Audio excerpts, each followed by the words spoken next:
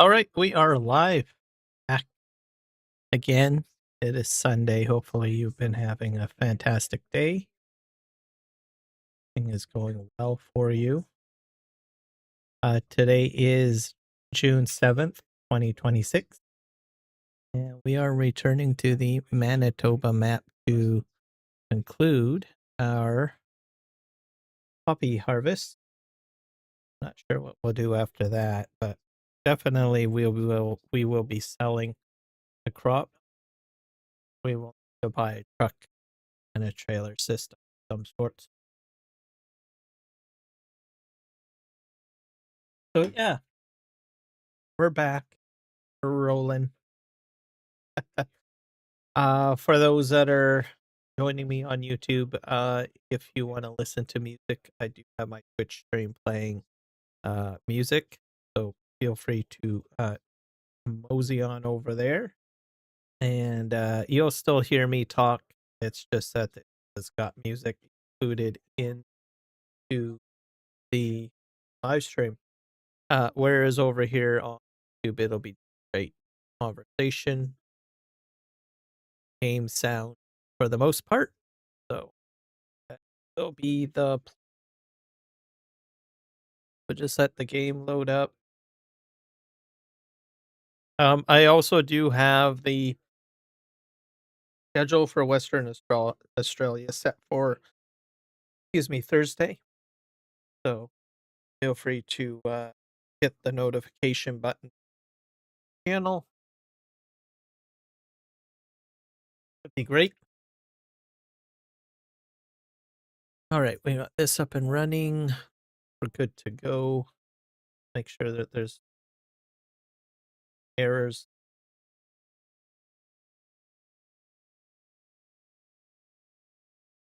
Might fix up the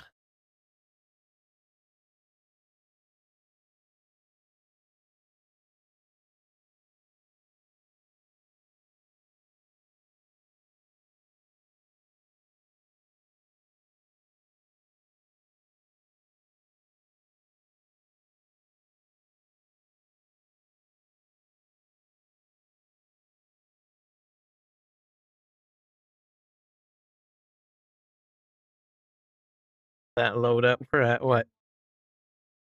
82%.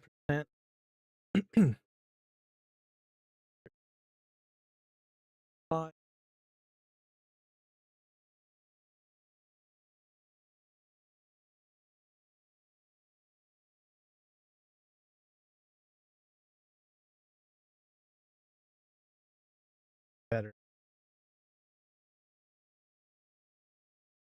So if you use the ATOM plugin, there, and you're trying to do two live streams, two stream keys, just as a pro tip, make sure that you start your main canvas first, which is your horizontal canvas, and then do your vertical.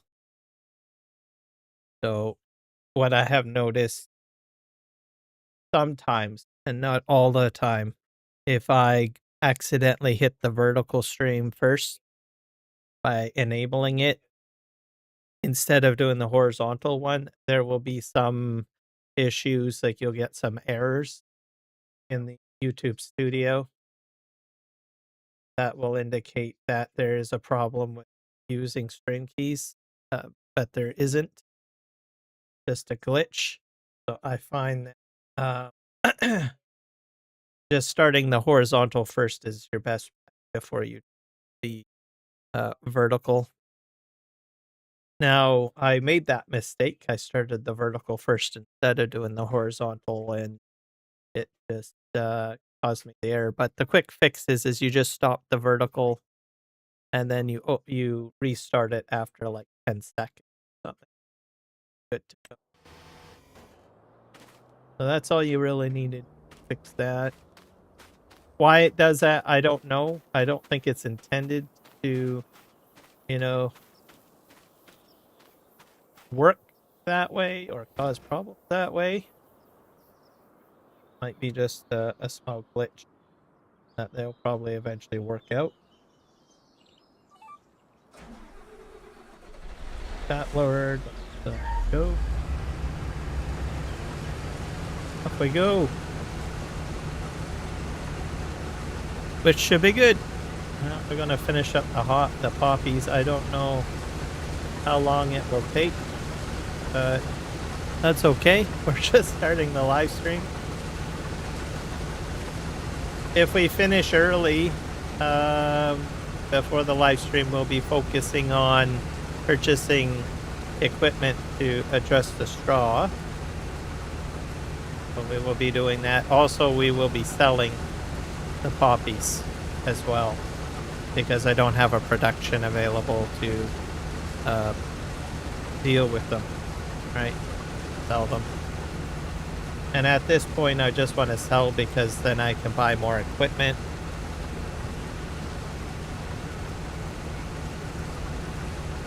And do different things on the map. Yep, fantastic. Things are going well. It's been a good Sunday so far. Tomorrow, I am definitely going to be trimming my lavender plant tomorrow. The lavender is in full bloom. So what I will probably do is, before I go ahead and trim it up, I will do some before and after pictures and post them up in my Discord and on the community post. And yeah, so that people can see. I have two plants. My other plant, I think, is a little young. Too young, I think. So I don't know when I have a feeling I'll get a late. If I do get a harvest from it, it'll probably be a late harvest, is my guess. So we will have to see. I will also, I noticed something too, because this will be on my main plant as my first attempt, right? And I noticed that the plant will tell you where to make the cut. Something that I noticed while looking at it today is that there is some nodules on the stem.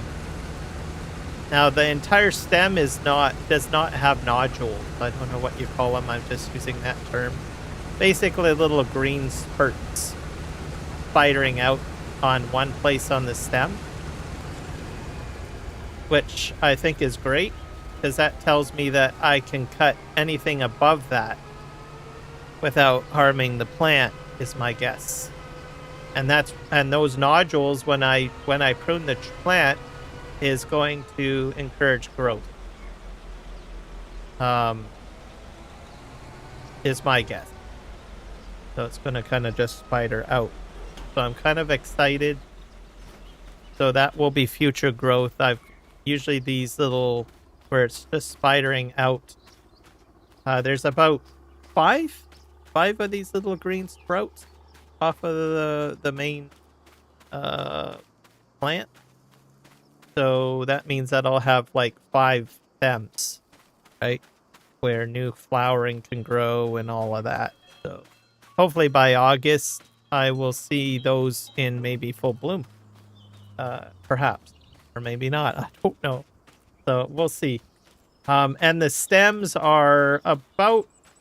What's interesting is I can cut about a ruler's length by the looks of it. Oh, and I did get this fixed, by the way. Anyways, I'll talk about IV factor a little later. So yeah, that's what I'll do. I will cut them, and then with at least a ruler's length of stem, which will be great, because then I can find to tie them off and hang them up if I want. After they dry, I will then go ahead and cut the buds off at the end, and then just store them and use them as I need to. I use them in tea and hot water, so coffee, so I really don't have to like sanitize them like that. And I don't put herbicide or anything on anything to chemicals or anything. I just give it water, right? maybe change the soil or add a little soil, or coffee grounds. Sometimes last year I added coffee ground. So,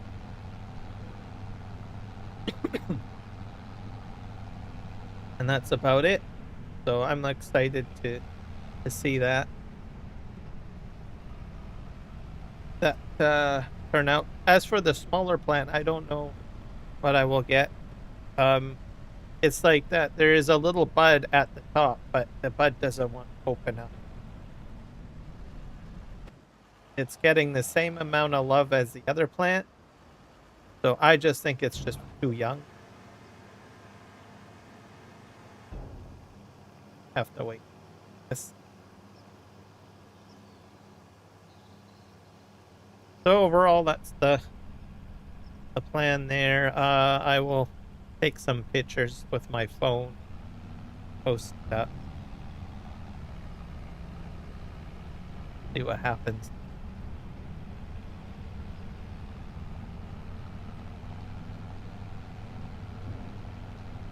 Lavender in hot water is a great relaxant, by the way. So have a lot of stress and use lavender in tea. You don't need anything special. You just throw the flower into the hot water and let it steep for a little bit. Serve it up. Some people describe it as like eating lavender soap.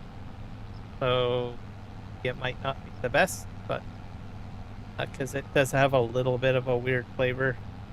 It's sweet, just kind of weird. I've been putting it in coffee as well, which I have mentioned. I just put it in the coffee filter with the coffee ground, letting the water run through. Sometimes I'll add clove in, I'll add cinnamon, which I've mentioned before.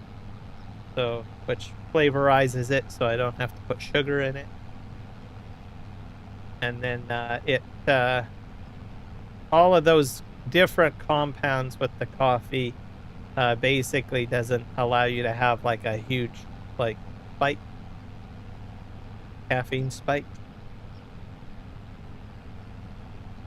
So you can drink it leisurely, unless you need a real jolt.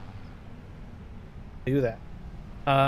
It's great for coffee drinkers that prefer to drink coffee because they like the taste of it. Because it probably won't affect your sleep as much. I'm not saying that it won't, but might not as potent as just fresh coffee.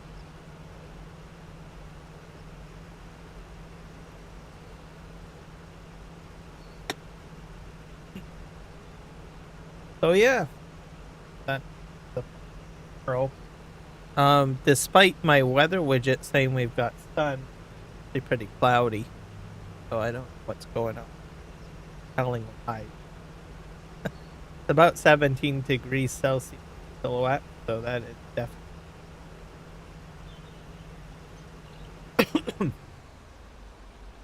I think we're full.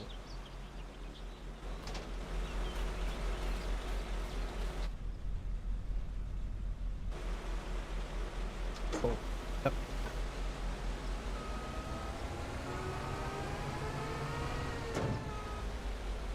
I'm going to continue to do the curve over here.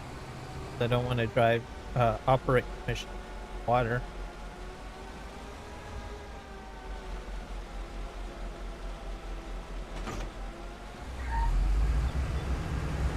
Way.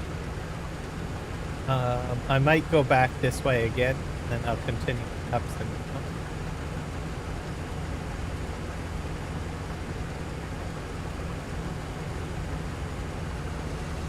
So I've got the Western Australia live stream scheduled. The one field that I was mulching, I kind of finished that off, so there won't be any mulching episode.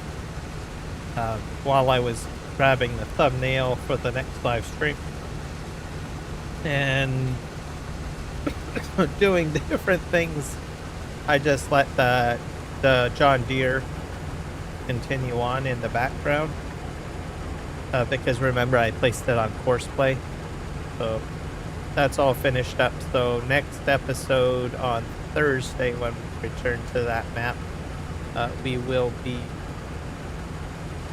continuing. We'll start planting wheat, and we will be putting down a grain dryer, so which is featured in the thumbnail. So that's all set up. So episode. What else? I am still working on the ZCA and JWeezy live stream that I did for the train mods.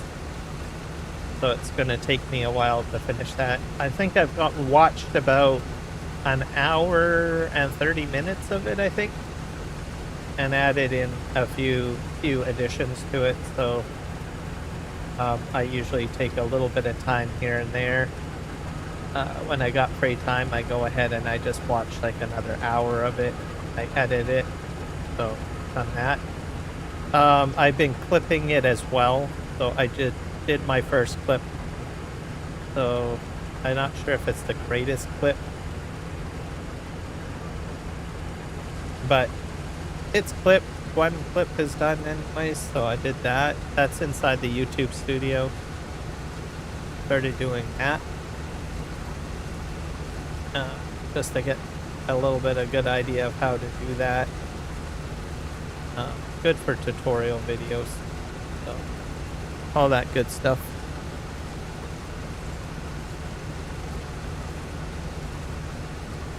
So, how well it goes, I don't. Just have to see. Get a little invigorated trying something new.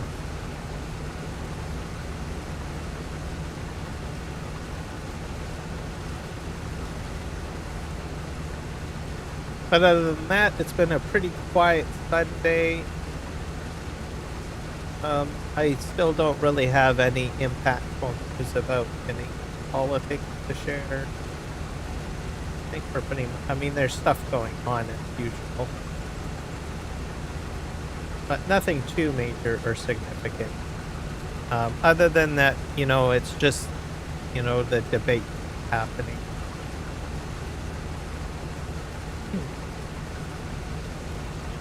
So it'll be campaign mode going forward with regards to Alberta separation and whichever wording you prefer to use. So we'll see what happens. I imagine more stuff will develop over the summer. As we get closer to the fall, that's probably where you're going to see a lot more of it. That's when the referendum of a referendum question is going to happen.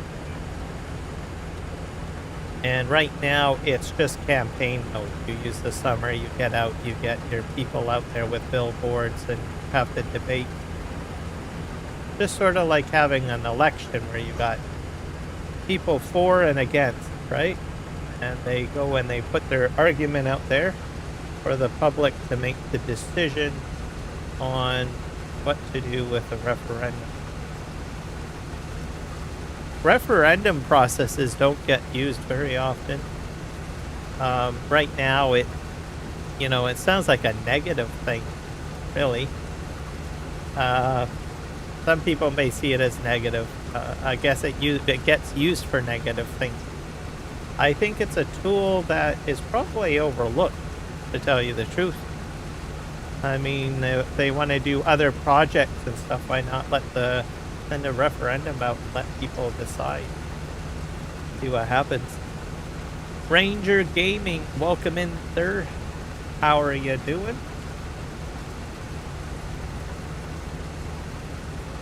But on referendum stuff, I thought about it. I watched a documentary video earlier today of Norway, and they make these huge, giant projects. Huge projects. They want to make a floating tunnel. They blast through large tunnels through rock ground and everything, right? Because there's mountains and stuff like that. In order to create transport corridors. And I thought, well, why don't we have that happening in Canada, right? And I already sort of know some of the questions people get upset about, you know, um, property and environment and stuff. But the question is, you know, I always thought, why don't they put that towards a referendum instead? You know, large major project. Provinces could, you know, start doing referendum and say, hey, do you want a large transport corridor put through Canada, yay or nay? And vote on it. Right? We can work towards to making it happen. So referendum policy and usage could be used for good things, right? A lot of the times politicians, they put like different projects in and people get upset. No, we don't want that, right? But when you don't put in public infrastructure and stuff like that, you get left behind. I mean, look at China, right? Look at Norway, look at Europe, look at some of the amount of infrastructure projects that are like gigantic. You'd never get anything like that in North America, right? I mean, it's fantastic. They have like giant seawalls that are mechanicalized that block out sea and ocean to prevent flooding. I mean, that's expensive stuff. Massively expensive infrastructure project, but you don't get to see anything that amazing in North America. In Canada, we have had a history of that. We've had like I said, the dike system in the Fraser Valley for protecting farmland, right?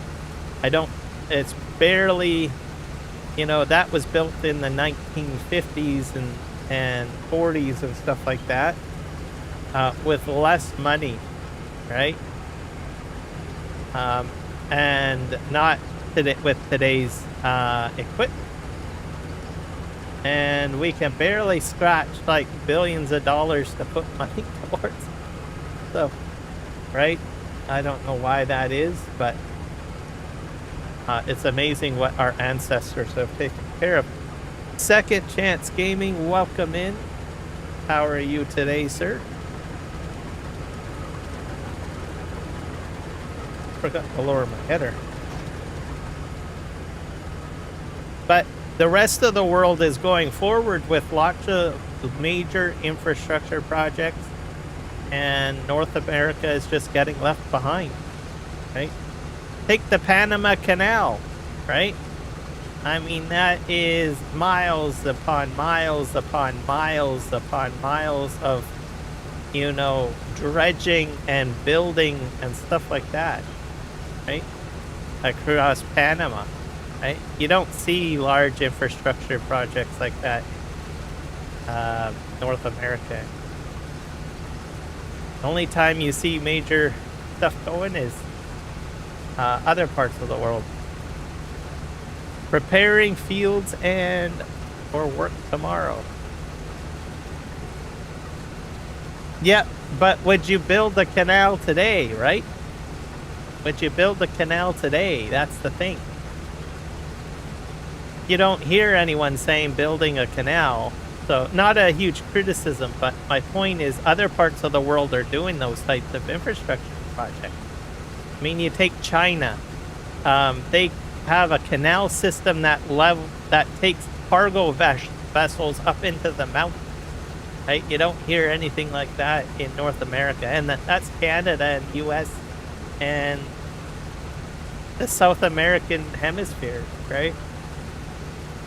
You've got Norway blasting tunnel systems right now, right? You don't have anything on the news saying anything about tunnel systems getting built for distribution of resources. Don't hear anything like that, right?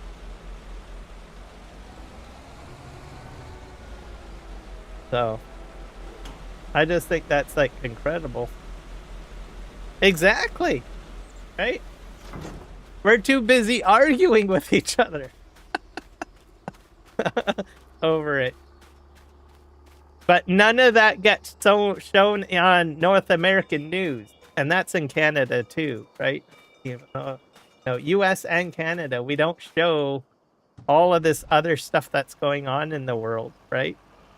But when I do catch the odd video, right, from Europe, Asia, right, all these massive projects that, they don't even blink an eye. They say, oh, well, I think most of the time we look at it and say, oh, that's too expensive. We don't need that, right? But they build it. They continue to build it and they thrive. And I say, well, how come we aren't doing anything like that, right?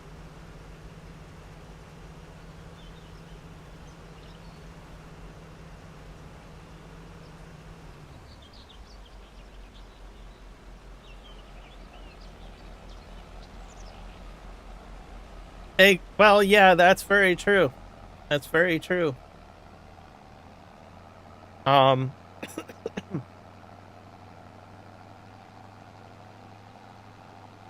think we are taxed quite a bit over here in North America. But I think a solution should be found to fix all of it, right? I think that if people think hard enough, you can have your lower taxes and still build large infrastructure projects. Is how I see it. So, and if we don't, we just continue to linger, right?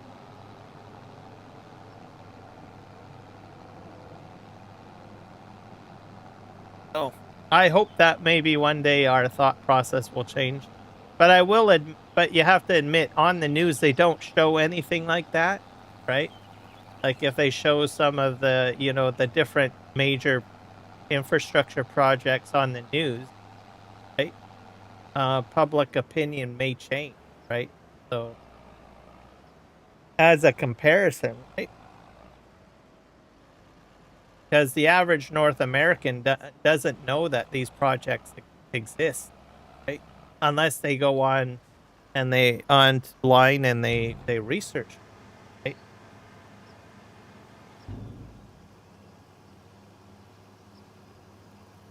The news just wants to throw us with a bunch of drama and examples of not much getting done. Much of arguing. The only reason why I got onto this rant today is because I watched the documentary on Norway and some of the major expensive projects that they're doing, right, for resource corridors. They're blasting through mountainsides, large tunnel systems, stuff like that. They want to put in a floating bridge system as well, like a submerged floating bridge system that has never been done before. And I thought, well, man, these guys really are thinking big, right? And then after watching the entire documentary, I sat down and I thought about what I watched. And then I said, well, is any of this stuff going on in North America? And I said, no, none of it. There's no progress. Right? We kind of consider the Industrial Revolution dead, but in reality, it just hasn't evolved in North America. But it has evolved and is thriving in, other countries of the world. So.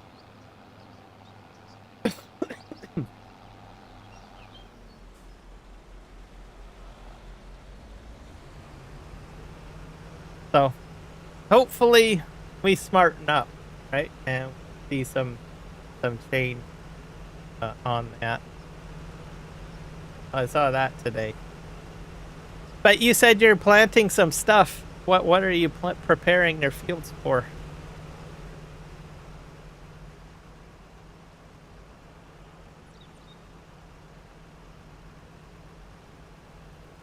Me, I'm just trying to harvest my poppies. Don't mind me. This up here.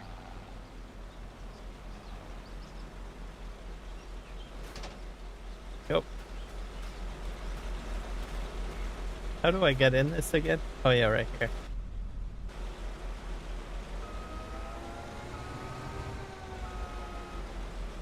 Wheat and barley. Fantastic.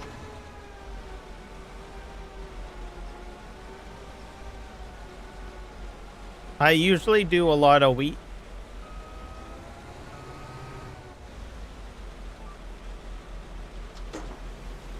When I'm starting my gameplay. Gotta heat this up here. Wait. It's great for chickens. Feed it to your chickens. Or just sell it, or send it to the, what is it? The grain mill. And turn it into flour for bread and stuff.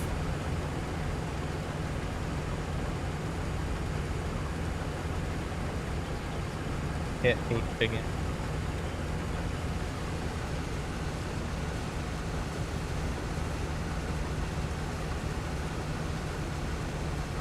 I don't know what I will plant on these fields next. I think I might have to do some editing. Like, I think this field area is going to be split up into different crops, I think. What I'm going to end up doing. I'm definitely going to put grass way back there. So that'll be a plan. And these poppies, I don't know if you can use them as a production. I'll probably figure that out down the road, but for now it's just going to be pure revenue.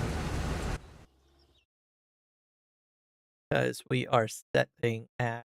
I'm going to show you guys the price tag for this.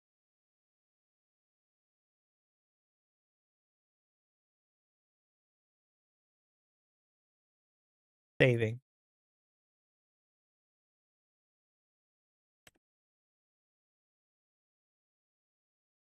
So my max value already with what I've collected is 1.1 million. So that's good.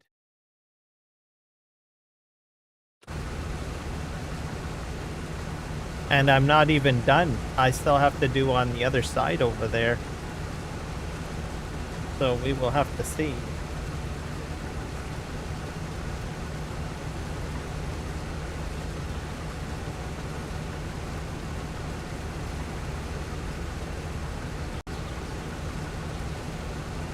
And the straw I will be gathering, and I probably will sell it. Most likely. So I will be using loading equipment. To skip a row, I think.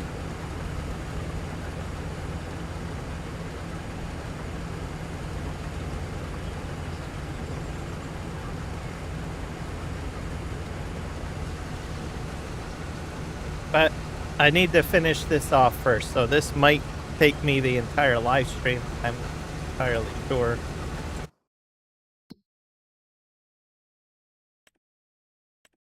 But how much I've got done.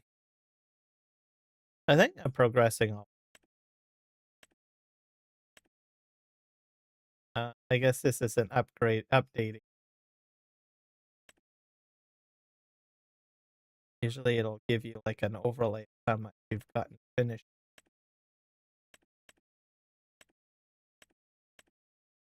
Yeah, here we go. So I guess I missed the chunk over here. And I have to go in here. I have to decide. So I guess I gotta go back.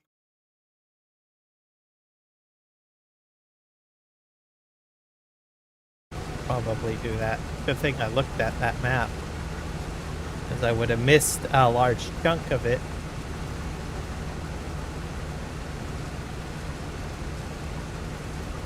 We will see.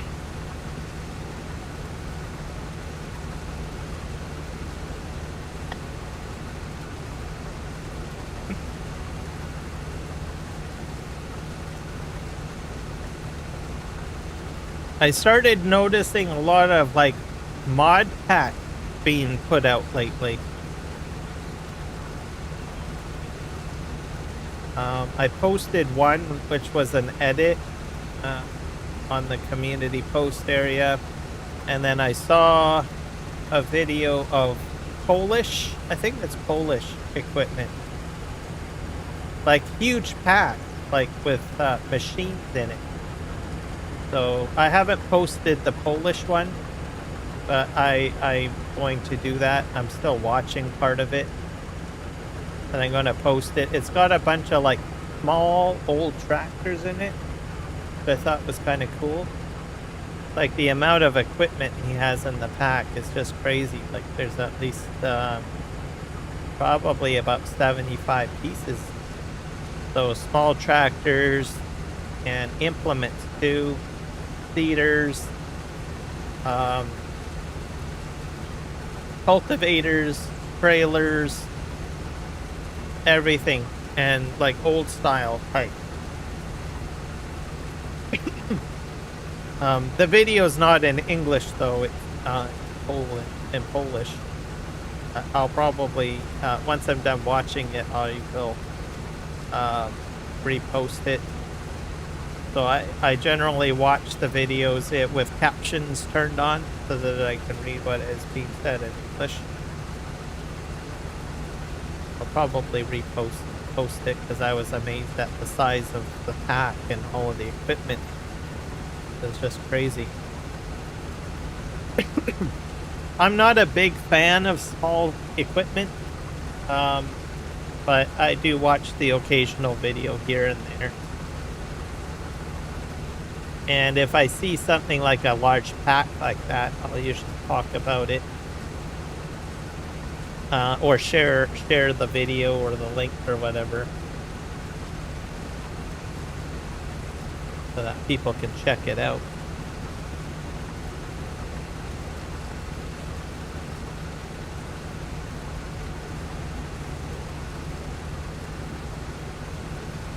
Oh, am I full yet? Nope, not yet.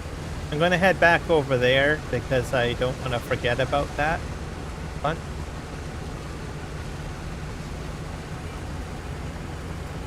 That.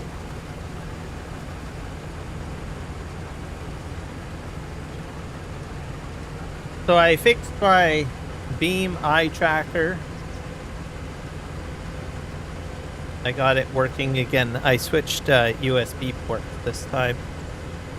So I don't know why it does that. Just every once in a while it'll just dislike a USB port. I switched it. It's in a new port. I put it into, it likes a 3.0 port. So I put it into a powered USB hub this time.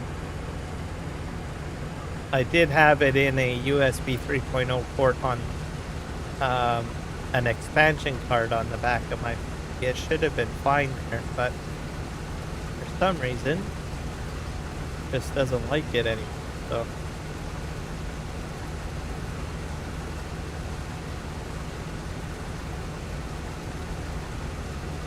that's the one where you get the hardware with it, right? Where they give you like a camera thing.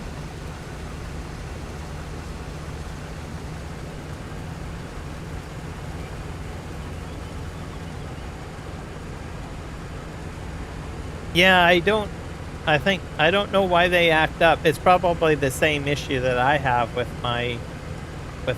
what I'm using. It's just baffles that out of the blue it just stops working. I don't know why that is. Also, I went ahead and uninstalled and reinstalled the software. I installed the software on another drive. I think I did that for the last live stream, and it still didn't like it. So unplugged, replugged, reinstalled the camera software. Just it worked, so I thought, what the heck, just try a different USB port. That's what I did.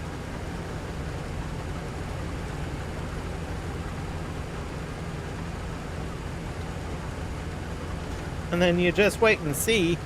Eventually that USB port will just act up, right? Like, you're just sitting there and you're like, why are you doing this to me? Right? So for now, I think I'm sailing my boat smoothly now with regards to that figure of speech. And hopefully it will stay working for a good while before it decides to punk out on me.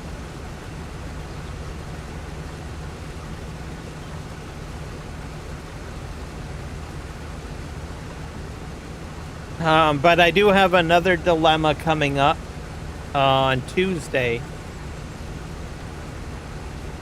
And I think I talked about it a little bit maybe last Sunday or maybe it was on Thursday. I can't remember. But I've been mentioning that Microsoft has been trying to fix problems with Windows 11.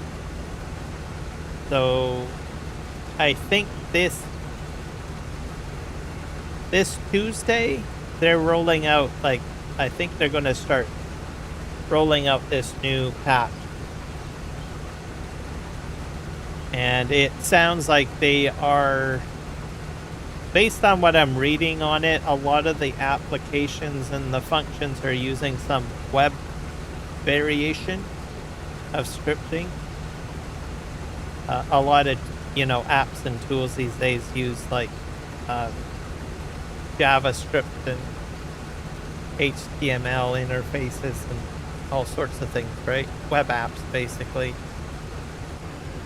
And it was thought to be a good idea, and I think it has its merits, but I guess at this point they found that it's probably causing problems. So they are, I guess, moving away from it. Sure. So, and tab, right?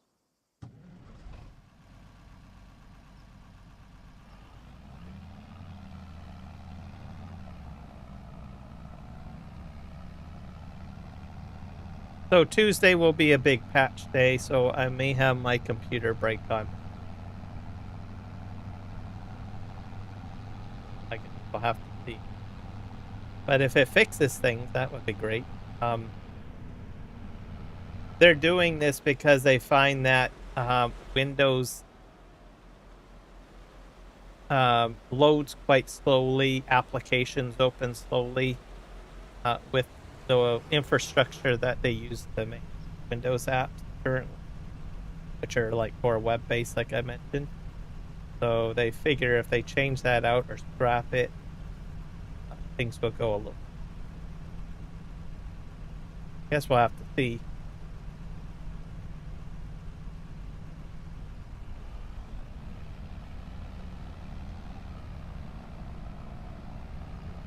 But I've used Windows 10 on this system and I've upgraded to 11. Windows 10 was fine. Then I moved into Windows 11. Windows 11 was fine in the beginning for me. I will say for me, because there's a lot of people that have had some grumblings about it and at least.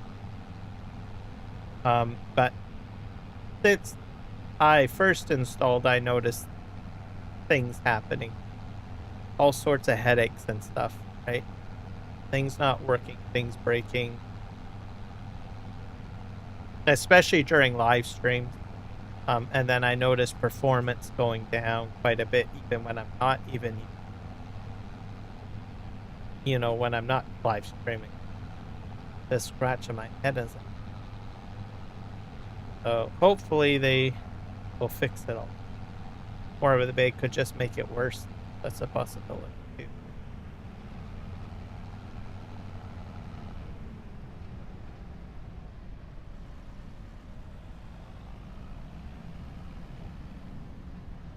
They need to do something because there's a lot of people moving over to Linux, right?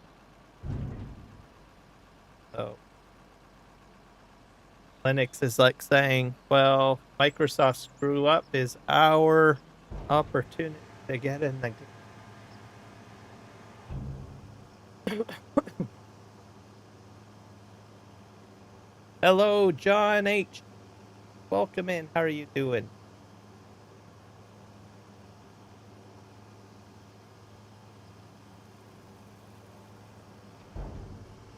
Today is Poppy Day. All right, let's spin around. Put ourselves back out to the field.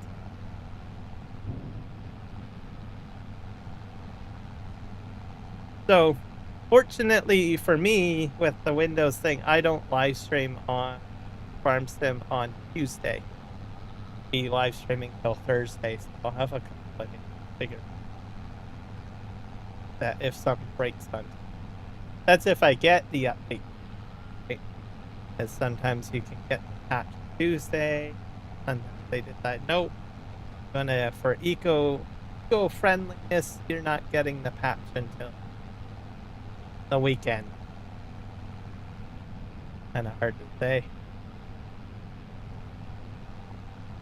I'm doing fantastic today. Thank you for asking. That's been a good Sunday.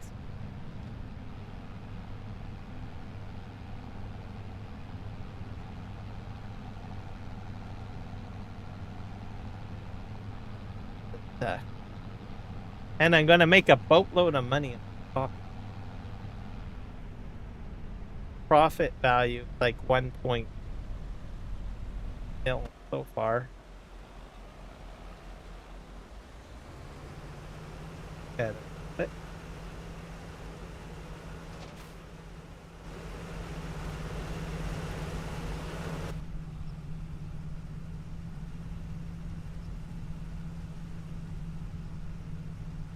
so what are you doing on your farm, Johnny?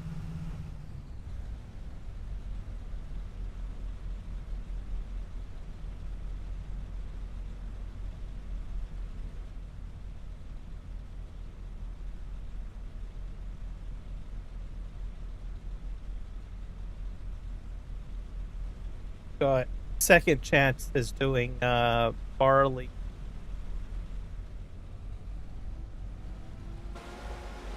I haven't decided what I'm this specifically. For sure grass, but I got lots of time to figure that out.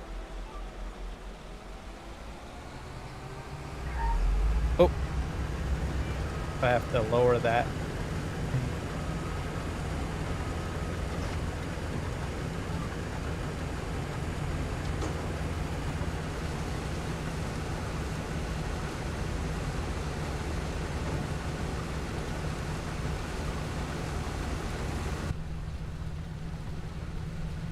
Yeah, quieter.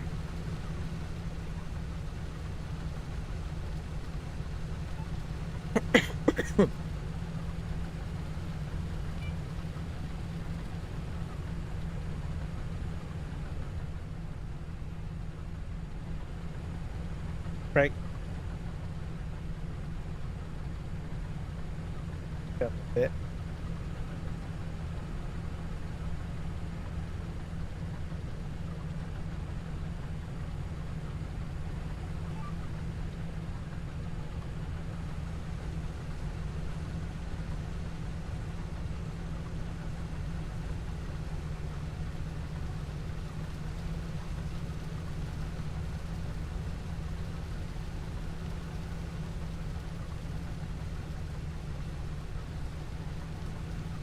I really went through my water. Oh.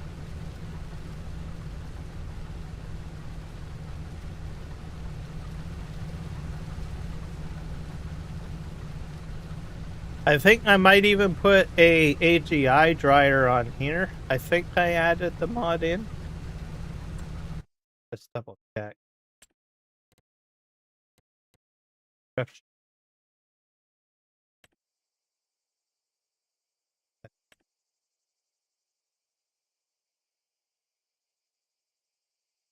I'm not sure if I put the.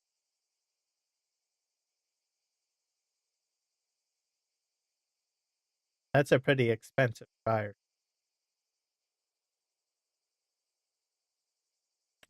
Oh, I do have it. Here we go by Sabuki. I can't remember. his name. Galabuki.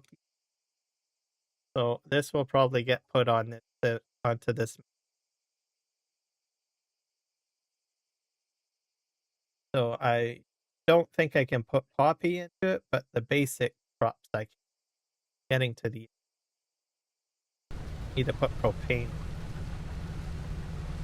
And there's I think an output for propane that I would put down on the map.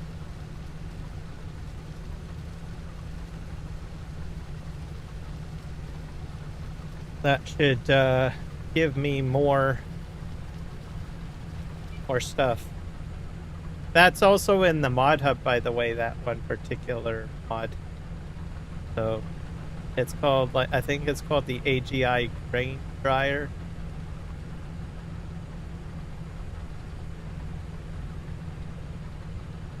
So if you want, and it runs off of propane, but it will provide you the propane.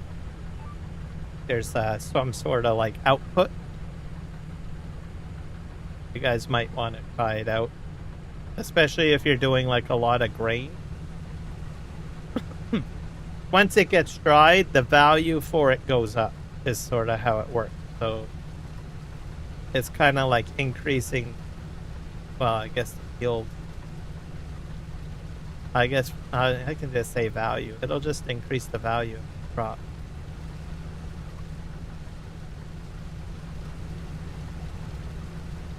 I won't be putting it down right away, but next episode of Western Australia, I'll be putting it down. Hopefully. If I can find some space to put it somewhere. I have to sell, I think, a shed to put it on the property. So, sure.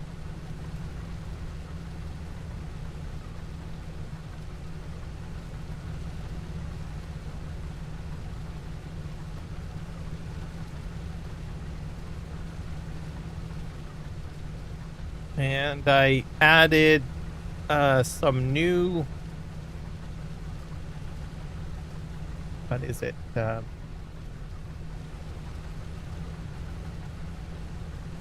thinking here. Some new balers. Normally I like to use the Vicon baler, but I figured I put in some square bale.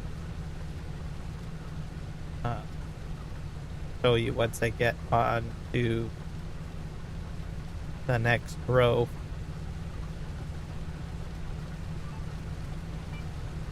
I think it was always in the mod hub. I think what I saw was it might have been just an update, but it's under the latest, I think.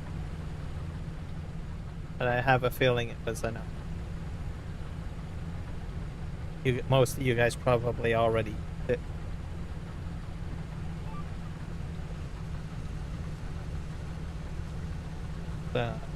Go into the shop. Oh, I hit the wrong button.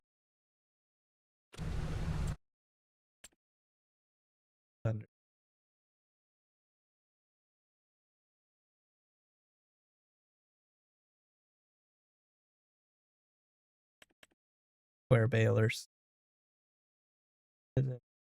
Or maybe I didn't activate it. That's a possibility.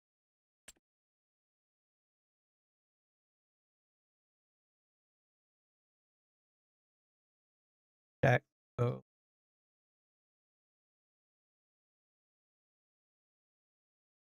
I don't think I activated it. No, I didn't. I got into the game too quickly. But there's a Crone version, there's a case version, and I think another version. And they have rakes in the front that channel it to the center to make it more uniform. I'm not sure. I know I think that mod has been out for a while. Unless it was someone else that made that mod too, like 6 months ago or a year ago. I don't know. But anyways, I'm pretty sure everybody has seen those particular call it? Balers. So I figured I'd give that a try, give that a whirl. Normally I do the Vicon baler, but I thought I'll just switch. The other factor is that I want to do the straw harvest DLC. So generally probably square bales for that, I think, depending on how you feed it into the machine.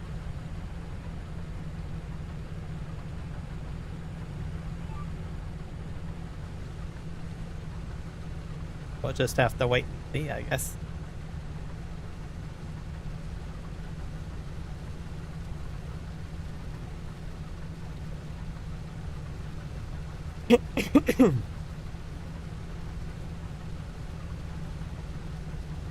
So are you guys doing anything fantastic for summer? Sort of rolling into it, right? People have already started their summer.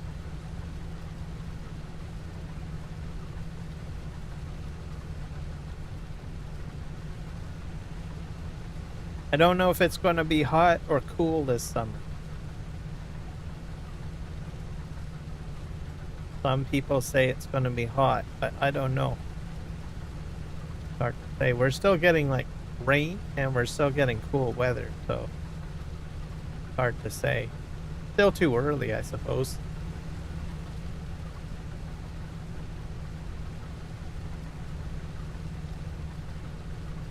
And my little nip of the Fraser Valley probably protects me. I'm like in my own little private biome of my own compared to the rest of Canada. Excuse me.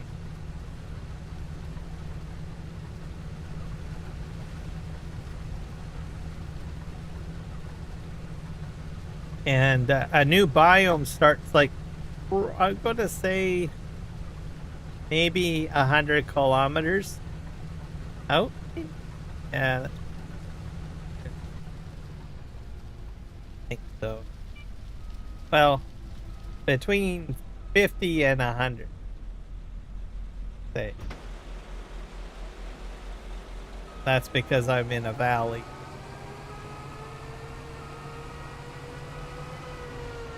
Open this up. That out there. So whereas like other parts that are close by, they're getting snow. But yeah, I just get rain. Or sun.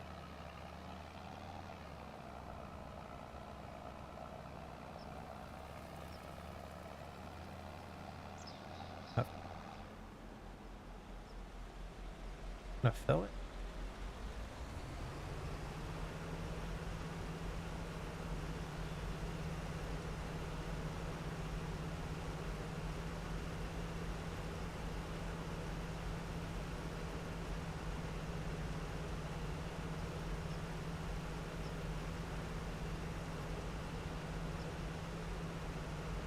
There. Oh, there's something else I wanted to look at. Probably bring it up on bigger.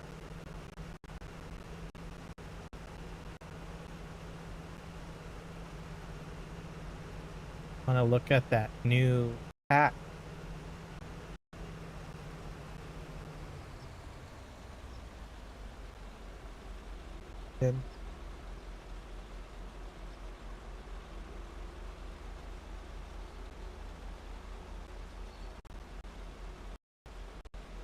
Sky Agricultural.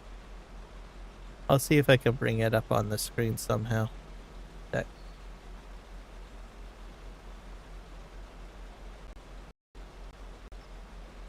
Switch over here.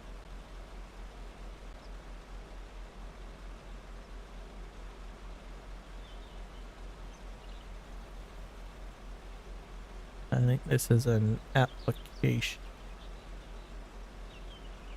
Window capture.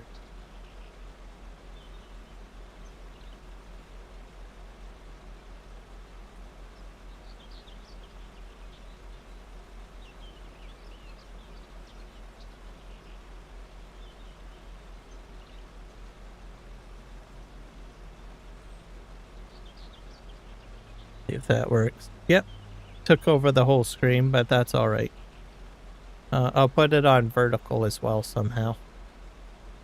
See if I can figure out how to do that. I gotta go back to build.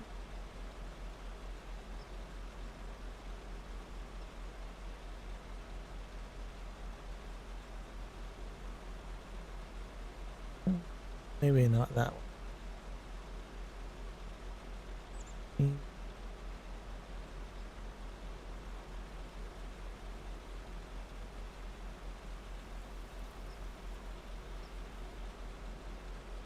Yeah, it's over here.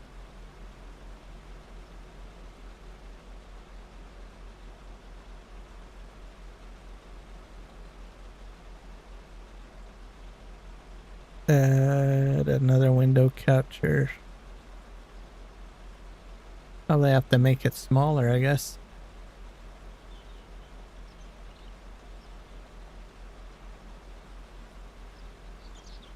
Vertical live stream showing content doesn't really go very well.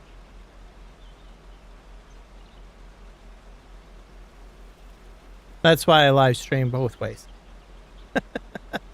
Anyways, there we go. This is this the Mercedes pack? This is.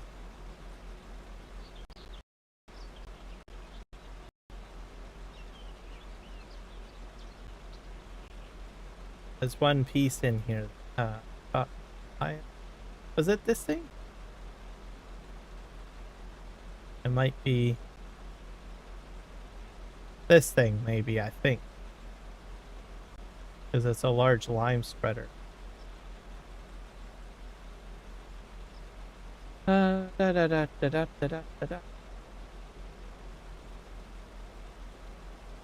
of the year, season 2 pass, I already have that.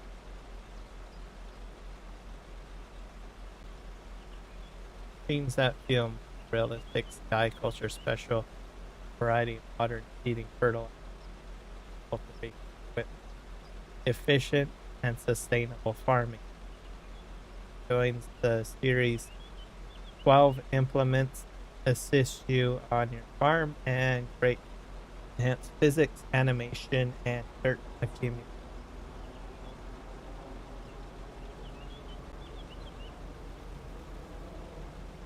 They have 12 versatile agricultural.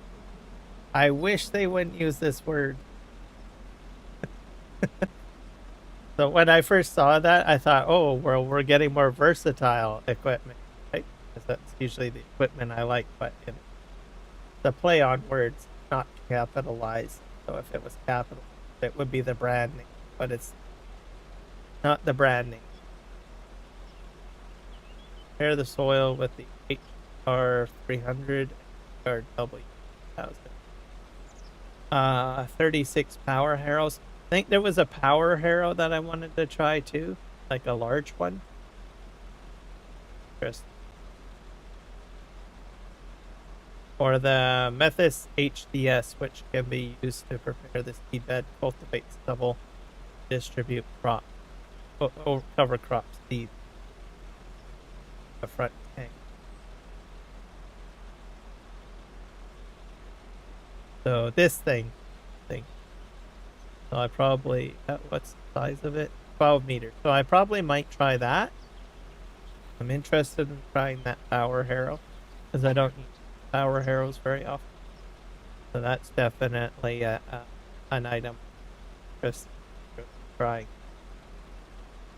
The smaller equipment, maybe not so much because I don't play with a lot of small equipment. So you've got some seeders, you've got a small power harrow.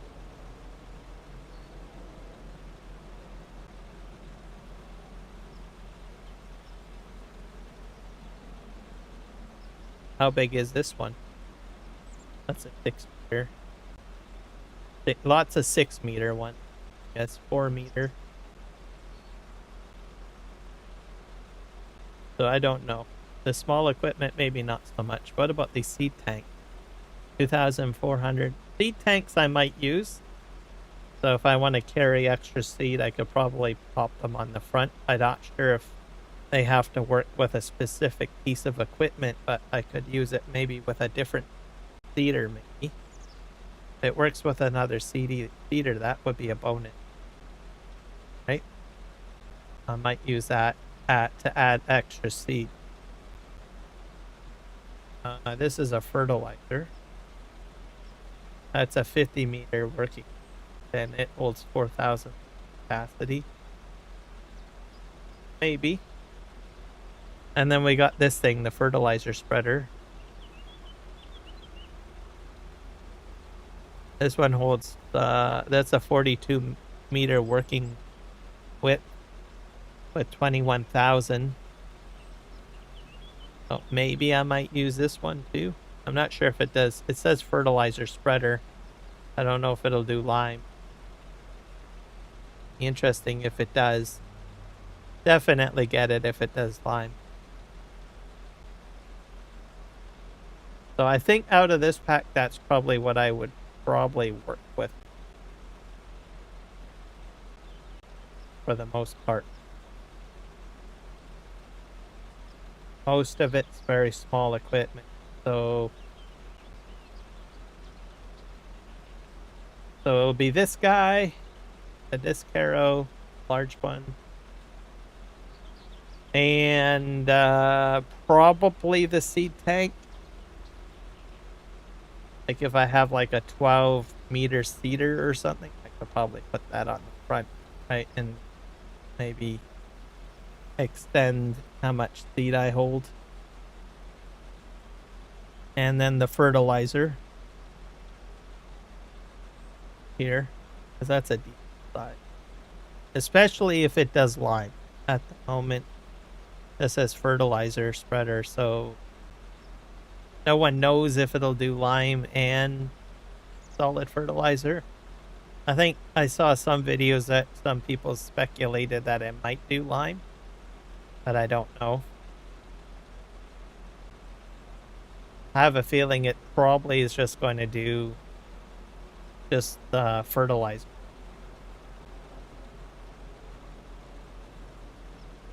And then the other improvements, the in-game improvements and animation, I'm kind of interested in.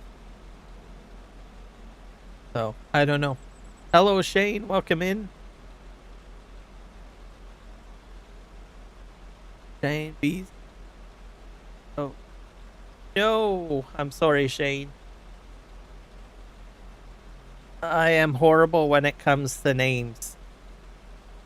Especially in the first wee while until I get used to people coming into my channel or I interact with them on a regular basis. I'm horrible with names. With everything. So I apologize, but I'm glad to see you here. Are you guys getting this pack, and what do you guys think?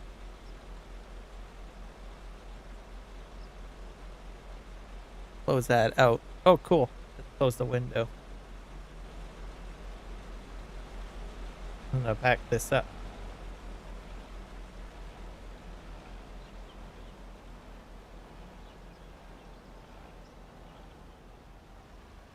Actually, this is full art, isn't it? So we got a couple of weeks for that one. I don't. The pumps and hoses I'm interested in. What else? The emergency pack. I heard that's coming. I'm not really interested in the.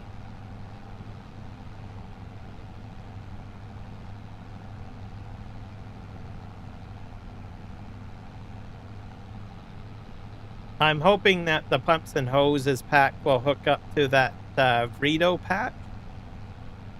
I have played with the Vrito pack on my PV Rivers map, and I have enjoyed it.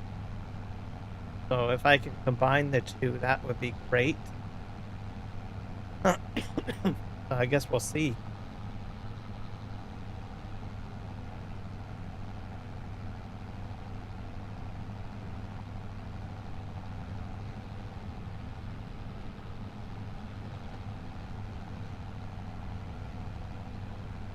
Been around and unload here.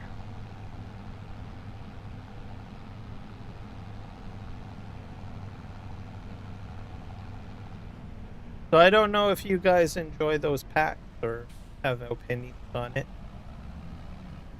I think they're kind of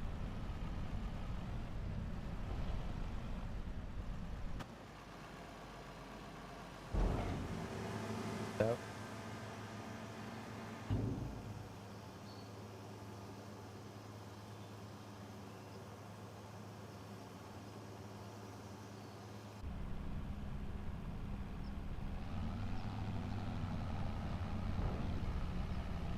Spinner.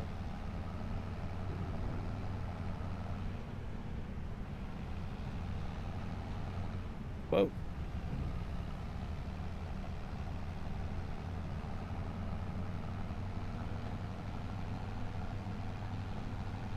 I think FarmCon is on its way too, isn't it? I'll have to catch some live coverage of that on. That's probably where they're going to announce like the new map that they're working on, or the DLC map in the future.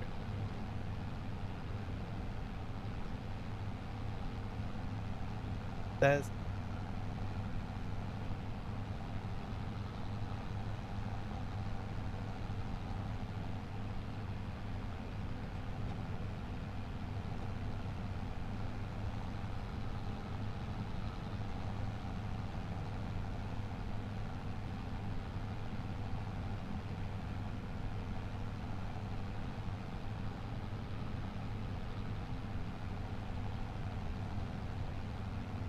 I probably have a little bit more in the hopper here that we can go to the next set.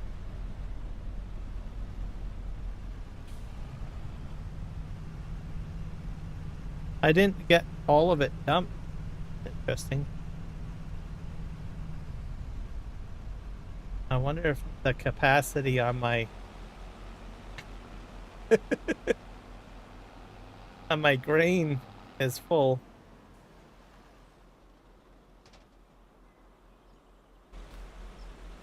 Let me just go take a look. Because you can fill those up. I don't think I put a very large one.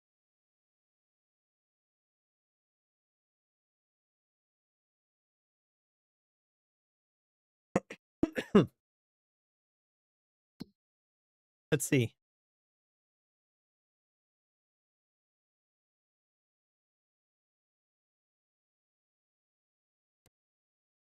The hay off. Flat top dryer. Wonder what the capacity is on that.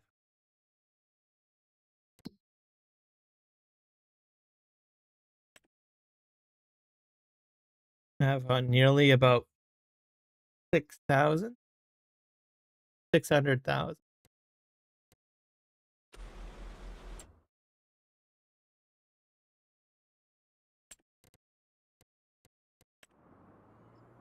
That would be a silo, isn't it?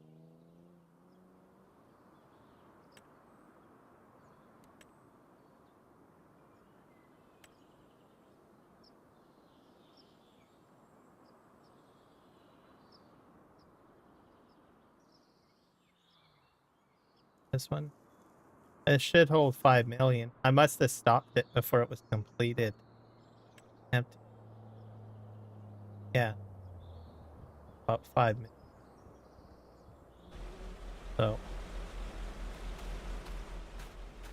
So my bad. I must have not completely emptied it. That happens.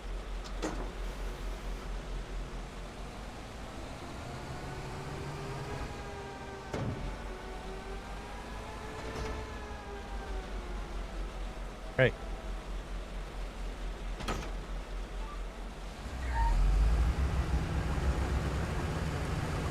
Squeak through here.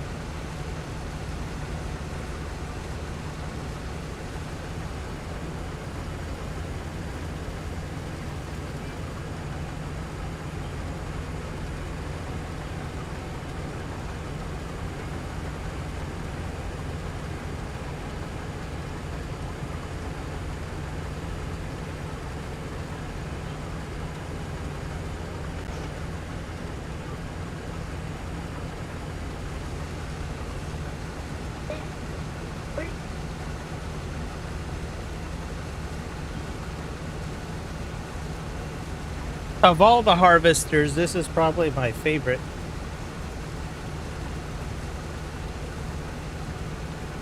I can't get enough of the next at.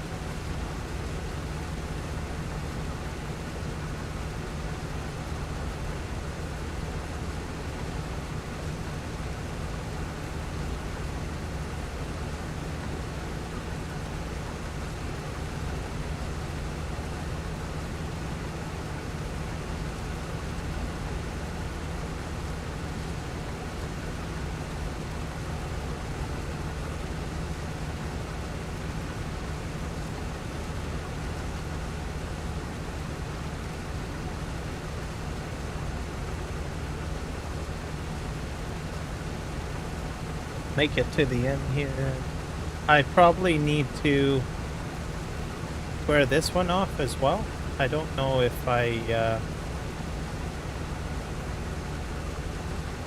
no, I think I can turn it. I've got at least 2 rows. Should be fine.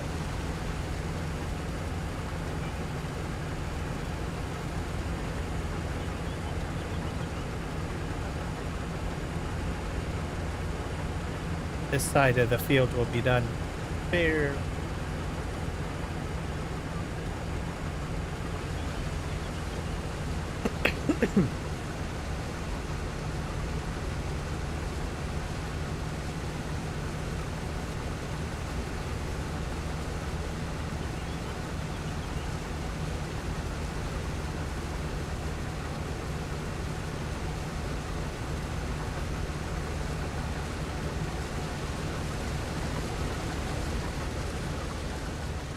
Go ahead and chop all down.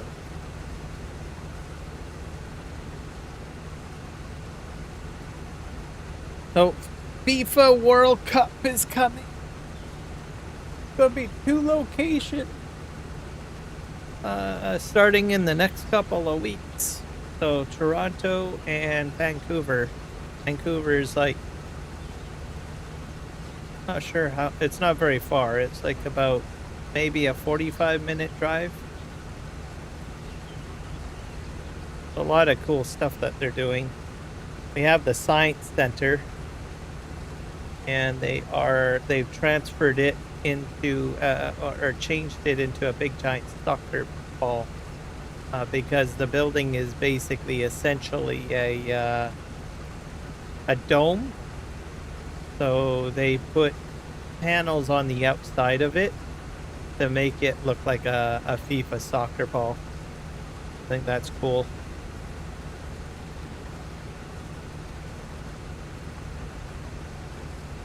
So some of it will be done in Vancouver and then in Toronto. Toronto's on the other side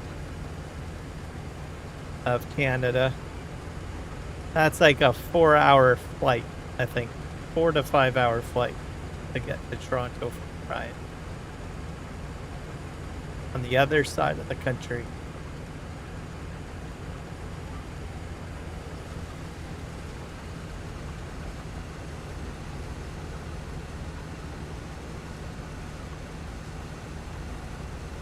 So guests coming here will be able to, I'm not sure about Toronto.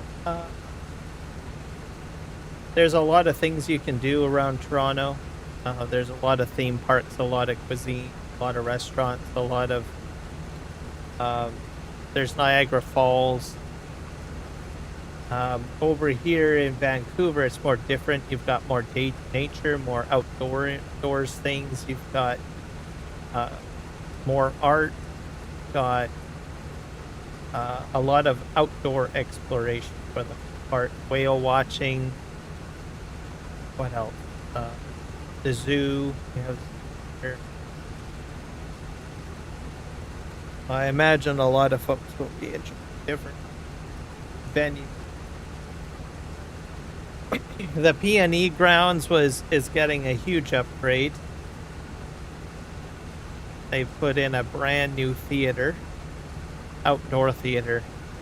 So P&E is like provincial national exhibition. So that will be animals like cows,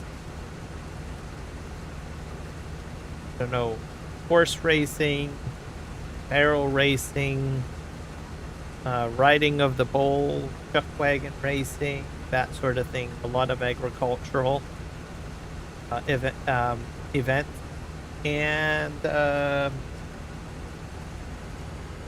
a fair. So you get your carnival rides and stuff like that. Well, Playland is on the same ground, so they have roller coasters and all of that kind of stuff. That's permanently there all year round. But the theater is a huge upgrade because we have like outdoor concerts and stuff like that. So they want it partially covered. So it's like a open air kind of area. So it's been upgraded and put in. And they usually have different acts there. Like Sarah McLachlan, as an example. A few other major acts too. Small acts as well. So usually you pay a ticket to go to the P&E, which would be, I guess, probably around $150, I think. It's a fair amount of money, but you get access to the whole park, and then you get to go in to watch the major performance on the major stage. Alternatively, you could probably pay like maybe $30 and just get entry into the main park, but you can't go to the main stage, but you would just be able to hear the music anyways.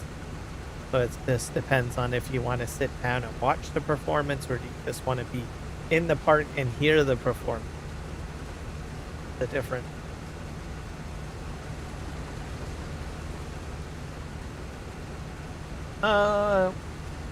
We're still working on bringing cricket to Canada. Cricket Canada has run into some problems.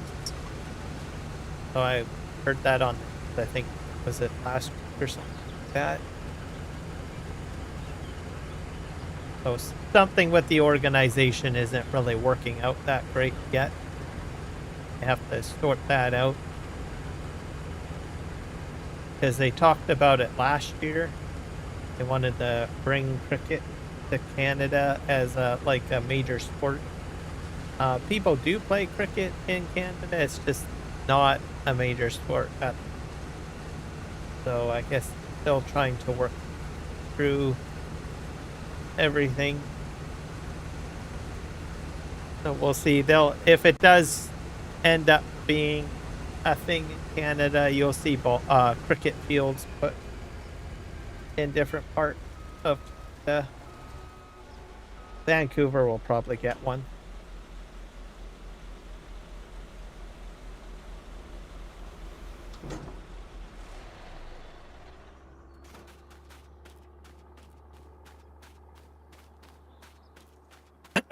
And then if it takes off, who knows? We'll have people going to cricket matches, I guess.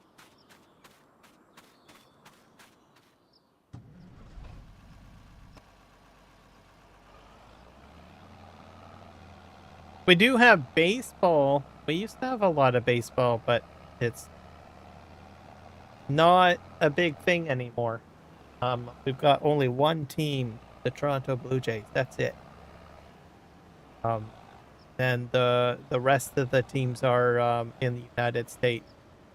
So I don't think there's a huge interest in baseball, and it's been that for years, like decades, I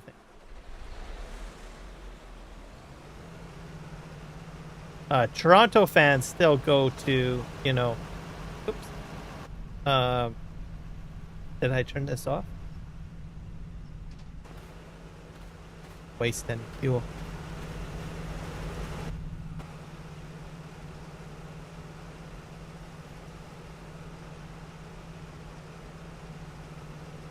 I think too, we just don't. I think baseball is usually more of an outdoor event, right? So I don't know. I just never really picked up, I guess, as a sport that people would get behind. Not like hockey, as an example, or skiing.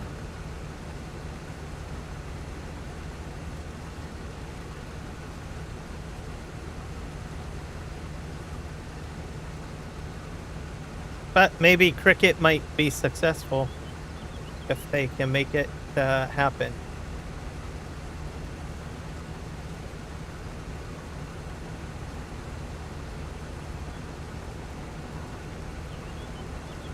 But there's a lot of people that enjoy sport in Canada, love sport.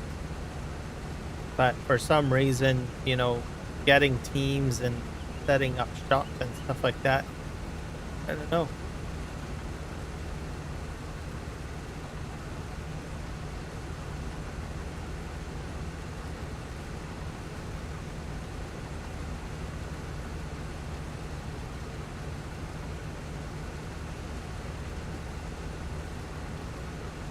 So we'll probably hear more about, like I said, FIFA in the next couple up to it. See it all on the television.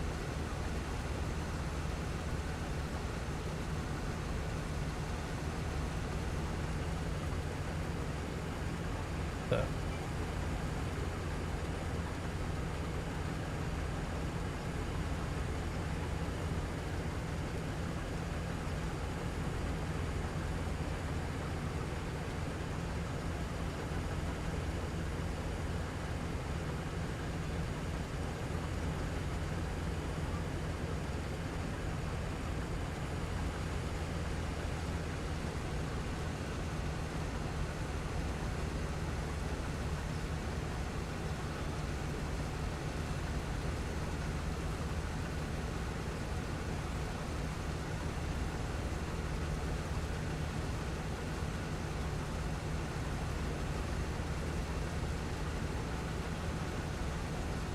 I've got one more row to do here.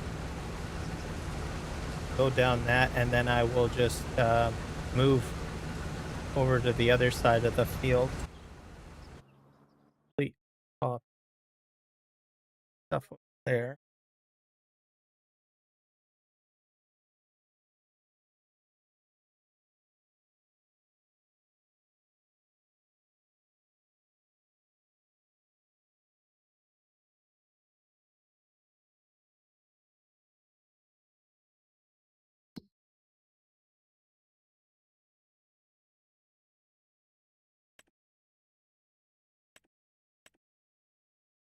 I have to cycle through this. There we go.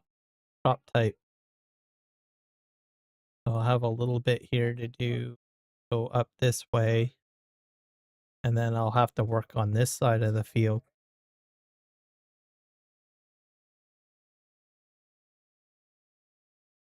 I'm going to have a lot of poppy for sure. Oh, here's another farm.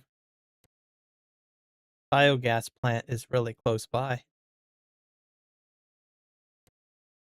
I have a propane station. There's a propane station. That's interesting.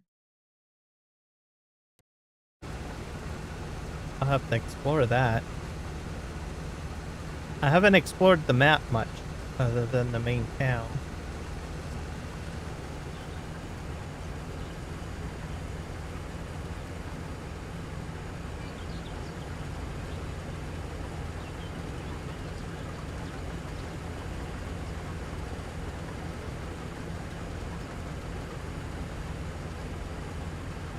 I'm not sure if the propane station just sells diesel or is it actually propane.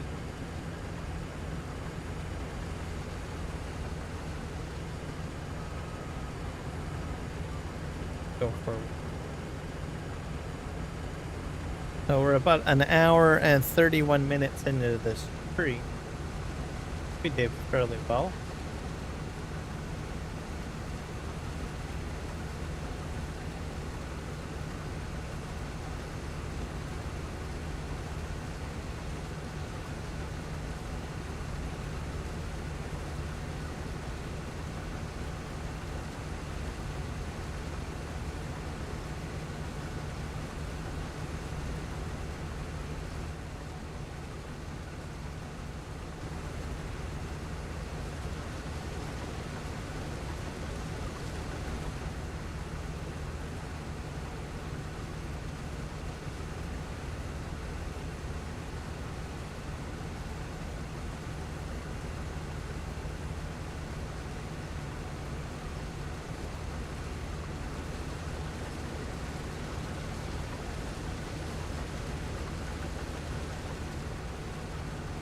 And then what am I going to do about all the straw? It's going to be a lot of straw.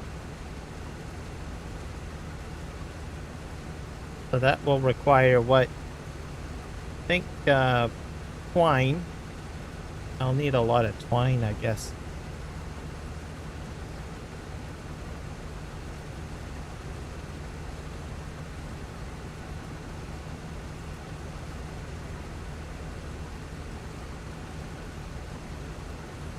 Here's a question. How I don't do a lot of baling, but how do people bale large fields? How do you deal with the twine and all that problem?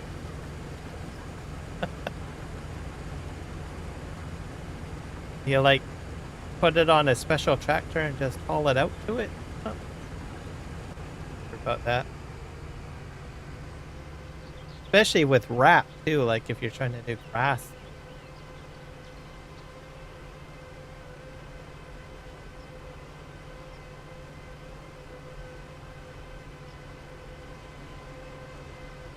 I'll have to make sure that I make very large bales.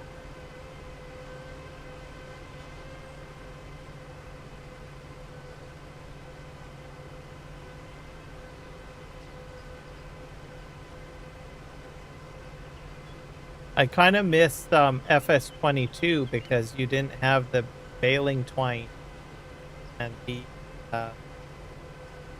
wrap as a product that you had to buy.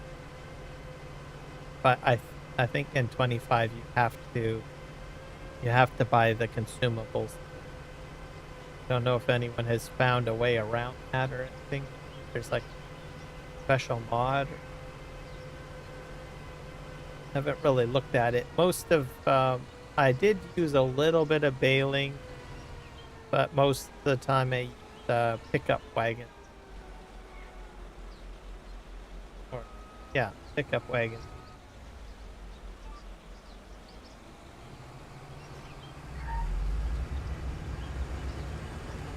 So then you end up just dumping it into a storage, right?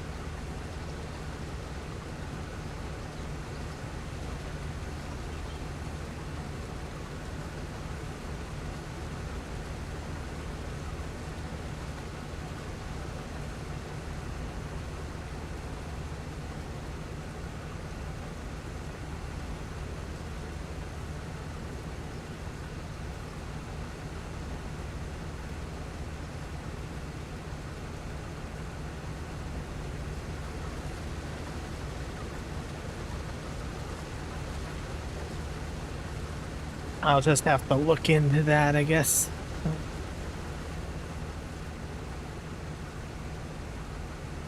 But I think with the baler that I'm going to use I'm going to use the Crone.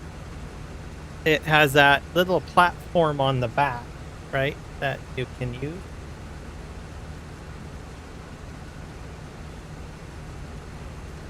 To sort of stack them in a row. Might use that.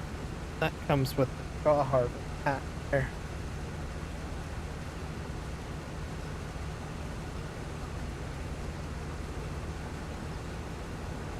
Might be my way around it all.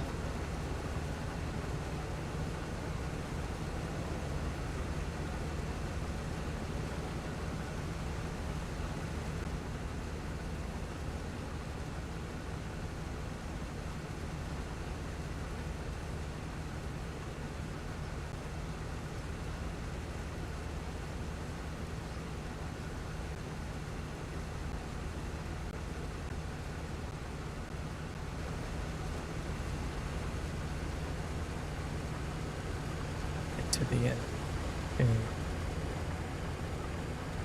Now, my hope is that I can go to the exact end point.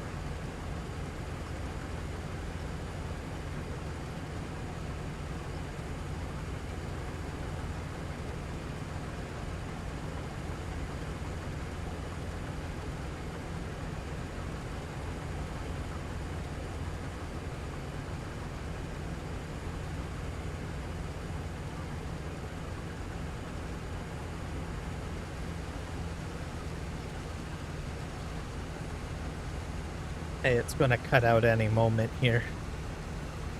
I'll have to go get the tractor to fill up or empty this out.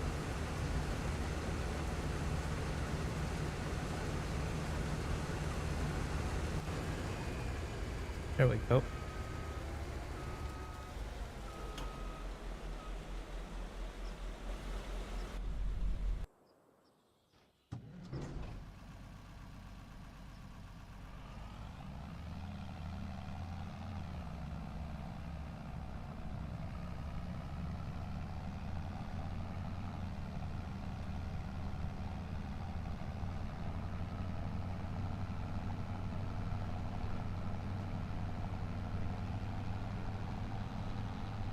Oh, the beam tracker seems to be working fine. Seems smooth. It's not as jittery. For now. I'm glad to have it back because I missed it the last, I don't know, 3 or 4 live streams. Been able to utilize it.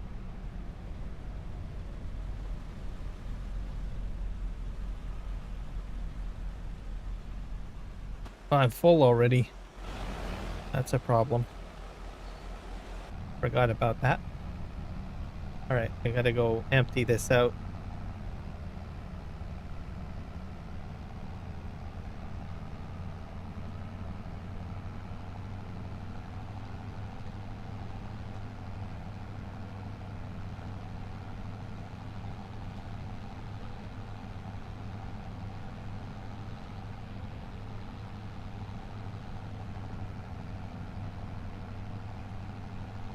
When I'm in cab, what I like is I notice that there's like waves in the field, like dip. I've noticed that. So it's not like, it's not perfectly flat or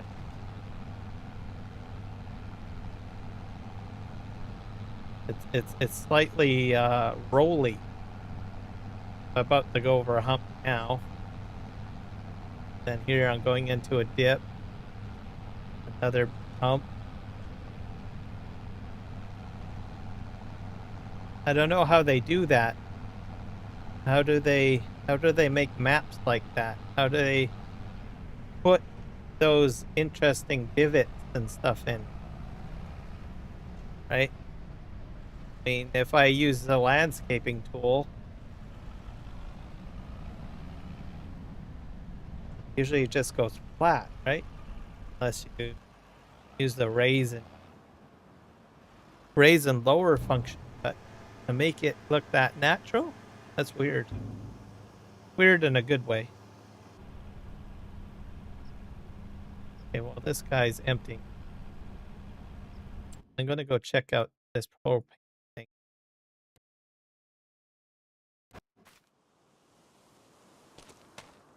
Here. We have anhydrous.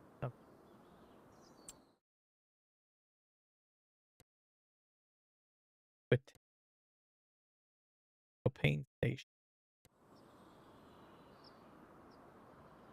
Buy it. Oh yeah, there is a. I don't know if I can get propane out of it.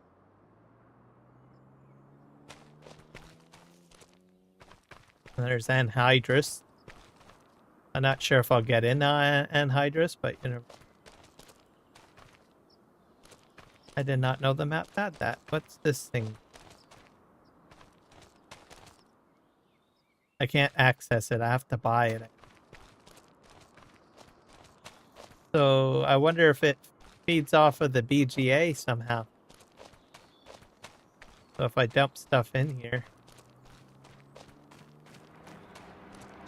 does it make product? This looks fully functional too. So for liquid.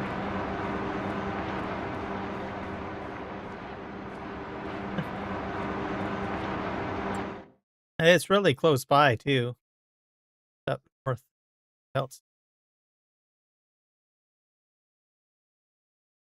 We have a municipal well. Know what that's for. I guess I can fill up my water from there. Welcome in, Eric.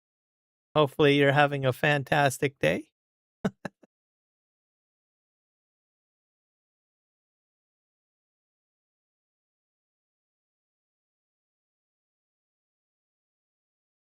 Did I get a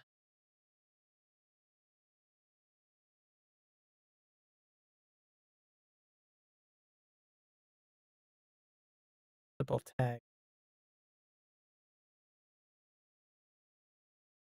So that's it. I don't think there's anything else.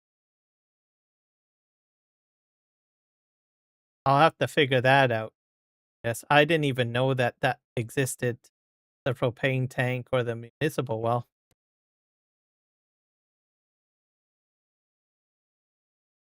Oh, did you give memberships? What the heck's going on? I didn't get an alert. It's coming in through my chat, though.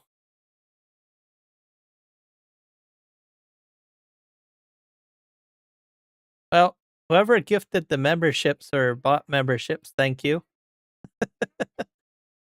I think we got Slim Farming, welcome in. Nathan Roberts and Eric, welcome in. I'm not sure if that was like a gifted membership, so what happened, but or if you guys all individually bought memberships, well, fantastic. Thank you very much.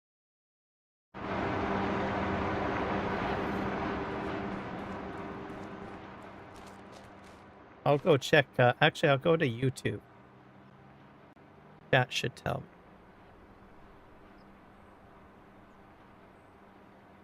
I have like this other tool. There we go. 8 memberships. Yes, thank you. It was you. 8 got it in there. Okay. Member of the month. Yes, you bought a membership and you gifted. There we go. Thank you very much. I just had to jump over to another screen. So I have like what is it?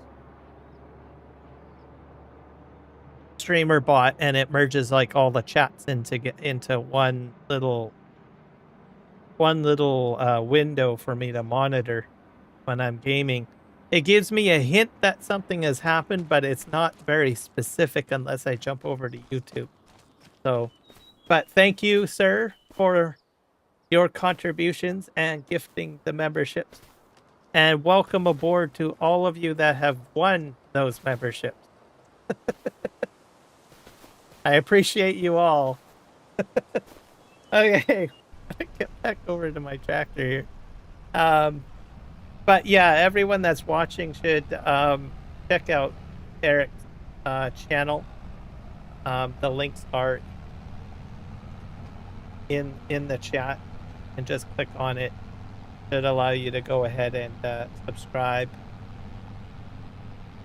He plays Farming Simulator. Been a part of my channel like forever. I found his channel because I was looking into heavy equipment, like logging and construction, stuff like that. So that's how I found Eric's initially. So if you like a lot of stuff to do with like logging and construction with Terraform,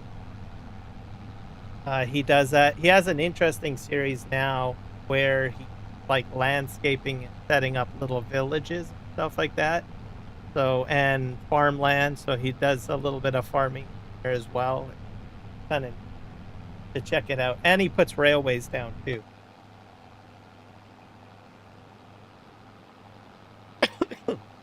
The landscaping series though, Eric, I think is very interesting.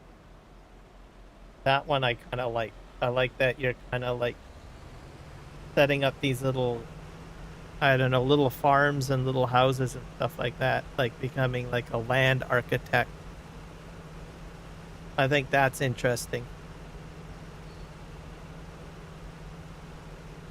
I'm gonna fill this up. Can I just pull ahead a bit?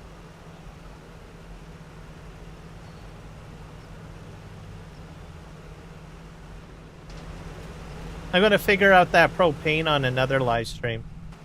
I just didn't know it was there.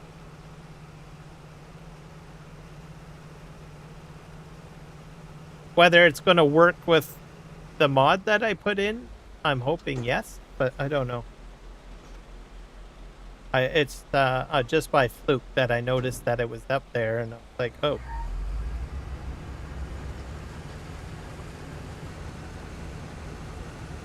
My hope is that it does create propane, because then I don't have to put down a propane station on my map when I start doing like grain drying. So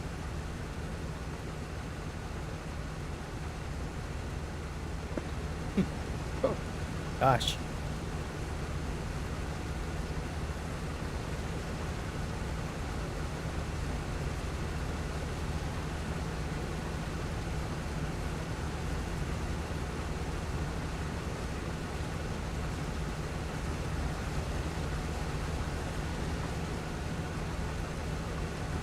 When I get this, I think this side of the field done, I might switch tasks. I really do want to try to get my Load King truck or sorry, my truck and my Load King trailers during this live stream. So I'm going to just go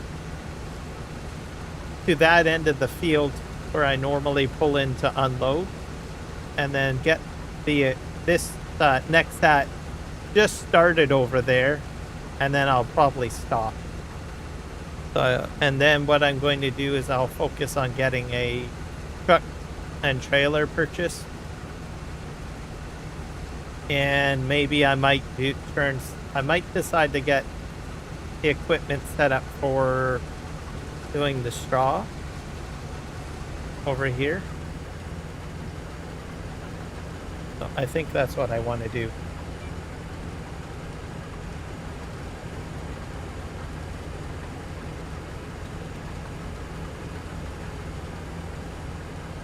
So hopefully that will work with you guys. Okay with that. My last live stream, I did quite a bit of poppy harvesting. I figure I can probably try something else.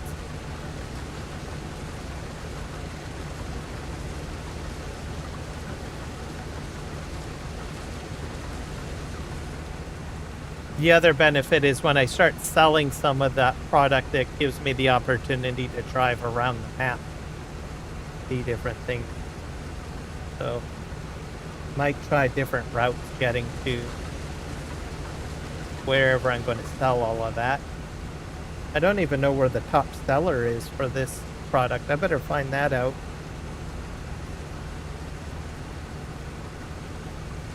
Go into the menu.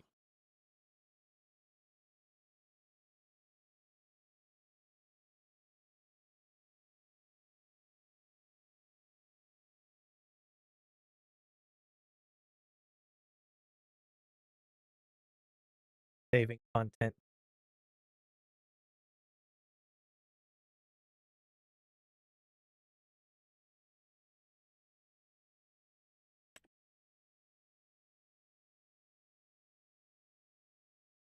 Tara Boise vein.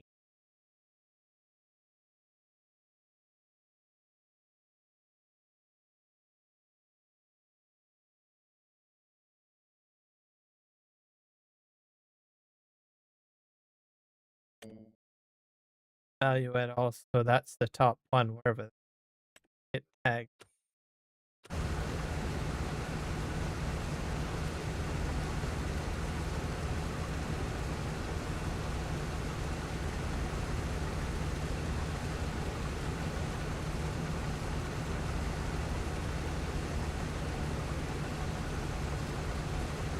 Yeah, I think that's kind of interesting. It's kind of like a no man's land approach. Start from scratch, almost, in a way.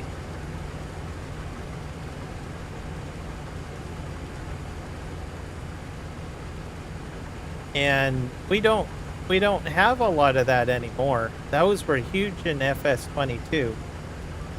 Like, I used to watch Farmer Cock do his No Man's Land series, and he would just start from scratch and just start transforming the entire map. So seeing that would be great. Seeing you change the landscape and then put in farms and make it an urban paradise pretty much at the end of the day.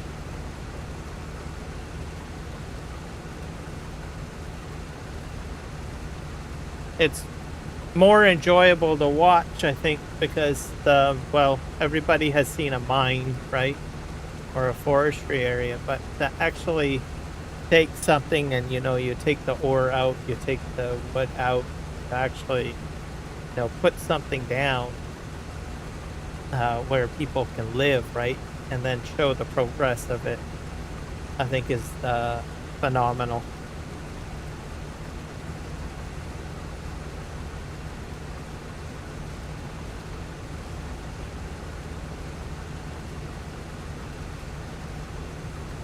People never get bored of that, right? Because then everything is changing all the time.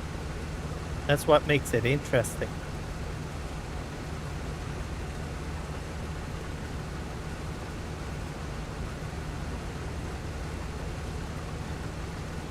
And it's content people that like to watch, right? But I think since we don't have no man's land around anymore, we don't usually see that kind of focus as much. I mean, it's still there, but it's not as prominent as in 22. So I think, taking a different map, making it happen, just like No Man's Land, kind of revitalized that kind of play. So it's nice to see that it's coming back.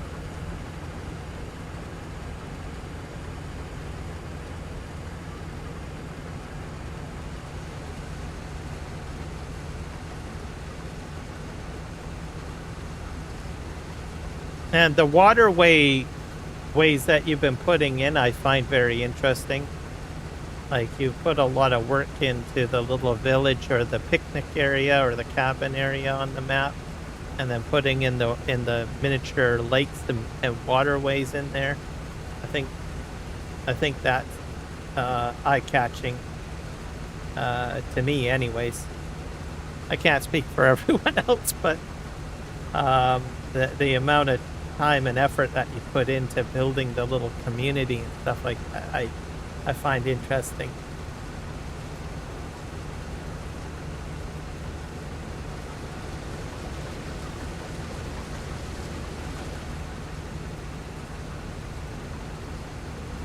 Yeah. So if you guys like that kind of stuff, you should check it out. He's doing a series on it. It's interesting and very well done. So.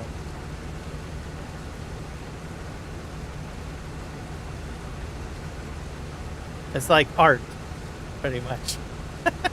Farm sim art.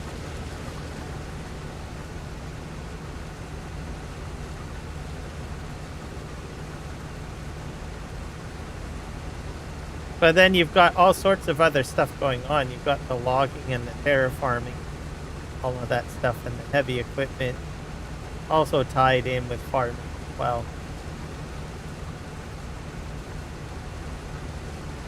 make it to the end here.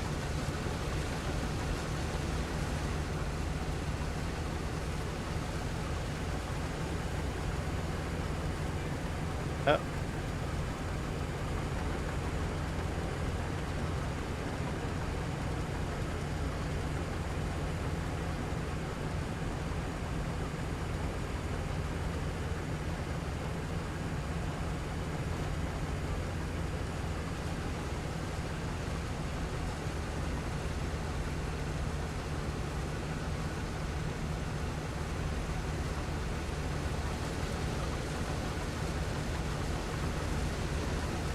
So going at max speed.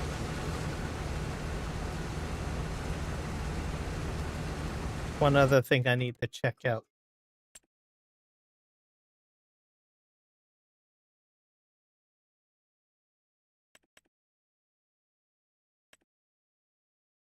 This will do poppies too.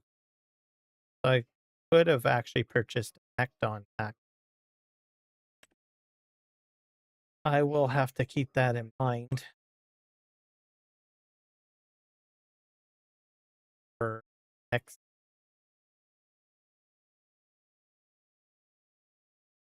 Because I do have, I think I have them installed.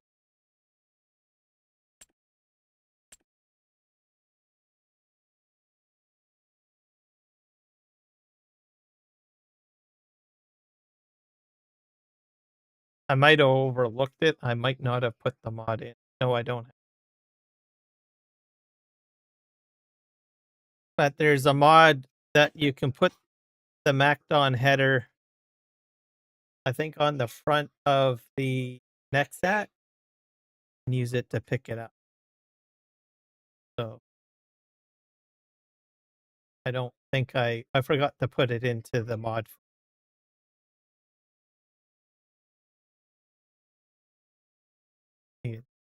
I'll have to look next time. Oop, we're full.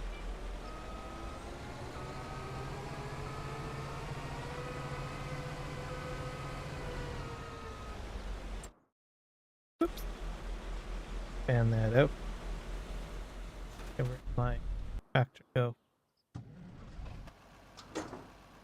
This thing's almost full.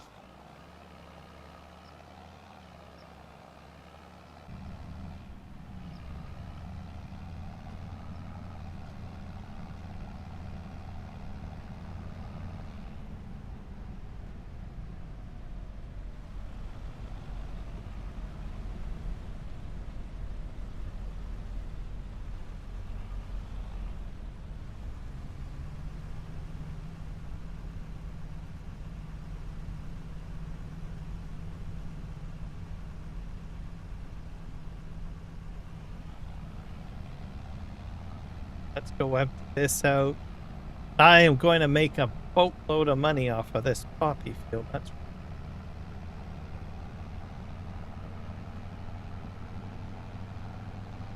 get some upgrades for the farm.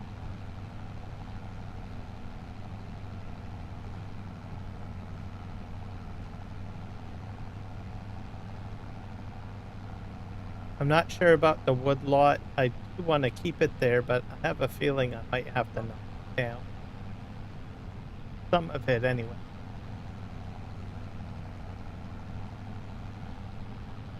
If I want to put more building in. Because it's pretty tight in.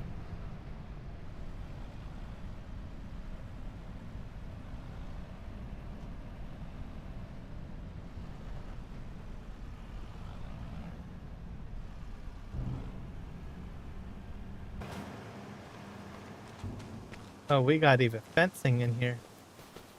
Why did they put fence in like that? Or is that what the cows? Is that for the cow pasture? Yeah, it's for the cows. Yeah, so it's a mix. I've got, for the cows, they got a little bit of grass. Hello, little guy. Yeah, right. So you can learn how to walk better, buddy. But yeah, there's a mixture of trees and grass, I guess. Another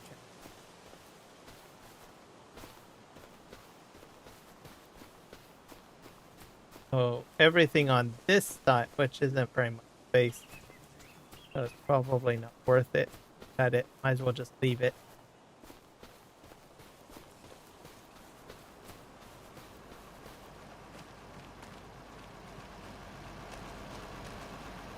I did a good job putting this down.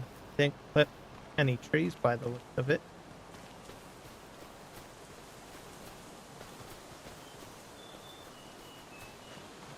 And I haven't figured out what this spout is for.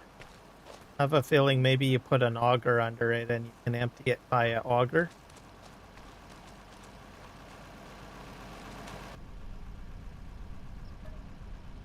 You can still fill up here too. Oh well. Back out to the field.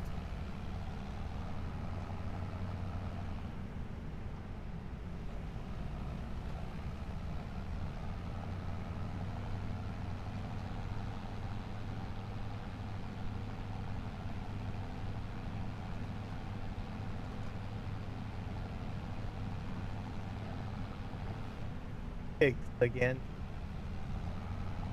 They're everywhere, I'm telling you.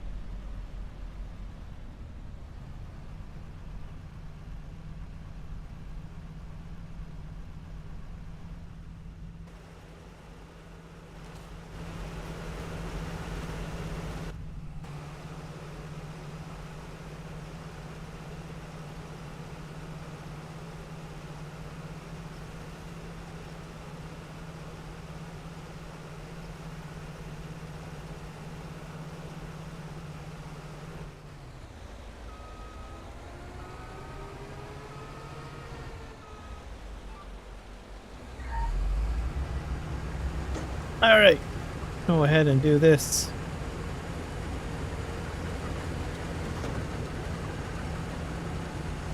So I watched a Norway documentary. I talked about it earlier in the live stream.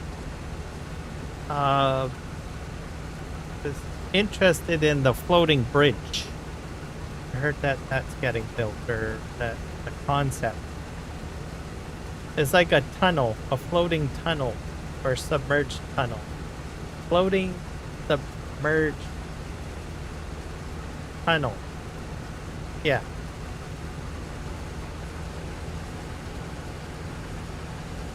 Not sure how that's going to work out, but on the documentary it said that it's like the first of its kind, that, or no one has ever considered doing.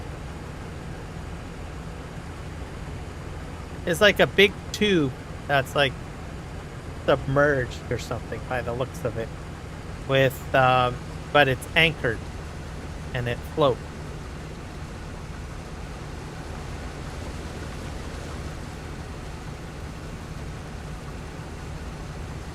It caught my eye because we have a ferry system between Vancouver and Victoria, or sorry, Vancouver Island, I should say. It's the island, Vancouver Island. You have to take ferries, but the ferries tend to break down and they become unoperational. There had been talks in the past of putting in a bridge to allow people to use the bridge instead, but it's been like over a decade and a half since we've ever heard of any other conversation. But the ongoing problem we've always had is ferries. So either they age and break down, or they're understaffed, or they're too fast and loud, or they're too disruptive, or something. There's always something, right? And a lot of folks get really upset about it. The other thing too is there's a lot of delays. You get like long lineups, right, to get on the ferry. So if you come from a location that, is far away, like maybe you come from Chilliwack where I am, you have to spend 45 minutes just driving to Vancouver, then you have to wait to get on board for your sailing, right? So there's a lot of preparation to get onto the ferry, right? And then there's no guarantee because generally transport traffic gets priority, right? Sailings can get canceled for weather as well. So those are a lot of frustrations that people have. And more people live on the island now in different parts, right? Some people might be on the northern part of the island, so they have to travel 2 hours just to get to a sailing area. And then the costs to go on board have gone up too. So a lot of people have debates over it, right? Talk about it.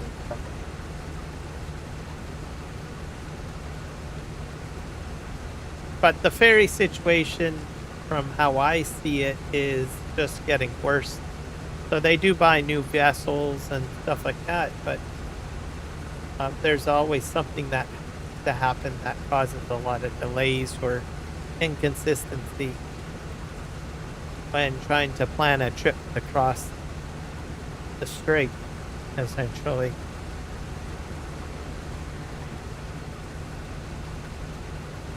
And then on and off again, they'll usually bring up conversations about, well, can we put a bridge in? Can we put a tunnel in or something like that? And usually there's a lot of conversations, but nothing really happened.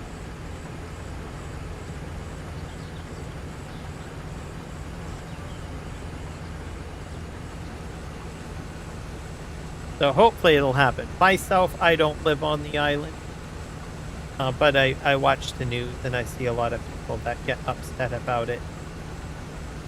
But anyways, back to Norway, I saw that floating bridge, right? Or the floating submerged tunnel. I thought, well, how come we just don't build one of those, right? Or why don't we put in a floating bridge? There's floating bridges too, right?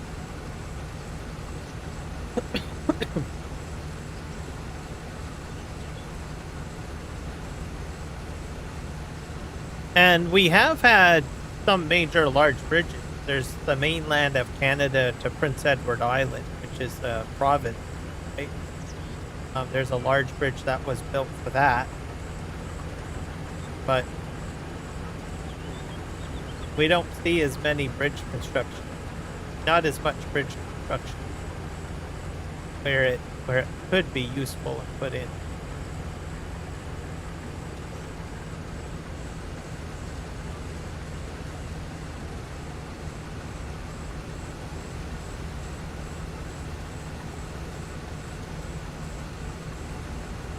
The only thing that could probably, some business leaders might not want the bridge in place. That's a possibility. Because if you put a bridge to the island, that would mean that the island could potentially compete with Vancouver. I suppose that could happen, right? Because that means that you could have more freight transported quicker. So then someone could think, well, we could, instead of building ports in Vancouver, right, you know, build more ports on the island. There are probably some ports there, but like I said, it would be more convenient to probably use those ports.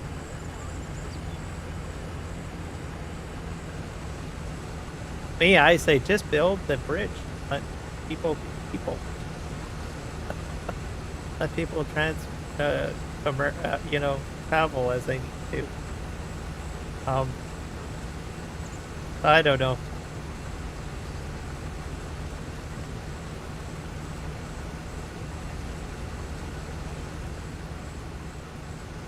For me, I've never been on Vancouver Island. Never traveled there. I go as far as Vancouver, and that's about it. Because there's a lot of prep work to get over to the island stuff. And then, like I said, there's no guarantee that you'll be able to make it, right?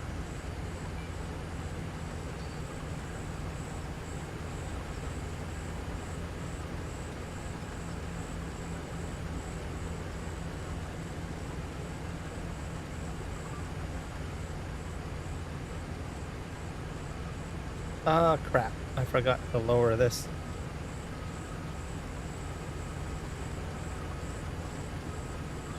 But I definitely would like to see the bridge there.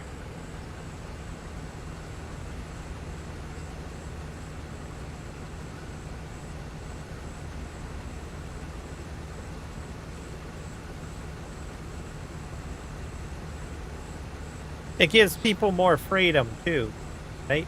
Because then you're not restricted by time. You can just say, well, I want to go to the island. Or the people on the island can say, well, I want to go to Vancouver. And they can just jump in their car and then they go. They probably might have to pay like a modest toll fee on the bridge, but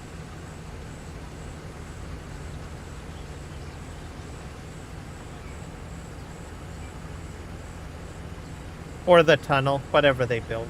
But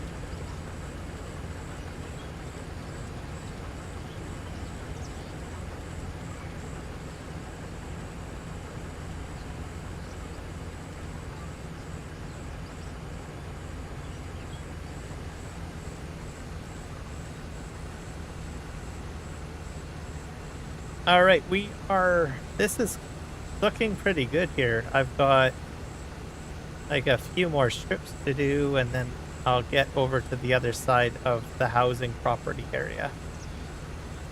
And then just park this. And we will look at getting... I'm going to go to the shop and see what I can buy for a truck and trailer. Maybe start transporting some of this stuff. Also, I'm going to check out the sell point. Just to make sure I can get into it all right. Because I don't know what to expect.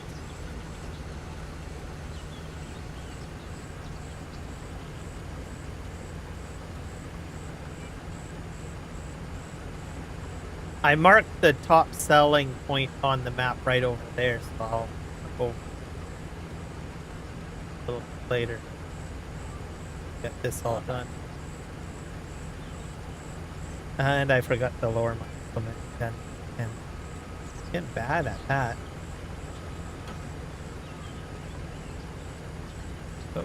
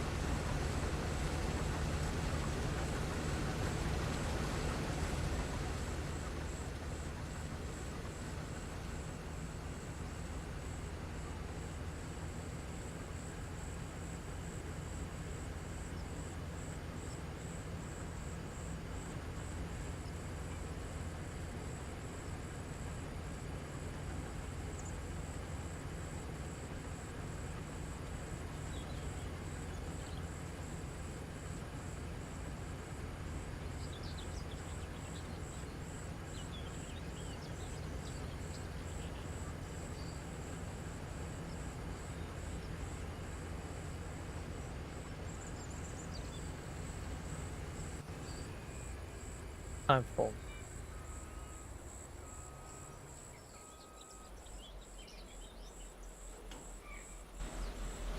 Keep on getting out of the app.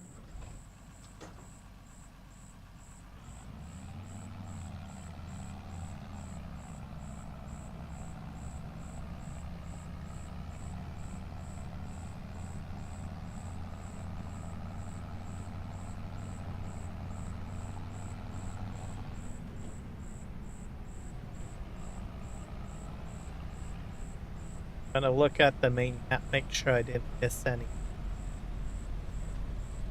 Or I leave this side.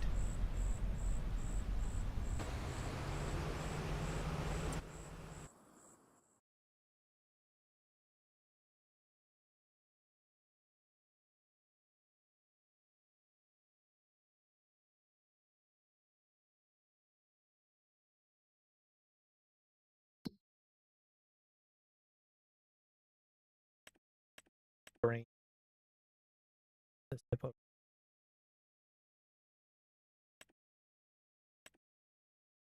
demo for it to press.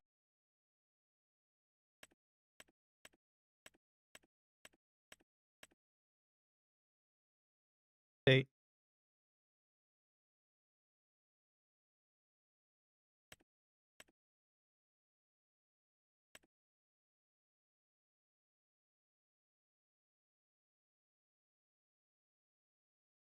I want to do lavender. I wonder what I have to use to harvest it. I'm gonna refresh. Go in equipment. I'm going to guess it's like a cotton harvest.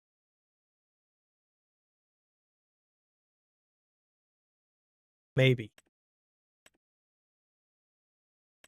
Nope. I can't use a cotton. Maybe it's just a regular harvest. Oh, forage. Maybe it's a forage harvest. Yeah. That's interesting. So it's probably a loose lavender. That makes sense. I have seen forage harvesters doing lavender.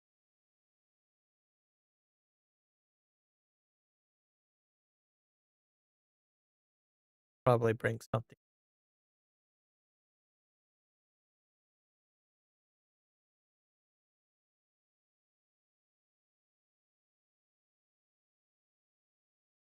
It's going to come. Not working.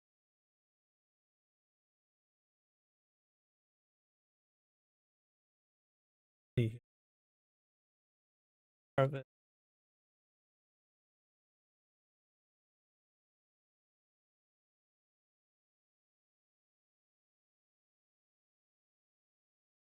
Oh yeah, here we go.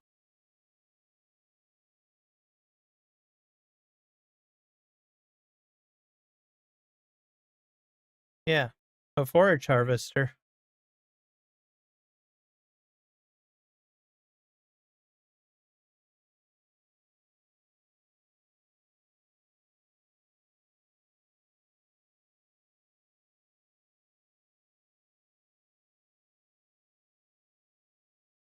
Can I mute that? Play it.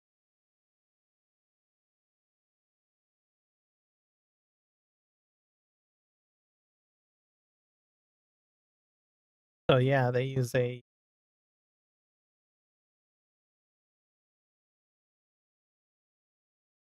kind of a two, probably a 6 header. Except I won't be using that. I'll be using something a bit bigger.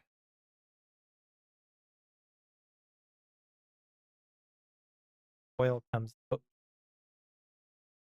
They cut it pretty low to the plant too. At the bottom of it.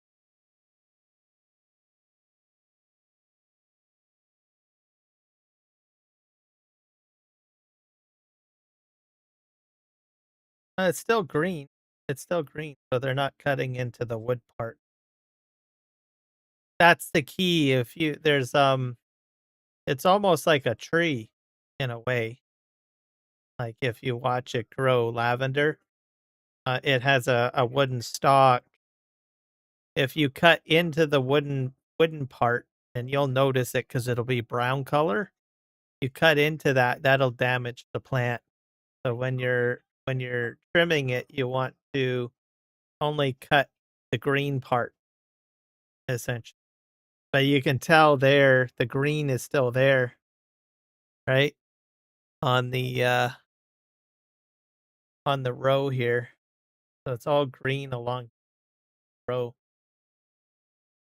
Except for maybe, and this is the shadow, but it looks brown. So yeah, get pretty large. Um, my plant is not as bulky as that. It's probably like if you made a small square of it, it's probably about a quarter larger than a pot. But yeah, so that's how it's done.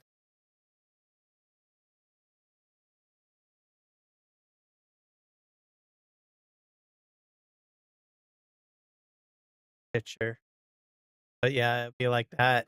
Um, I think this year's crop for me is a little shorter. It's about half the size. Last year it was this large,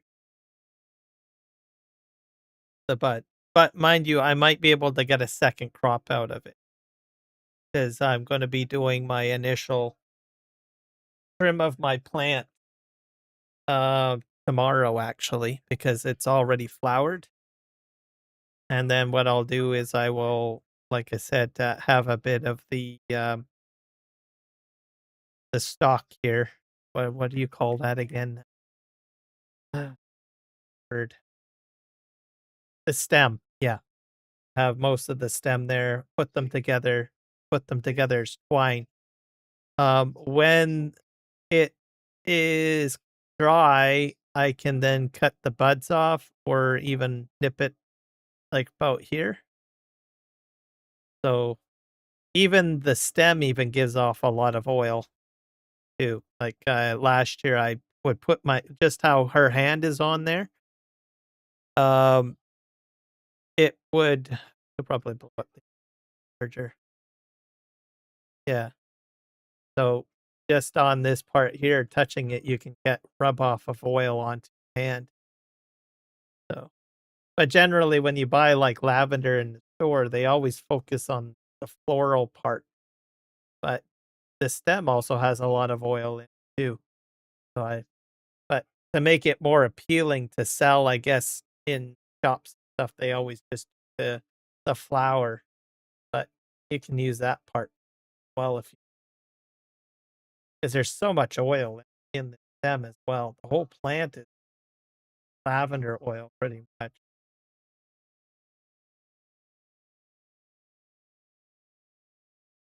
I was surprised. I thought it would all just be in the flower, but nope.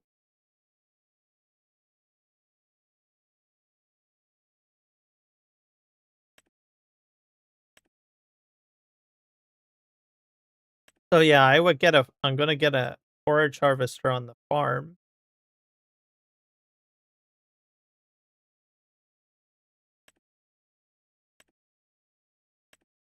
Different. This is for poplar and sugar. Yeah. Oh, this one does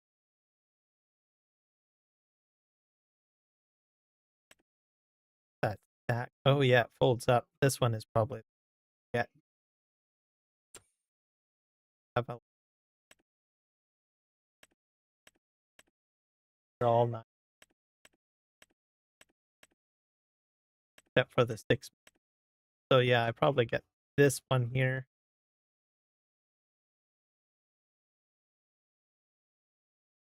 Yeah. Oh, you can even do the poppy. Oh, that's interesting. You can do everything. Yeah, I guess I could have forage harvest the poppy if I wanted to. Didn't have to do it the way that I'm doing it now. The tractor's full.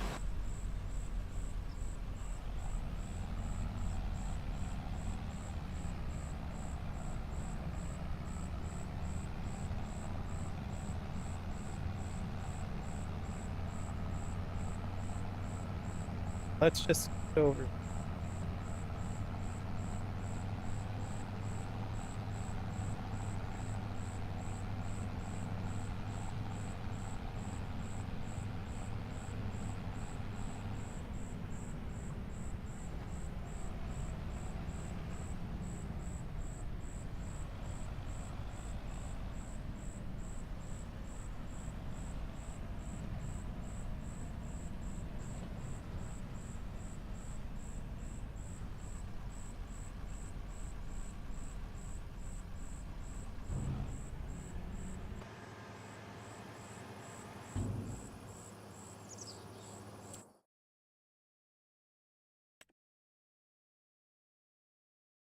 I think maybe I might get a total of 2,000,000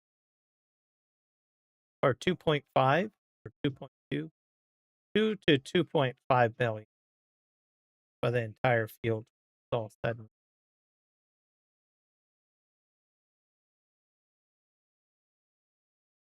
Interesting.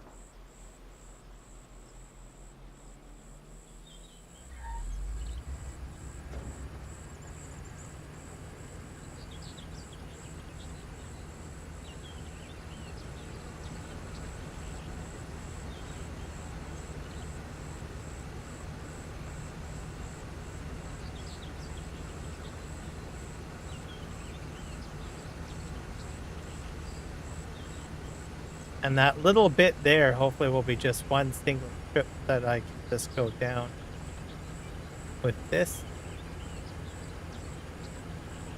Cost.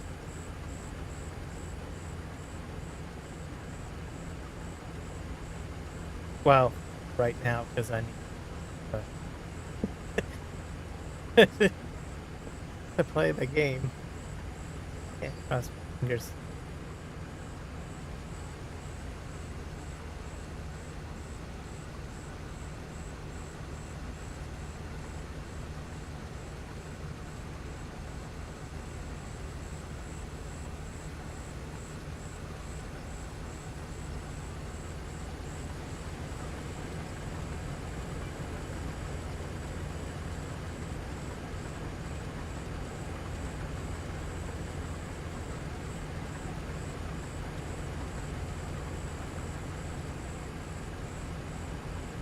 Been here.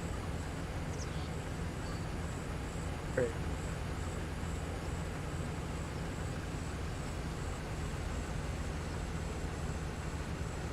There we go.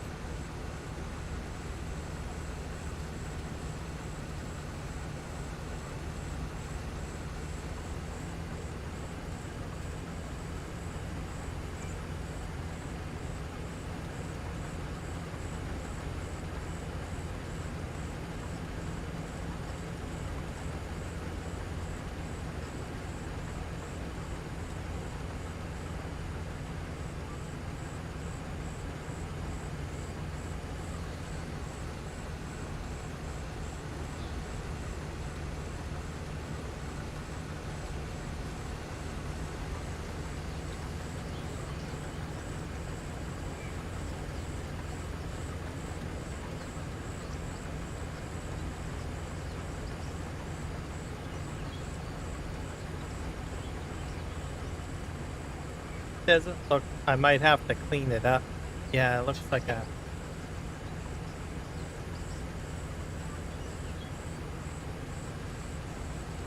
Great back up, I think.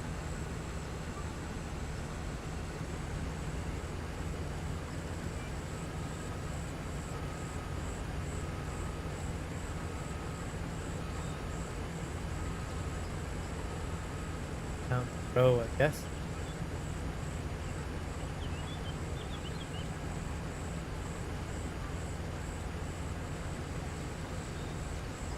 I think we'll be good.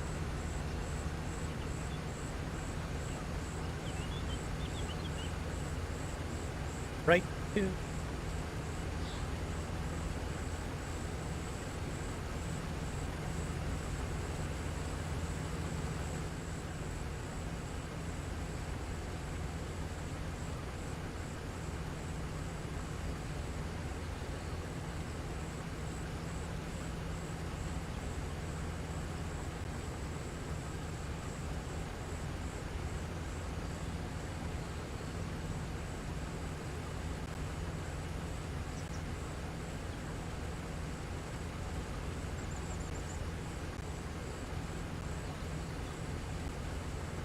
Also, to those that are new members now, I do have some custom emojis too that grants you access to them.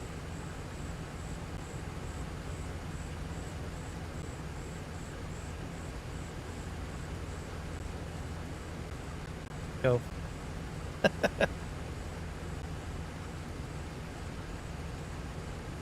No, they are available with the membership. I can't make any more at this moment, but if by chance my channel like blows up and got like a lot of subscribers on channel members on a regular basis, it allows you to unlock more emojis, I think, is how it works. As I was reading up on. So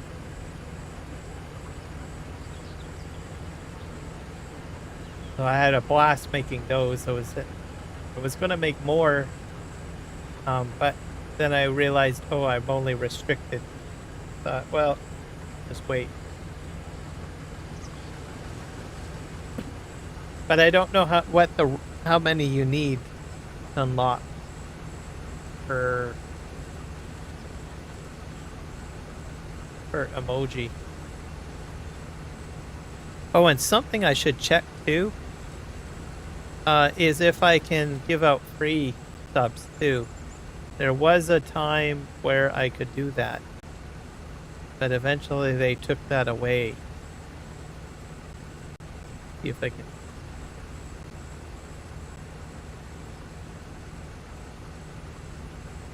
Nope, I don't think I can do that. Oh, that's the wrong thing. Just check. Yep.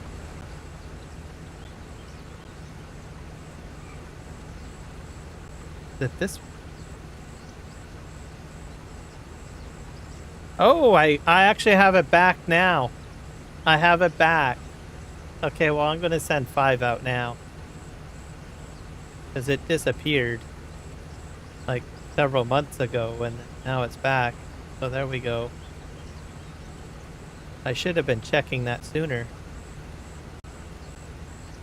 Okay, am I running off the road? There we go. Welcome, Mark Thor, NCG9, Luke, 8989, and Davey. There's going to be another bunch in a sec. Because I send 5 per chat. I don't know when they brought that back, because they got rid of it, and now it's back. I was disappointed when they got rid of it. Okay, I think I'll send it to this one. Let's do that.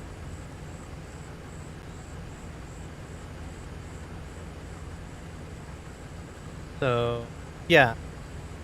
I enjoyed doing the free giveaways. Content creators get about 10 of them a month. And one month I hit, and I couldn't do it anymore. So I thought they got rid of them permanently, but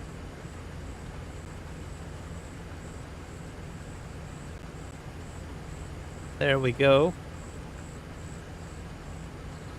Petrochevsky and Mojo, Jacob, MT Pockets, Christine Alderson.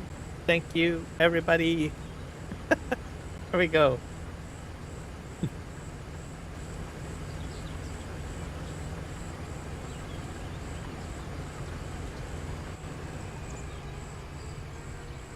So yeah, I just have to remember to do that. I guess I'll have to start. Maybe they started it up for the summer, maybe. But I used to do it like pretty much every month. But then, like I said, I got up to a point where I got to 1 month and I went in to do it. I was all excited. And then I was on a live stream. I remember I think it was around January or in the fall. And I went in, I was excited to do it. And I couldn't. They removed it. So I was like, oh. So I was very disappointed because I enjoyed giving out the free memberships to folks. I think I even pre-planned it too. Like I think I put posts up about it, and then all of a sudden, bam! I couldn't do it. Oh wait, I gotta leave that thing on. But anyways, yeah, they're back, so I'm happy about that.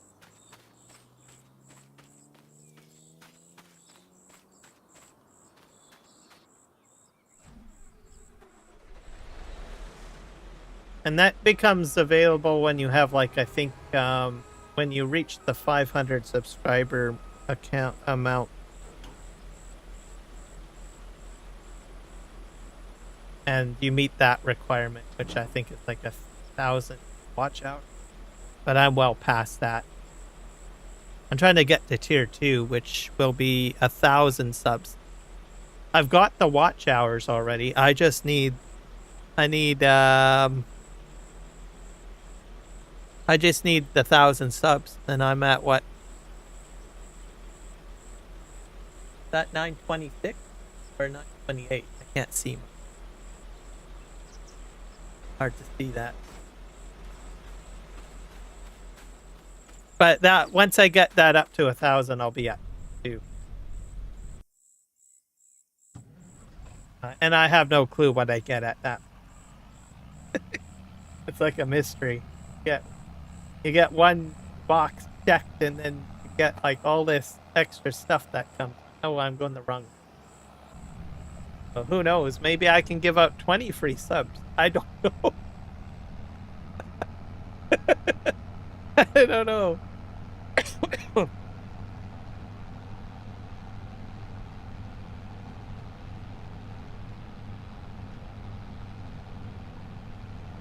But putting out the subs helps too, because if I do that, that helps me get more emojis. I don't know if I have enough right now. I'll have to check later. Because in combination with Eric's 5, that's what, 15 subs, right? So that unlock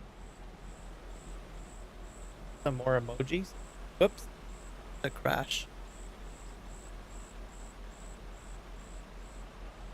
Cracked.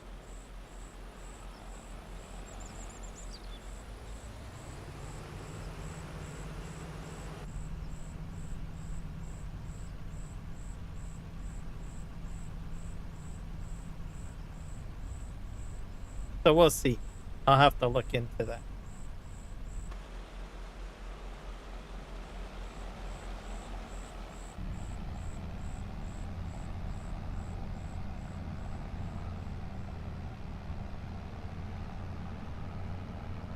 So today is the 7th, so probably the 8th of July. But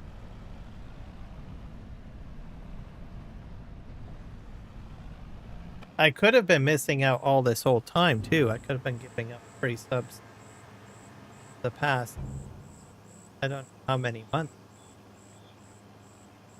I know I checked for two consecutive months after it had failed, and I was like, well, I guess it's gone.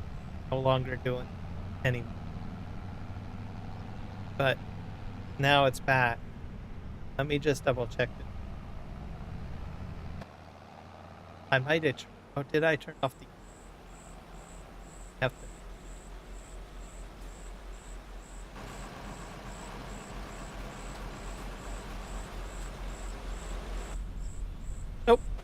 still on. Right. It's empty. Oh. Back up first.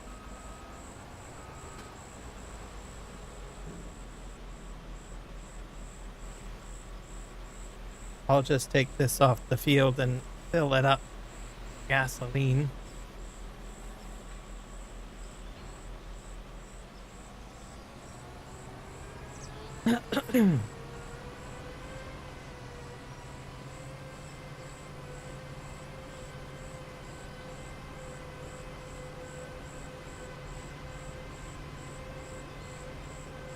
And I don't know if they do that everywhere.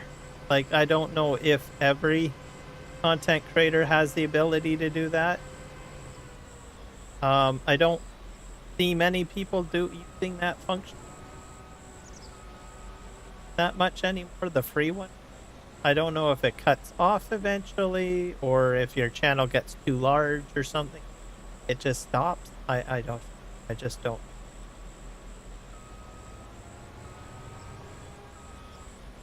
I think if potentially if the channel gets too large, you can't give out like freebies anymore, perhaps.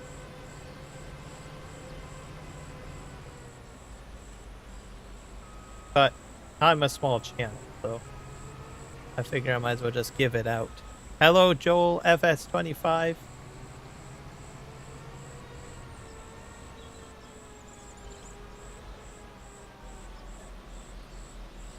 Fill that up. How are you doing today? This full? Still filling. This thing takes a lot of gasoline. So overall, I'm just happy the free subs are back. That's a good thing. I like giving out freebies.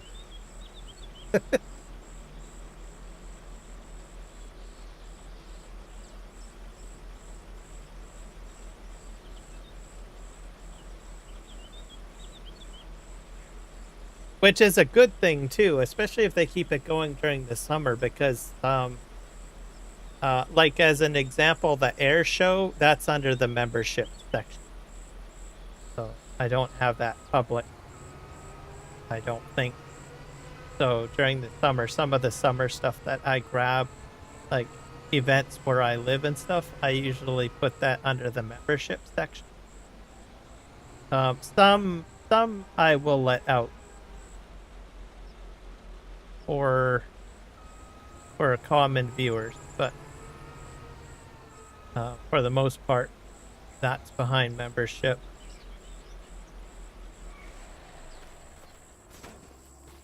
There's a few other things too, as well. Oh yeah, and when the Queen came to Canada, I think that's behind membership. You're doing good. That's good to hear. I'm doing fantastic. It's been a good day. I got some memberships sent out. I found out free memberships at the back too. So that's good. Got memberships going. And the work on this field's going great. We're gonna go get, I gotta go get my truck now. I gotta go buy a truck. And we're gonna explore where I'm selling it, because I want to get lay of the land so that I don't run into some problems. I'm gonna probably park this way over here, out of the way. Oh, and I need a water trailer, don't I? I better buy a water truck. I buy a truck.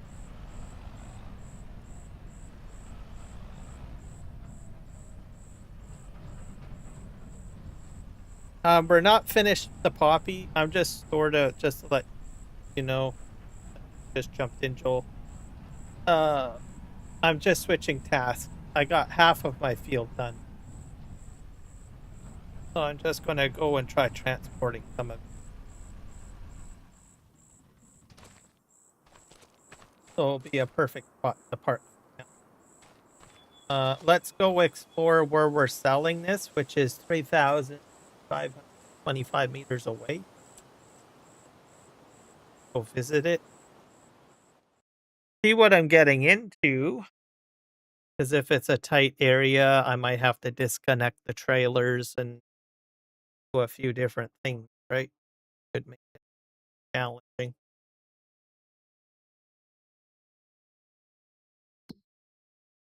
Here. Probably flashing on. Oh, it's the rail station. Okay, let's go visit that.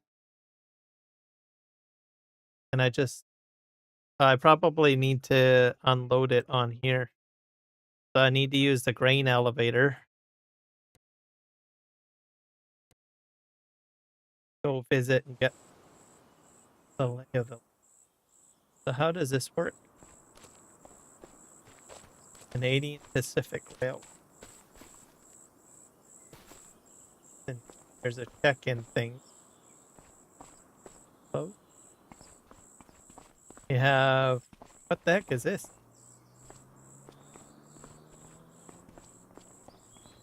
Hazard. So that's the electrical room.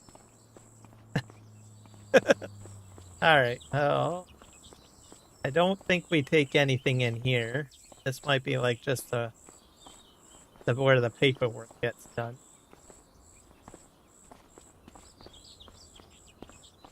Can this open up? Nope.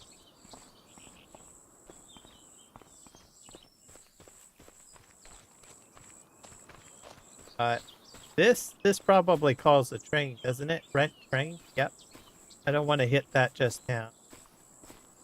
What are we dealing with here? Can I get the truck up this? This could be a problem. That looks pretty steep.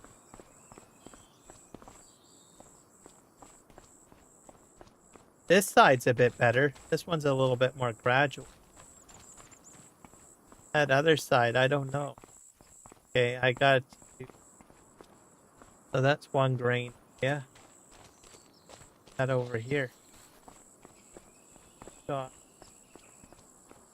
fuel tanks of some sort.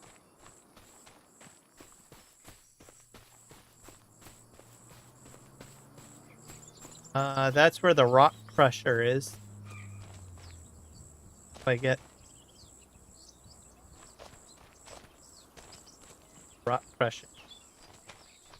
Are there any inputs here? Nope.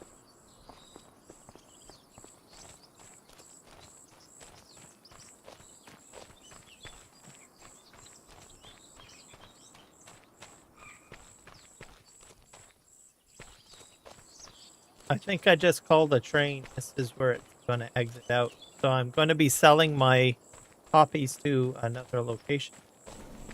Oh, the gate opens up. That's great. I like the signal.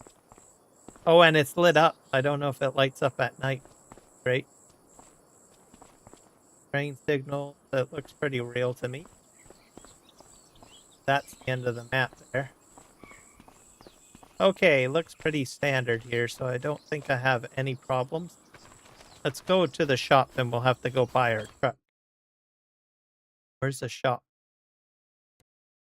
Gas store. Go buy cars and da, da, da, da, da. Let's buy a truck, everybody.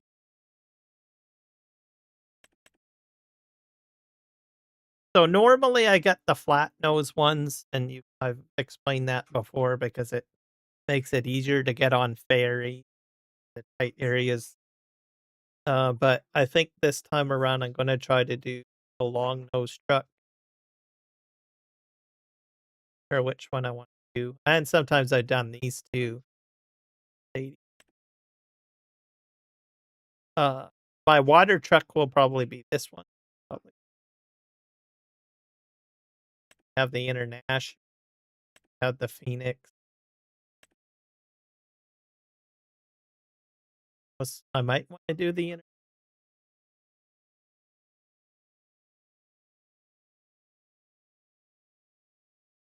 I don't want to do the Mac because it takes forever to shift, I think, because it's a manual. So I might do like the Volvo.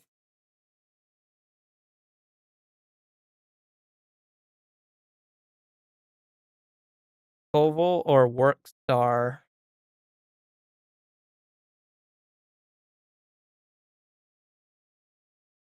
I'll just put in a let you guys decide.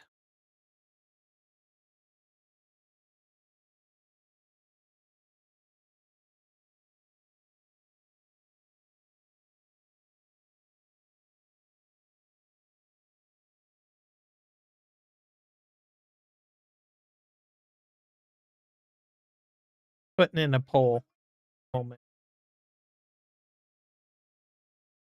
The Workstar is a mod that was released a few ago, I think. Give you guys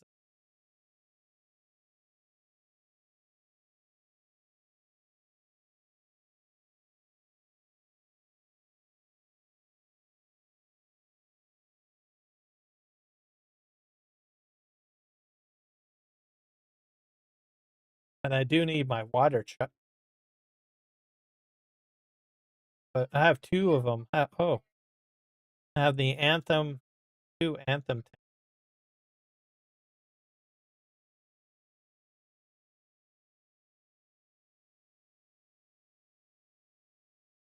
One holds 22. This one holds 40. I might do this one because it does 40.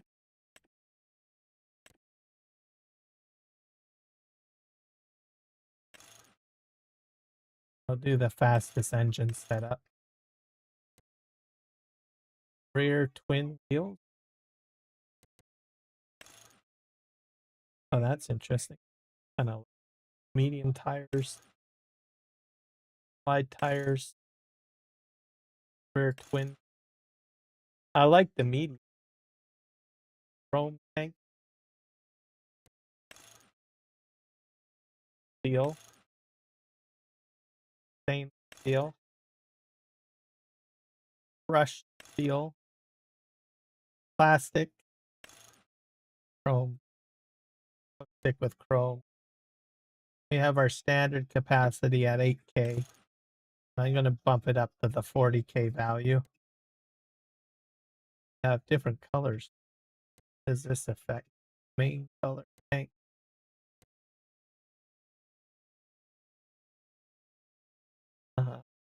I'll switch it to color. Go with the red.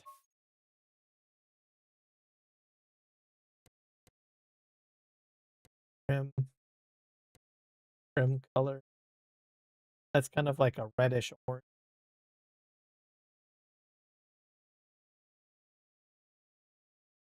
And license plate is fine. Okay, let's buy that.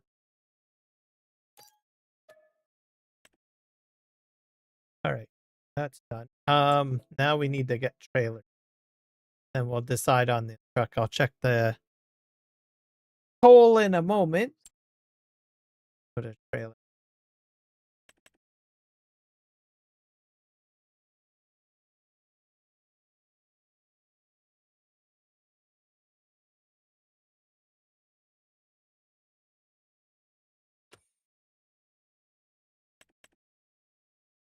Let's have this load king. Oh, this is interesting. Agro trailer.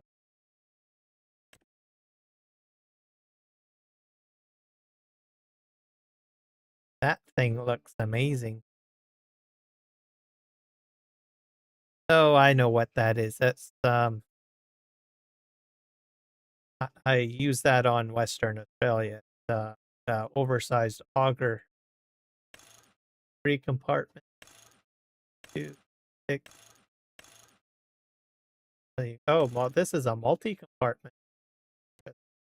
I could put seed, fertilizer, there's stuff in, but I'm not buying that. So this holds 75K. There's another load. that holds 51. And getting this one.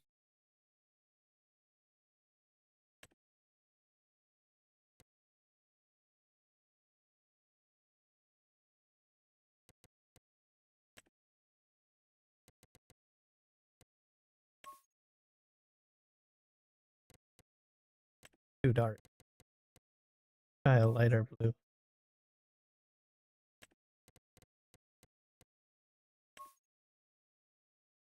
Yeah, that'll work.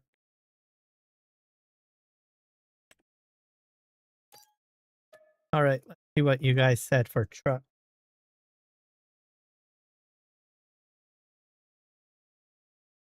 Fresh.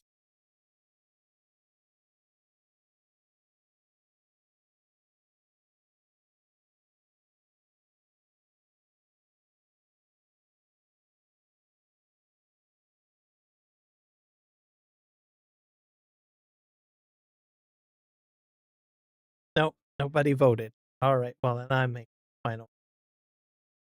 And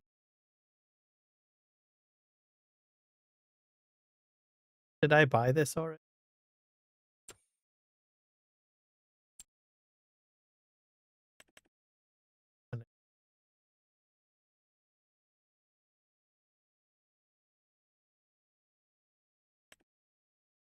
This is a manual.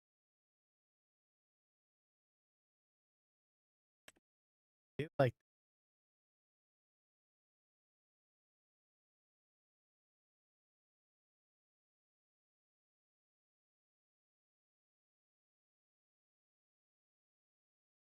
oh,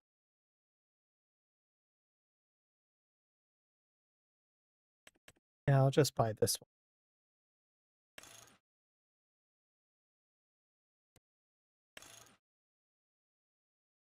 But tandem short. Do like my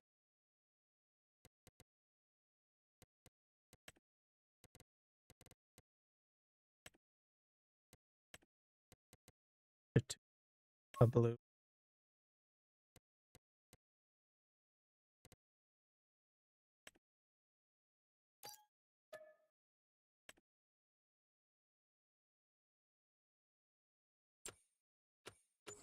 All right.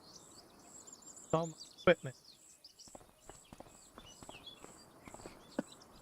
Um, here it is.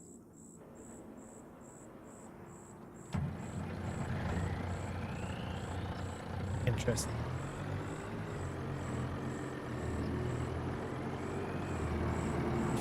So we're going to fill up the water tanker.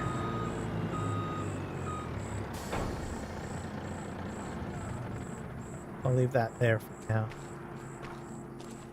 I'll try to find that spot where I can. There's like a public fill area. Like a public.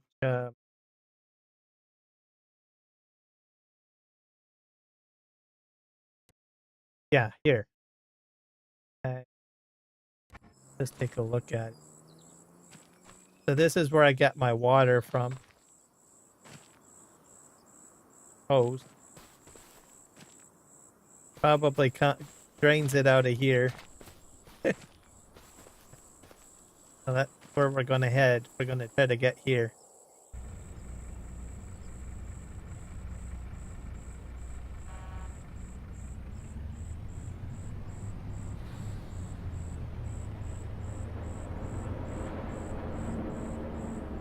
Yeah.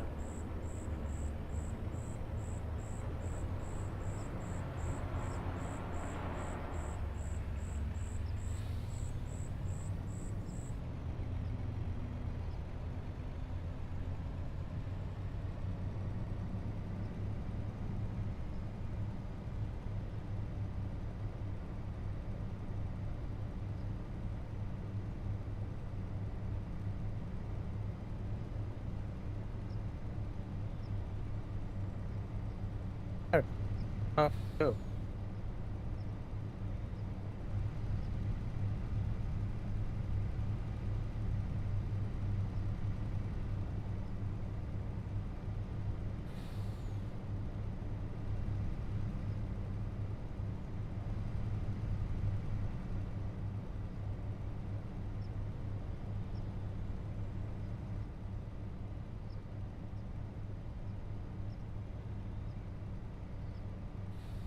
So this is normal. You'll see dirt roads like this.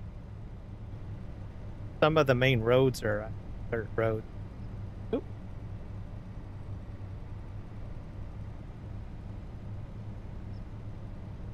Rural areas of some of the highways are just dirt roads. Anyone from Australia probably would be fine with it. Road trains and all of that, right? Seen a few road train shows.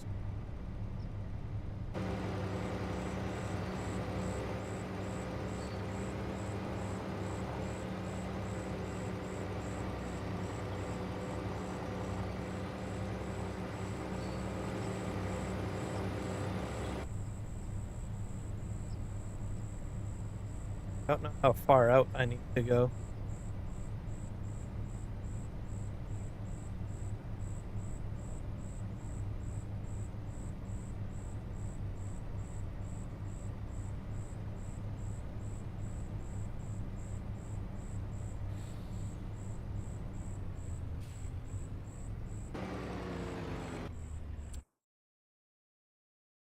I might be too far out.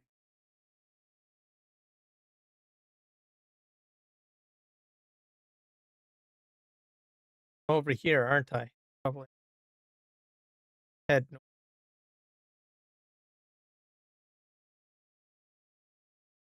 Yeah, so the next road I'll have to head north.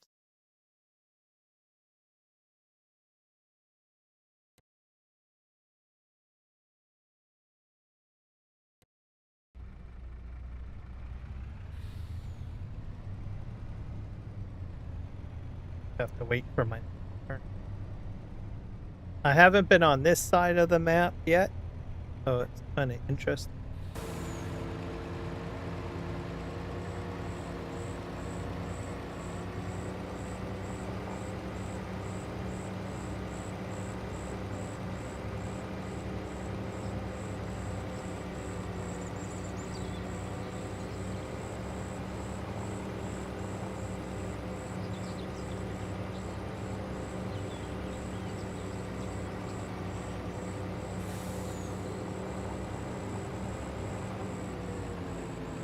Might have missed my turn out.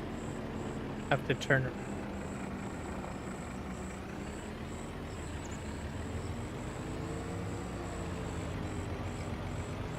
My bad.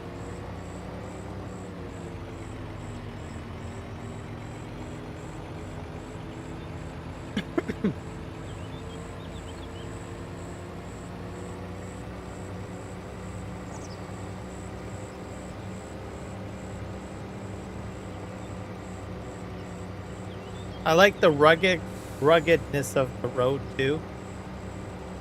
Don't know, it just to have some sort of texture added to it.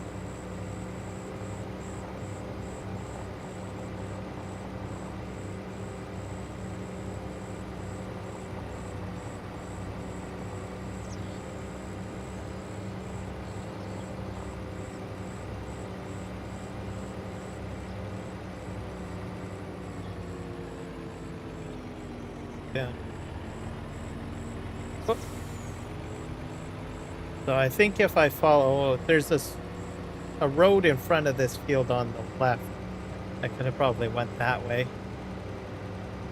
This road takes me to my farm. It's just ahead.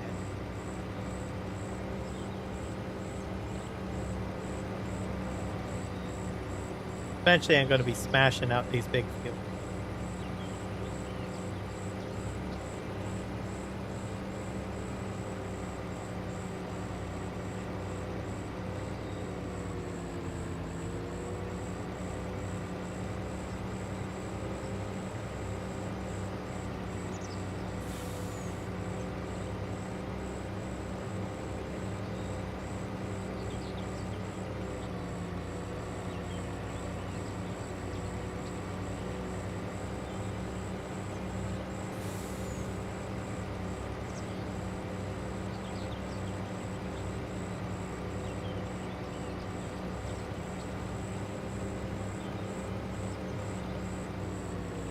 left.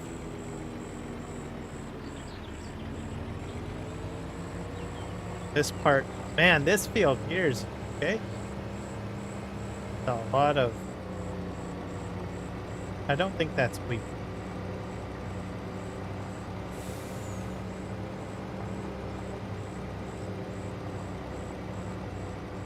Here's my water. If I can fill up.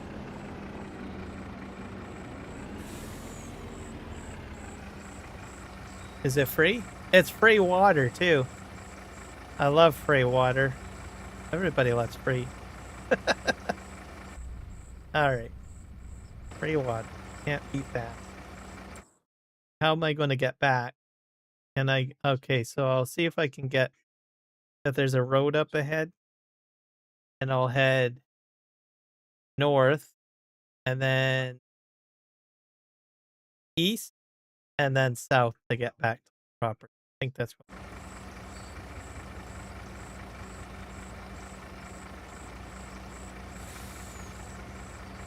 I'll just have to find a road. I don't know if there is a road down here. Find out. So I'm filling this up because I do have a greenhouse. So I figure I might as well get the greenhouse going. Oh, I am spending money. Yeah, I didn't notice that. It's just a very small tick. I am actually, it is not free water to spend money for it.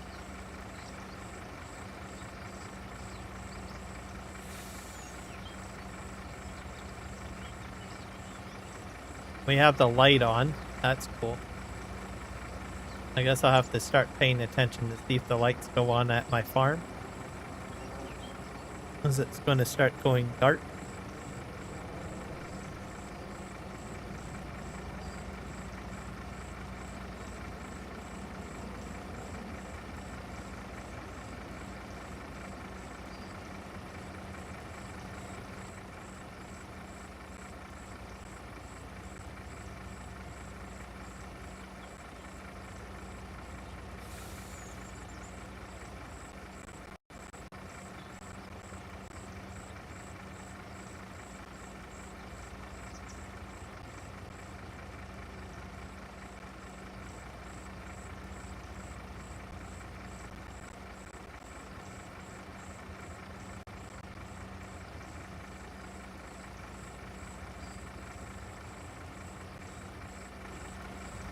Alright, almost full. Perfect, 40K. We're gonna go down the road here. I may have to turn around, I don't know.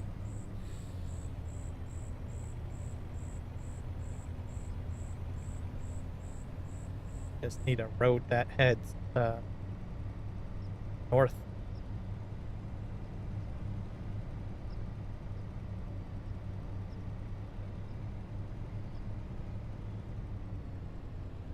Might have my wish granted. Just like a road. Right on the edge. Alright, let's try this. Looks like some sort of. I'm gonna go out like this so that people can see the landscape a bit.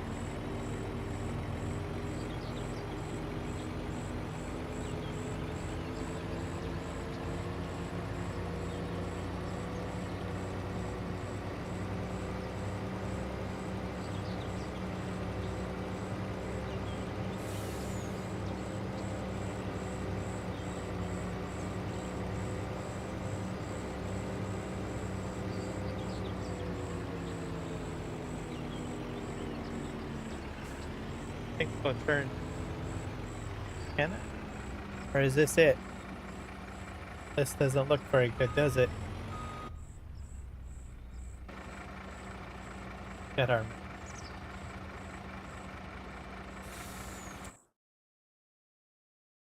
About here. If I can continue that way.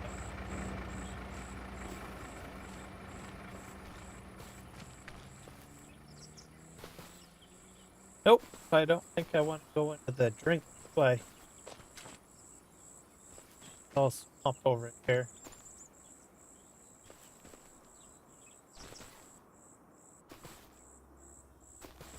Yep.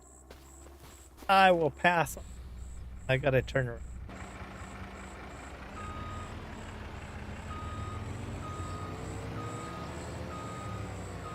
Head back.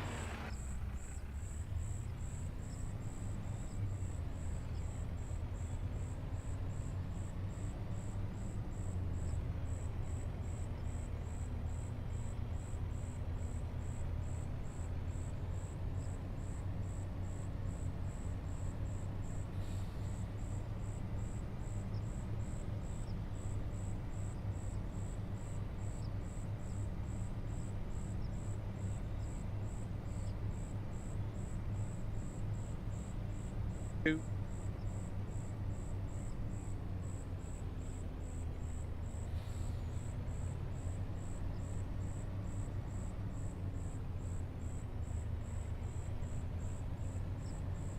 All right.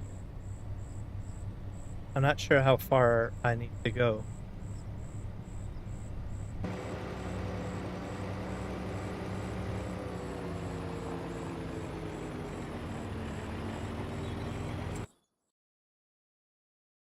So the next road.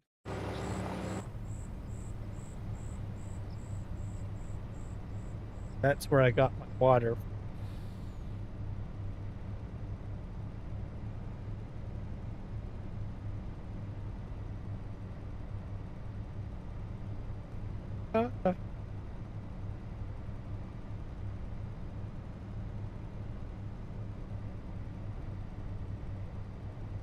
And then we'll get the load king down here. We'll do a few turns.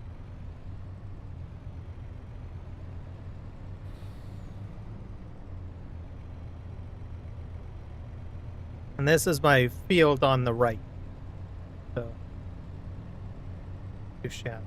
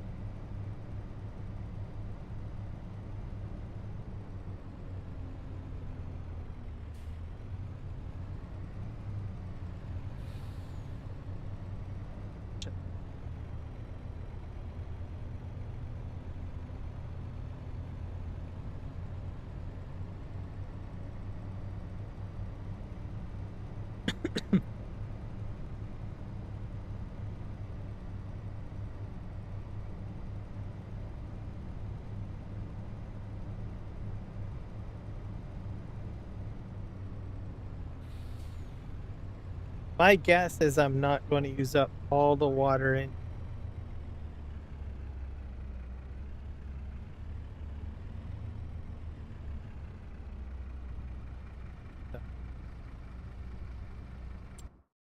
Go in production, get this much spitting out everything.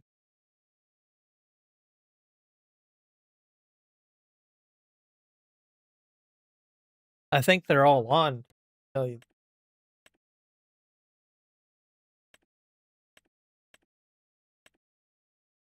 Yeah, it's asking me to you call it deactivate.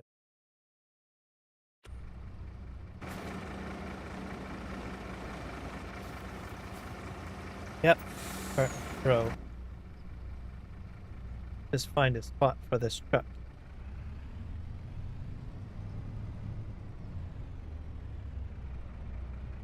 Now light is on, so the lights are coming. Right here. So I have a light on this as part of it. And I have a light here. Fuel. I have two lights next to the silo. I have one by the hay. What is it? Silo? Hayloft? And one by the parking lot. I don't know if the house gets. Yeah. So the lights are placed on the map. They all seem to work. Even the house lights work. Great. Alright, let's go get our Load King truck. And how am I going to get out of here?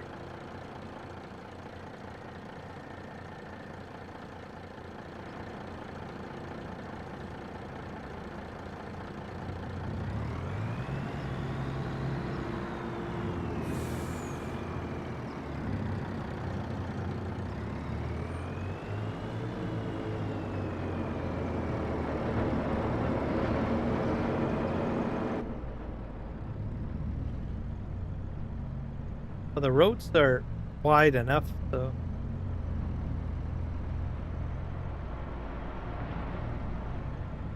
Alright, back to the farm and pulled up. We're going to be using the train, I guess. Now, if I'm not mistaken, it acts like a silo. So I would be best to fill the silo first. I think. I don't use the train very often.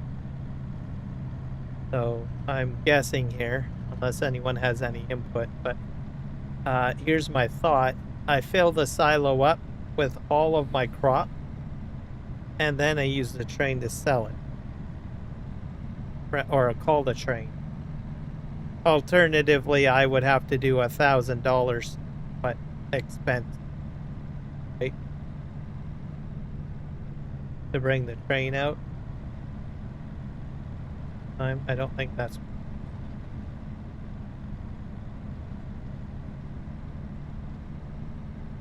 I have another grain elevator here. I think I can fill that. Have to probably try. Just pull off the road.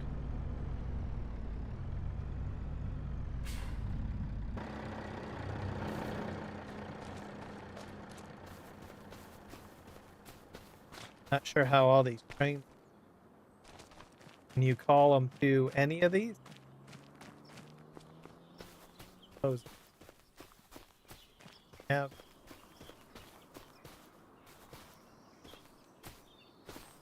Right. Can I open this up? Nope. I can't. Weird. Looks like this one is just it. It's just for look. This one does not work. Well, it calls a train. Have that, but I can't dump anything into the elevator.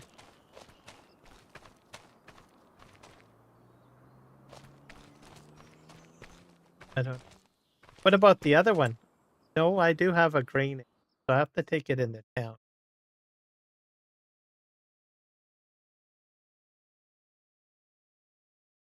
Rar, darling, welcome in. I am doing fantastic. How are you today? A little distracted with everything. Sorry. Welcome to the Twitch environment.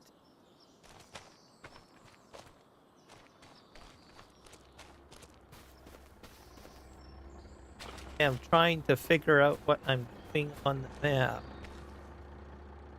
There goes the train. That thing just zips on by, doesn't it?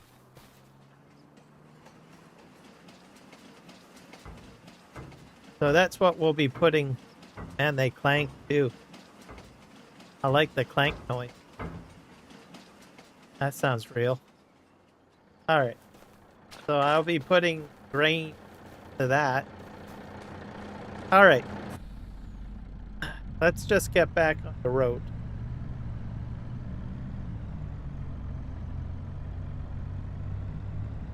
Go get the truck filled up and we'll sort out emptying.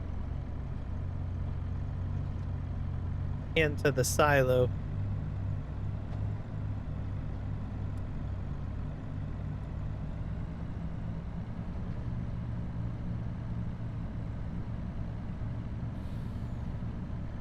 I don't know how much product I can put on the train. Like, I know I got more than one car to fill, but I don't know the max capacity of those train cars. Thinking maybe I might have to rent the train a few times? Is that a possibility?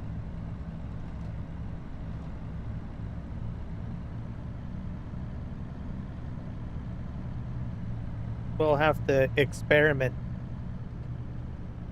see what we can do.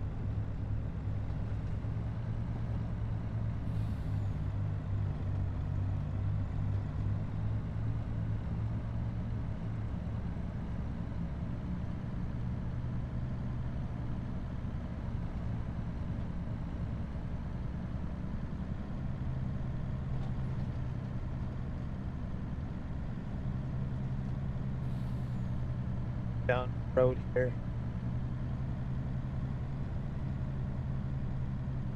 I've got 2 trailers, which in total will hold 75K. I've got about almost 600,000 liters of poppy to sell. So there'll be a few trips to make.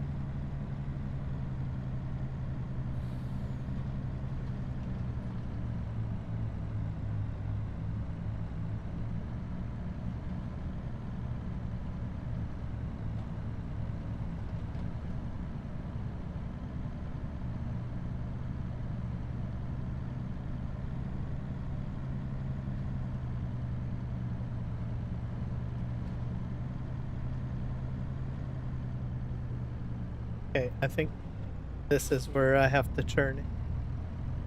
Is it? Did I miss it? Hold on a sec. Nope, this was the wrong one.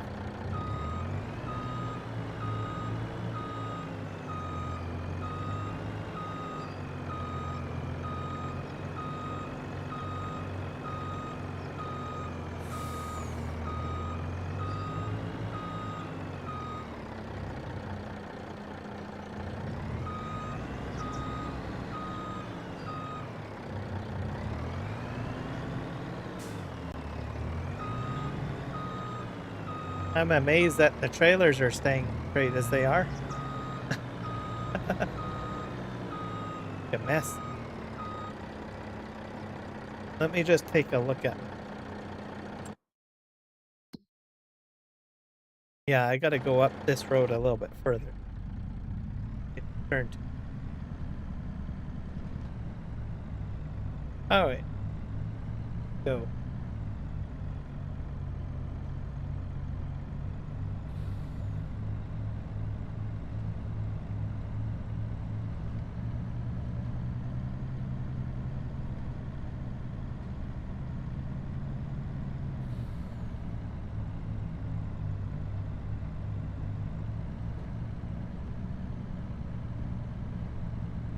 Okay.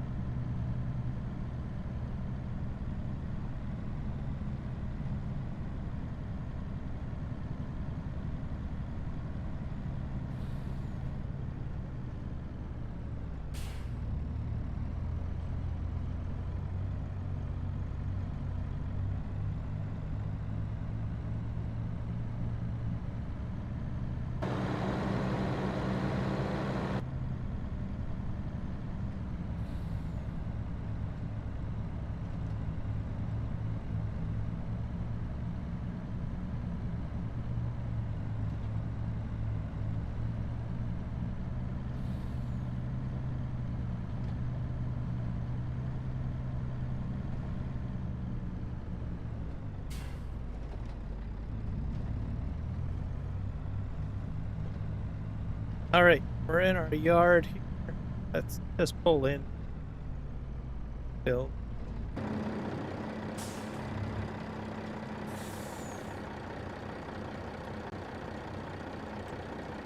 lavender, bean, flowers, flax, belt, dried bit barley, dried. Oh, you can store the dried stuff in here? Huh?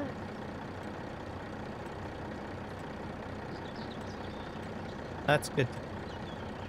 Buckwheat, dried oats, cacao, poppy.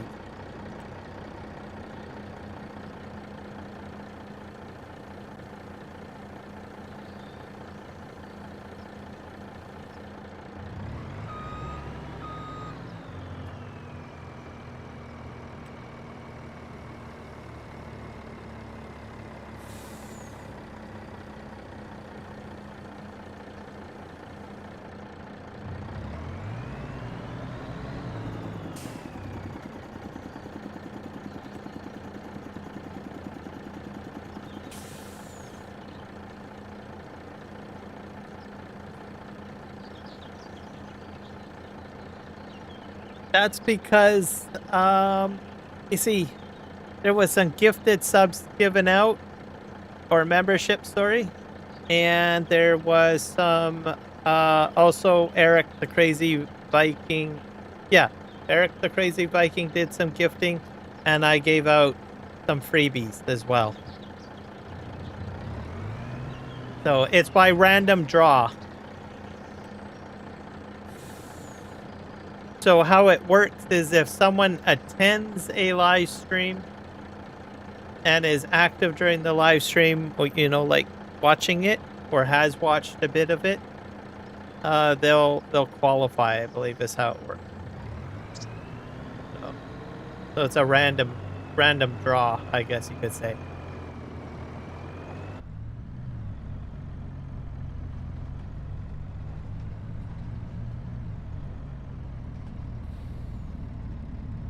But if you don't watch a live stream or you're not in it, you won't be able to win, I guess. So I've gotten some free memberships myself by watching content creators play.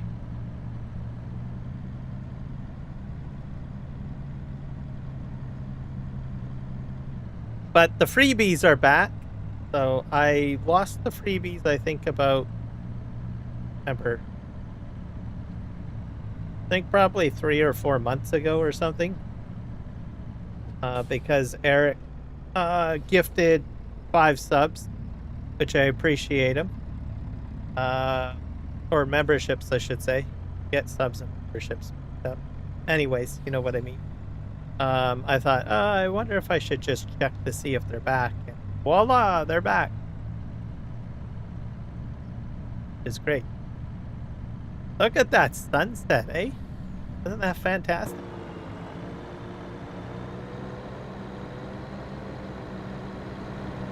Love this. Great. All right, let's get back in the truck. We can sell poppy. I got to take it to the yard, the train yard, and just try dumping it into the silo and see what happens. I might just end up trucking back and forth.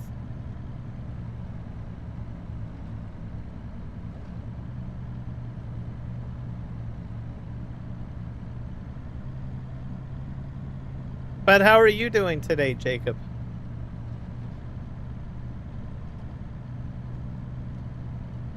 Anything new and exciting?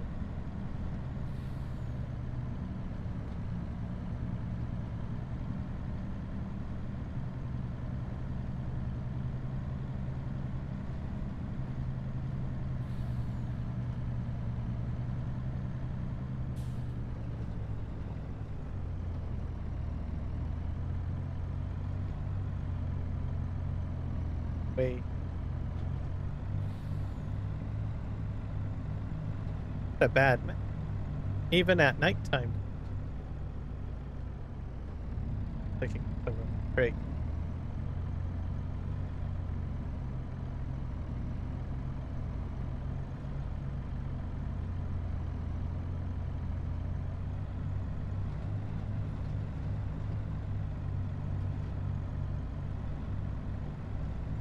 Womp.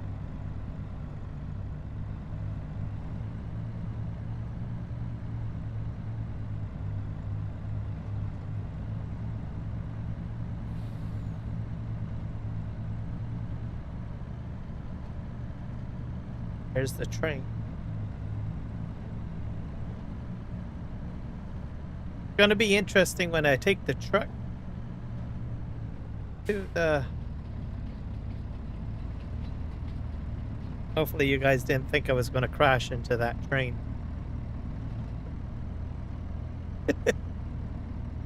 If you get into the grain elevator, the ramp that I'll be going up looks like it's a gradual slope on this side, but it's gonna be a steep one going down the other side. I'm not sure what's gonna happen there.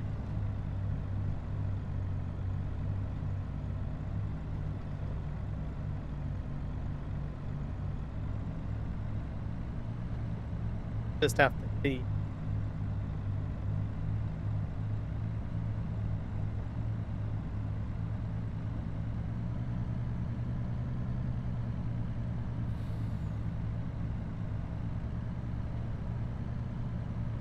So this one is out of commission. I have to go at least another 1 to 2 kilometers down this road.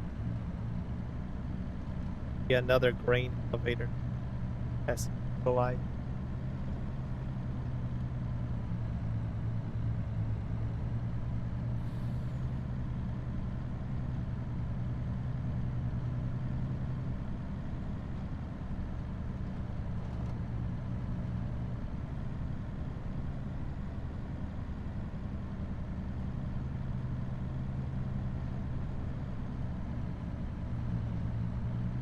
Right, now we're back on the pavement.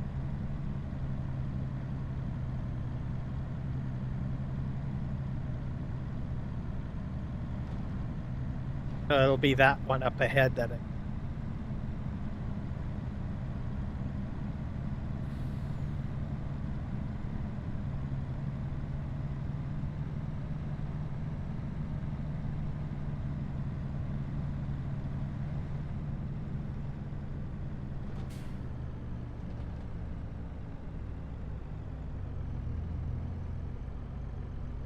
we go.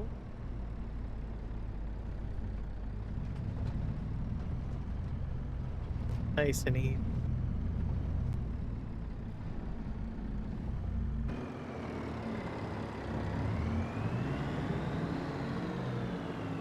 I dump.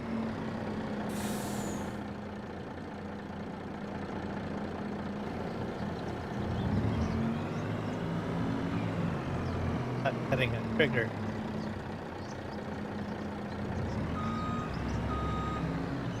Oh, I'm on the wrong. Oh, there we go.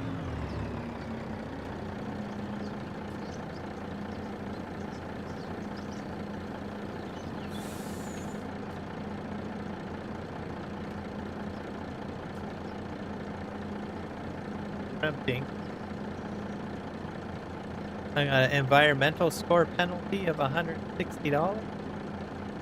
Why?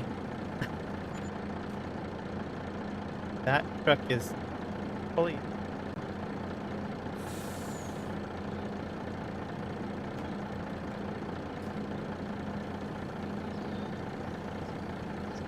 Oh, I'm getting money right away. I don't even have to call the train. Interesting. Yeah, I got bad environmental score going on here. All right.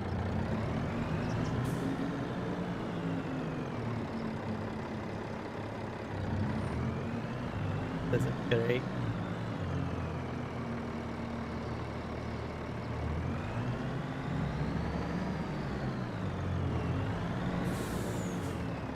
Oh. I'm gonna have to get out and inspect, man. Oh yeah, I'm way old.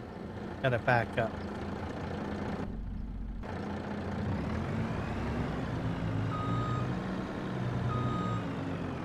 There we go.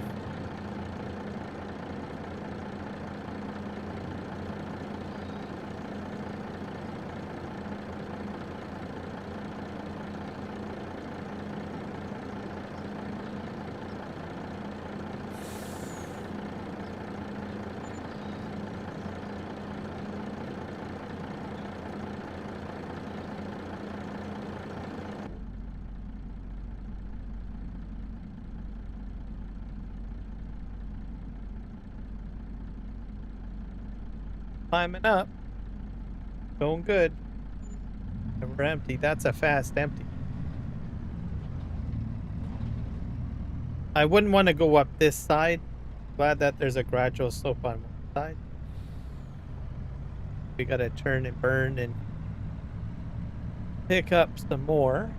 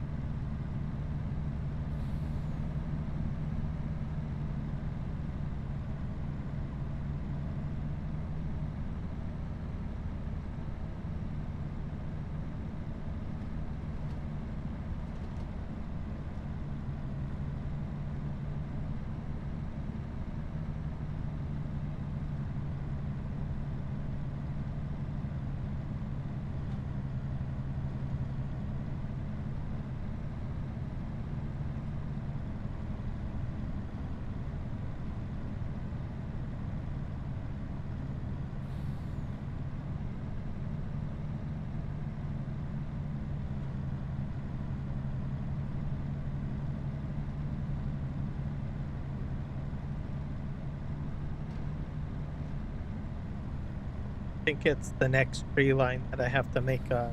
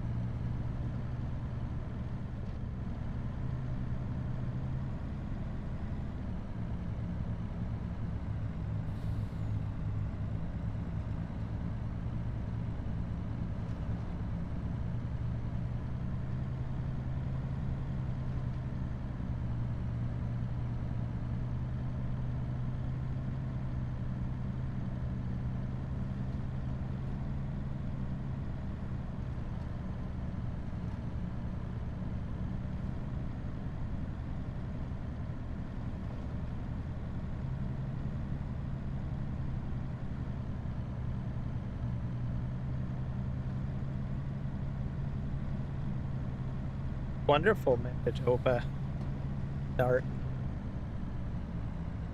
Or the sunset anyway.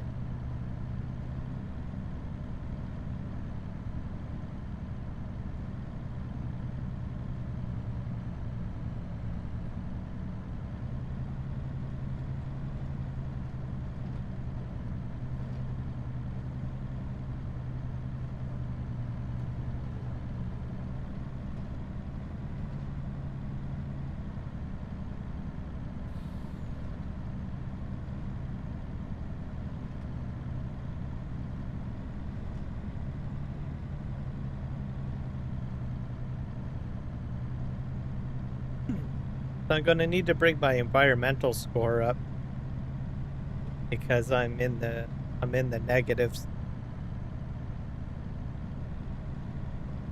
Sell stuff. And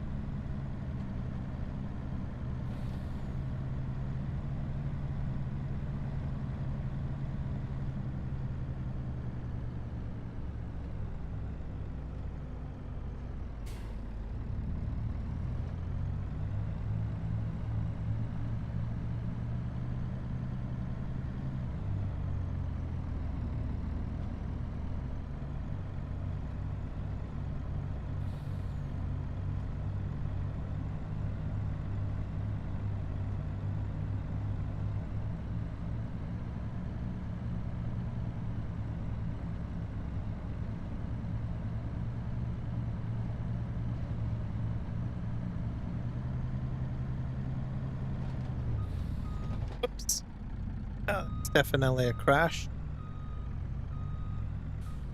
Too close to the tree.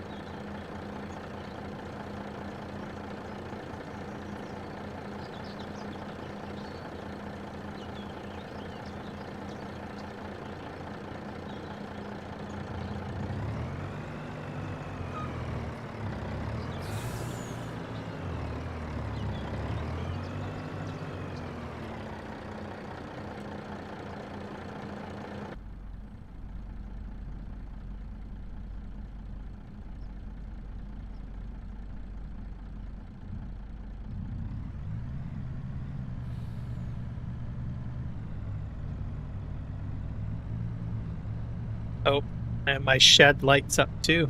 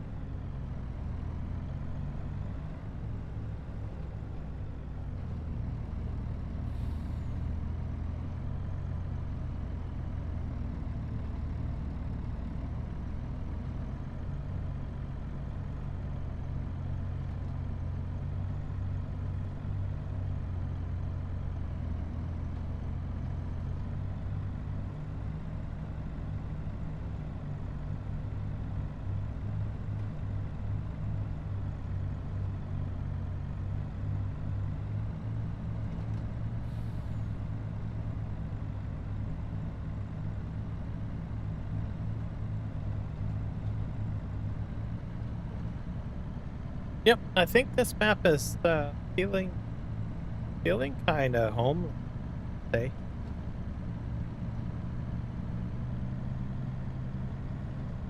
I'm nearly through the first day. This is the second live stream. I like the ambience of everything. It looks great. Large fields, very spacious. Save me from doing a lot of crash. Mind you, I do have two first so far during this live stream.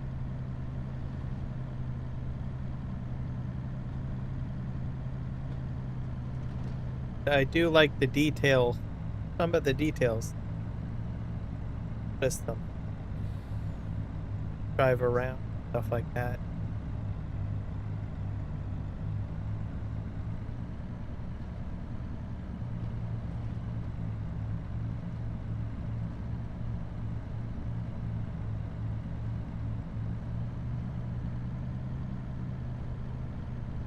But it, like, I took this one on because it's very similar to Western Australia, very large, right?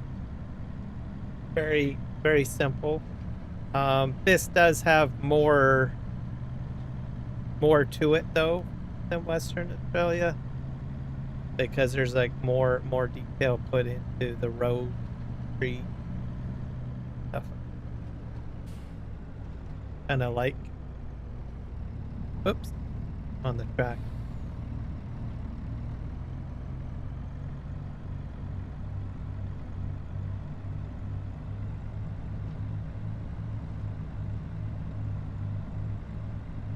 So a lot of good fun, I think, people can have on.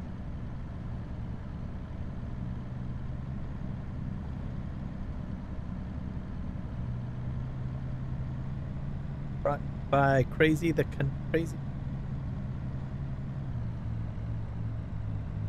Canuck is a basically another name for Canadian, I guess you could say.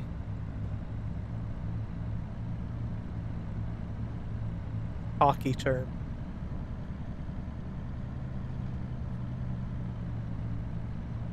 We have a hockey team called the Vancouver Canucks.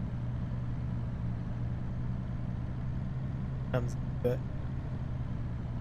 But I think generally you don't have to be from Vancouver. Well, just a term.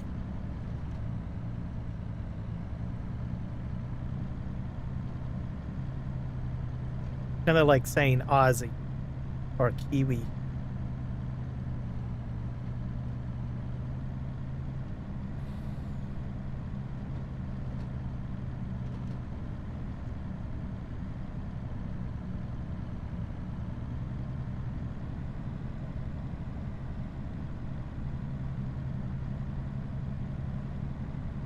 Okay, so this is the grain hole.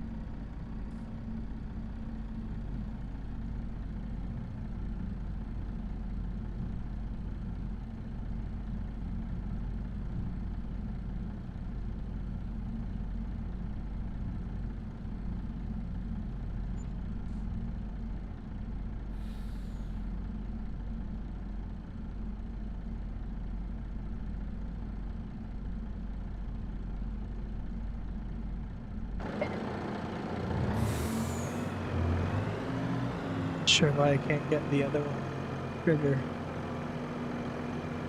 Oh, there we go.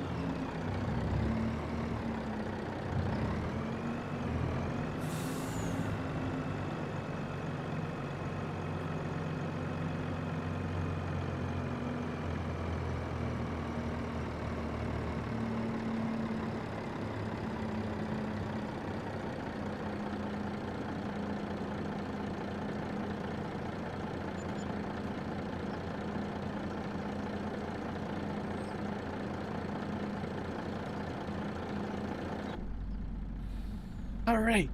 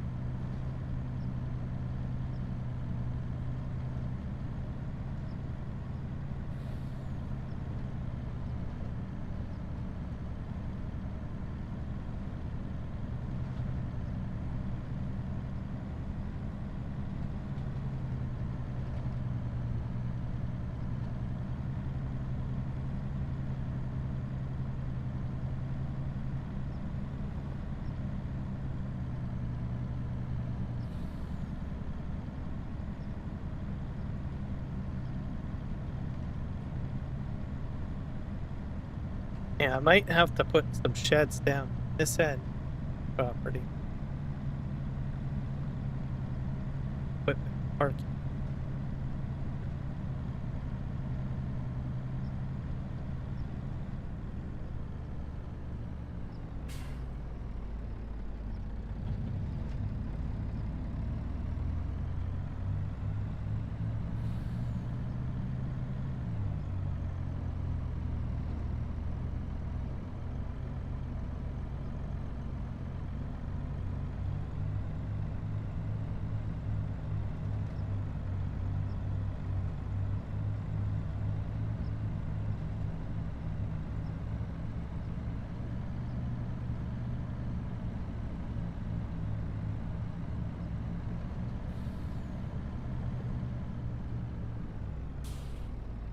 All right.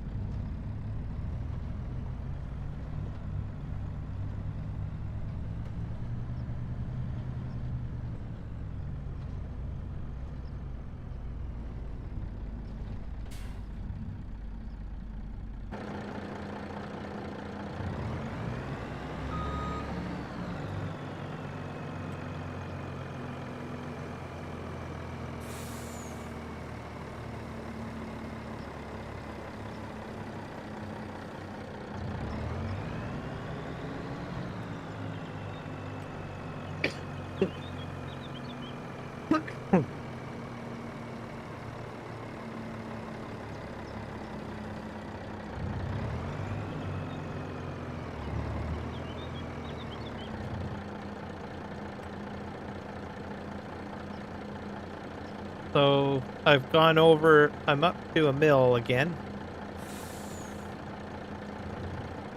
Million.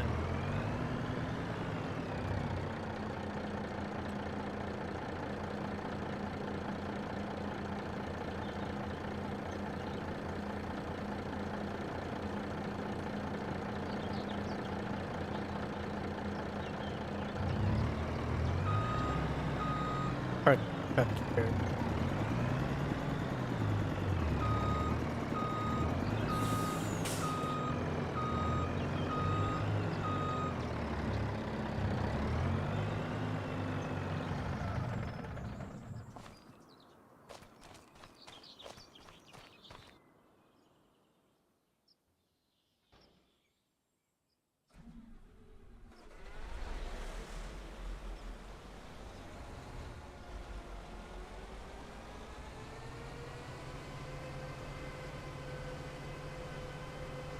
Night harvesting.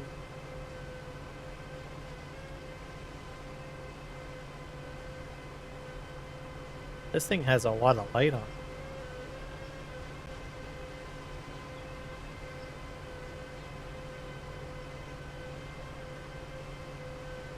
No point.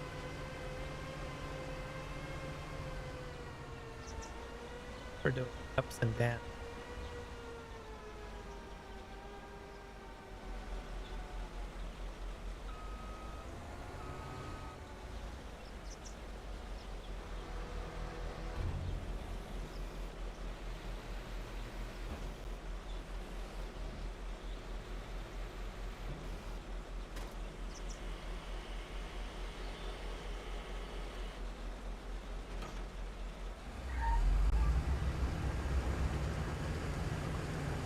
Off we go.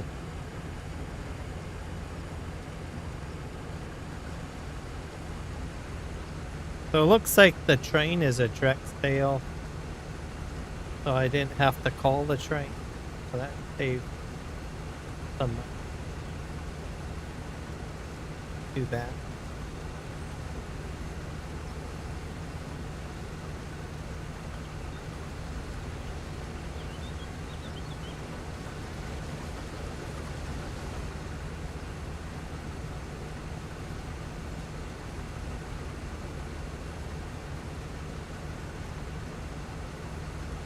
Definitely glad that I got a harvester that can hold a lot. If I had a small harvester, I'd probably run into a problem. It would take forever.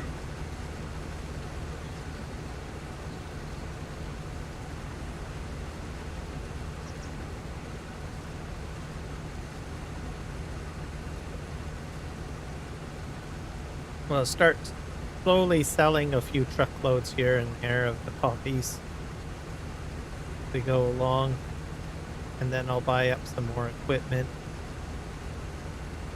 I should be able to get hopefully another tractor and 2 windrowers. Oh, probably horseplay to up the windrowing field, I guess. Probably. Oh, I probably need a 3rd track and a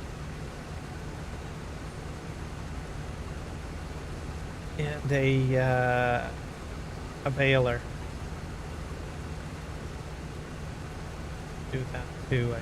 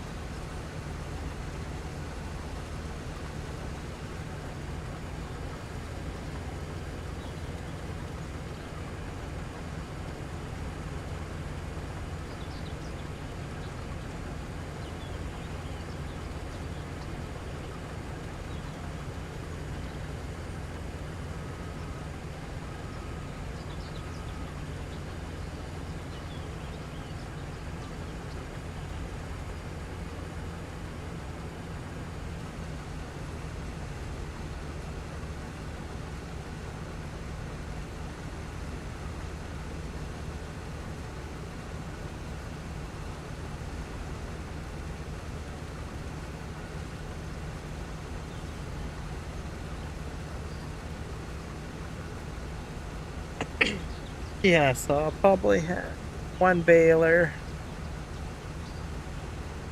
Yeah. I'll have to make sure I enable that one mod, because I thought I had enabled it, but I think I launched up the game too quickly. Or the map, I mean.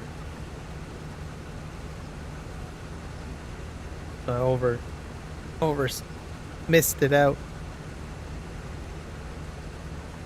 Thank you very much, Kiwi. And here, fantastic. Appreciate it. Yes, guys, you guys should probably hit the like button, please, on the live stream, and subscribe if you're new as well. Want to help the channel grow.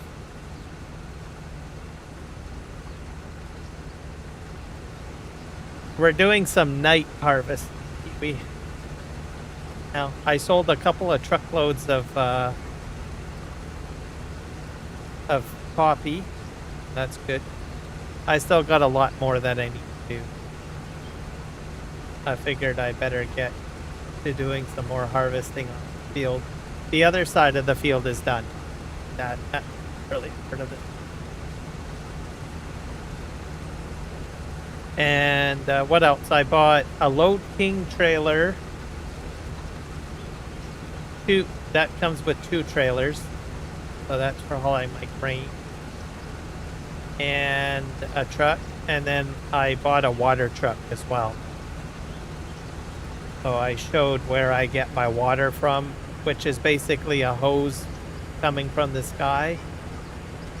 There's a pump system with the hose being draped upwards, suspended. My special harvest as well? Oh, perfect. Thank you. You saw it, right? Did you laugh? Yes, check out my, guys, I gotta mention that I have a short video. Check out the short videos too. Got special crops for people. Check out.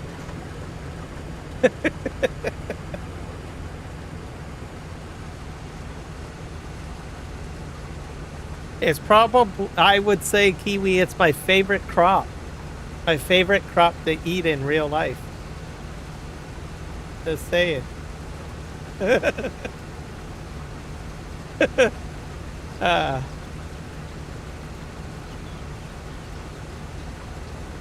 I probably had a lot of people fooled by that, by the way. People are gonna have to check it out.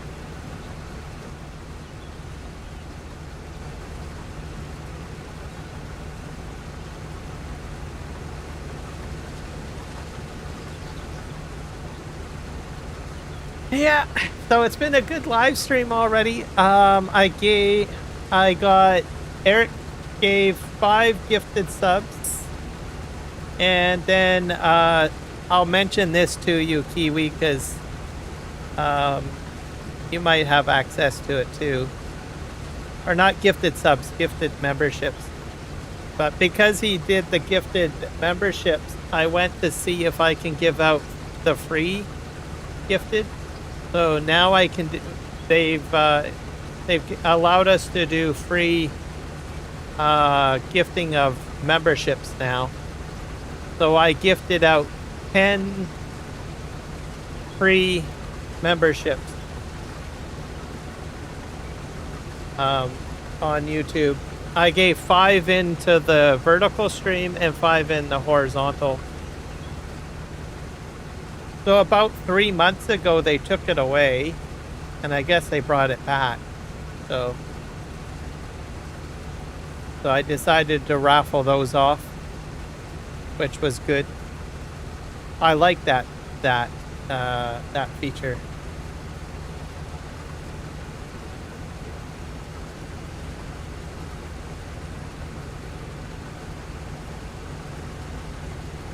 I talked about it a lot, but then I stopped talking about it because I noticed that they got rid of it. And I thought, well, maybe they've done it permanently, so it's never coming back. So that's why I never talked about it. It's a feature for YouTube content creators. And you can gift out memberships. You get about, I think, 10 of them a month. So I gifted them out. I don't know if they're available everywhere. But when you're on a live stream, all that you do is you click on the dollar icon. So you would have to do that. And then you go to membership. And it'll say free memberships. And you get about 10 of them. So you could try it out. You get 10 of them a month. So I'm going to start doing that every month. So probably July 8th is the next time I'll be able to do the next batch, I guess.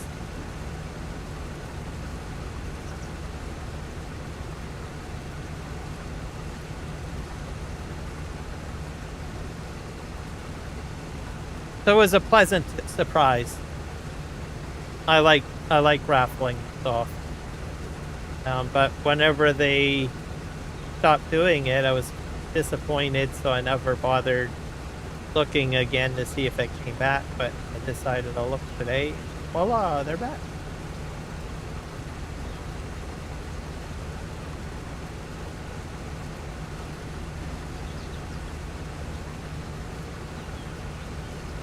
Okay, this is almost full.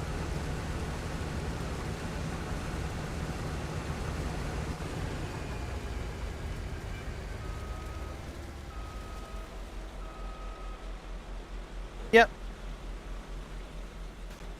It's a good surprise for people. Like Jacob was surprised. So when he found out that he got a sub, I don't know if it was from me or from Eric's gifted membership. But anyways, people like getting them. It's a nice surprise.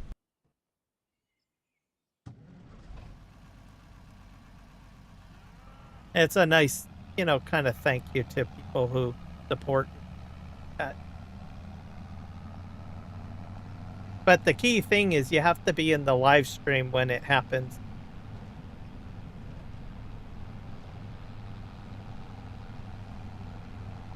That's the key thing. You got to remember to tell people that. You got to show up to get it.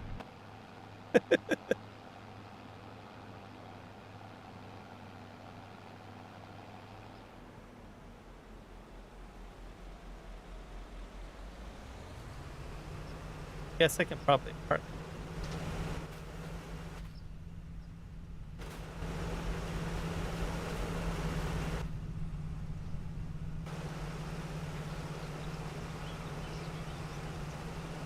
And then I fixed my beam tracker again. So I had to switch USB port. So I honestly don't understand that. Honestly. Don't understand. So I plugged it into now a USB power hub, which I know I've had it in it before. So I'm like, well, am I going to have to put it into the back of my computer like later on? Potentially. So I'm confused on that. Don't know. Like insane.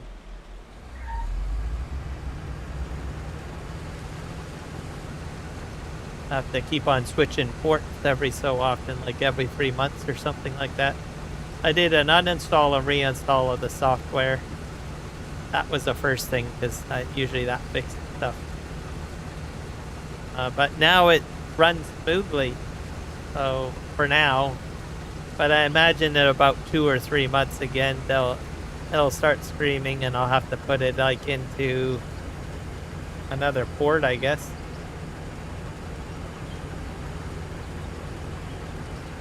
It's like musical chairs. There's no consistency with it.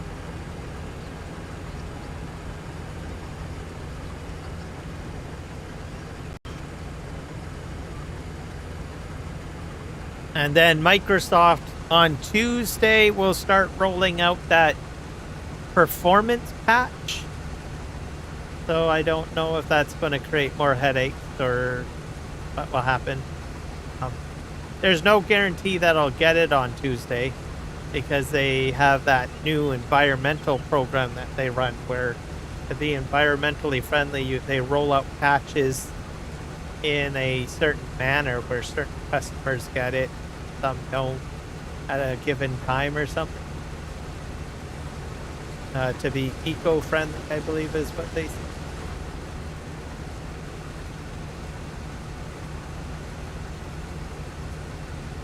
So we'll see. Windows 11 patch. We'll see if I survive it, or if it'll break. I'm gonna lean something for me is gonna break. Something's gonna go. Hopefully it won't be so bad, but we'll have to see, I guess. But I do think it's needed, because I noticed that applications do load a little slower. And also Windows doesn't load as quickly, which I find is puzzling. So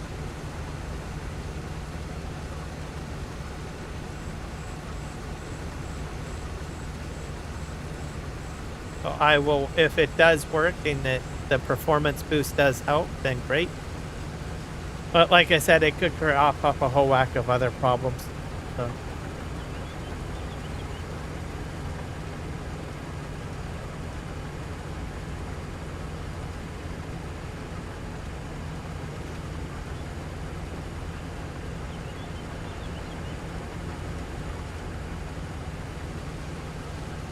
And I looked at the Sky Pack a bit.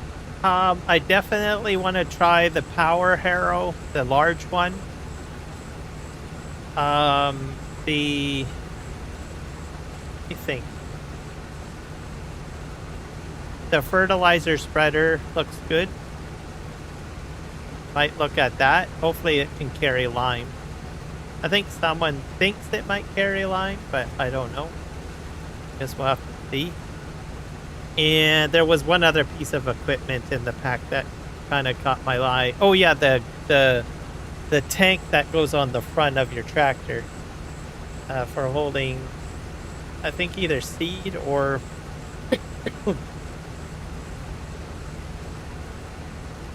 or fertilizer.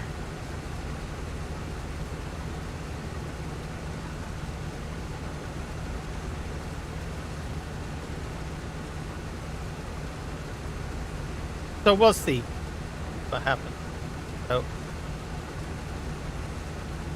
And I think in the last last hour or so, I think Giants released the teaser video. I think I'll watch it right now. So I can it. I'll bring it up on the screen.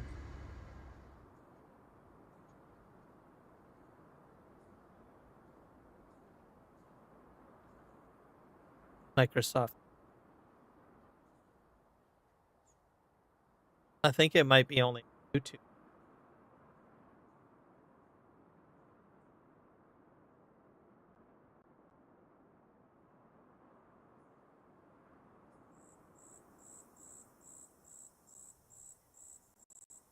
Yeah, here we go. Or is that was 5 days ago? Why am I getting go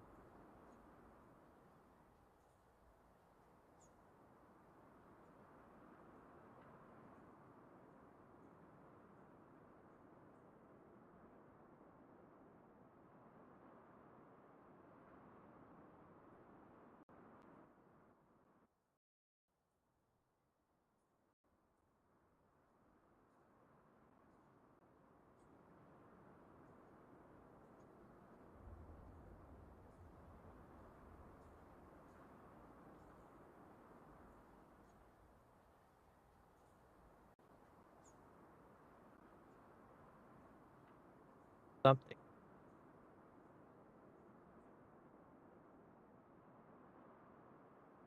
Or is this? No, this is that. I thought that was another 5 days.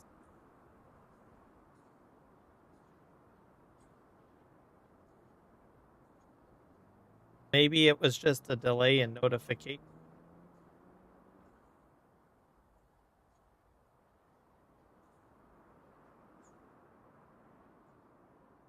How in sequence second thing.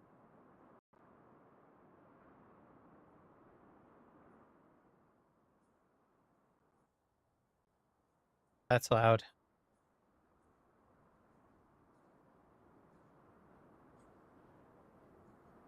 For Verlin.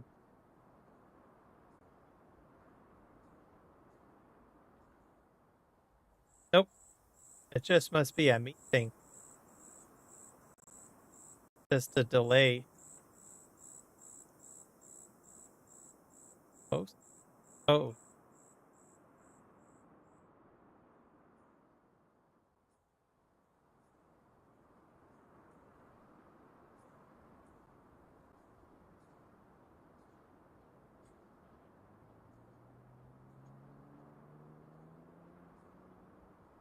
Amazon.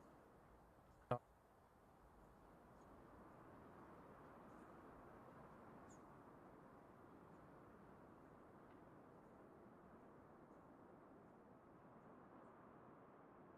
this is probably popped up then.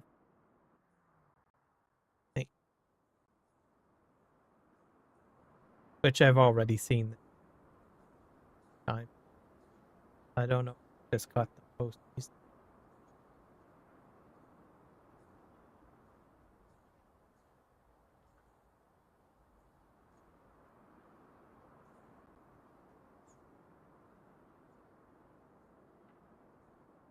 Determine see what is on.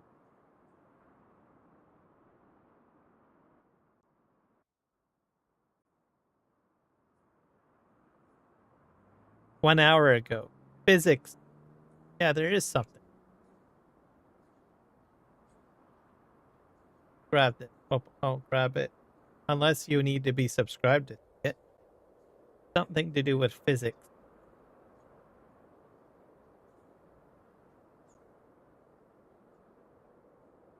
This is new. It came out just like an hour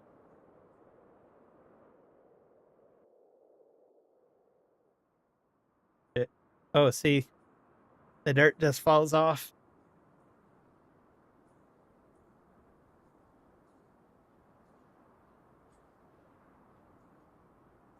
That's the new teaser video.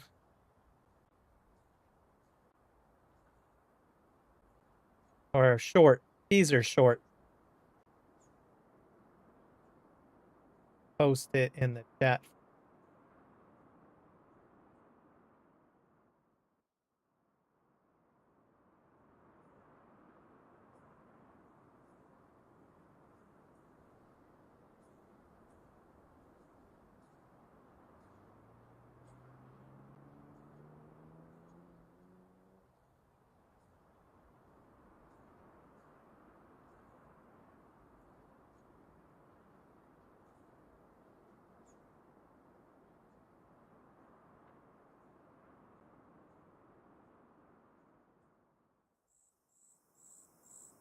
Which ticket?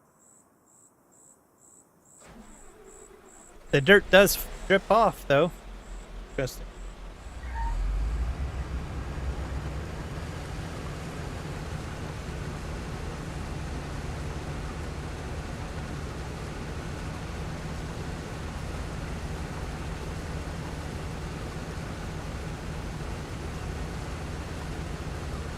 So the physics, I think, will be the main selling point.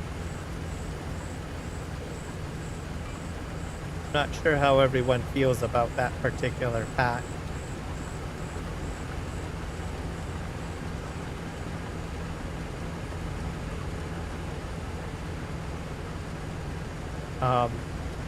The equipment looks great, but there is a lot of small equipment in there. I am more of a large equipment type person, but there is a couple of pieces in there at least that seem that I might use. Like I said, I'm interested in the power harrow, and I am also interested in the fertilizer spreader, the large one, and then the seed tank. Mind you, we already have a seed tank, lots of seed tank for the front, but still all right.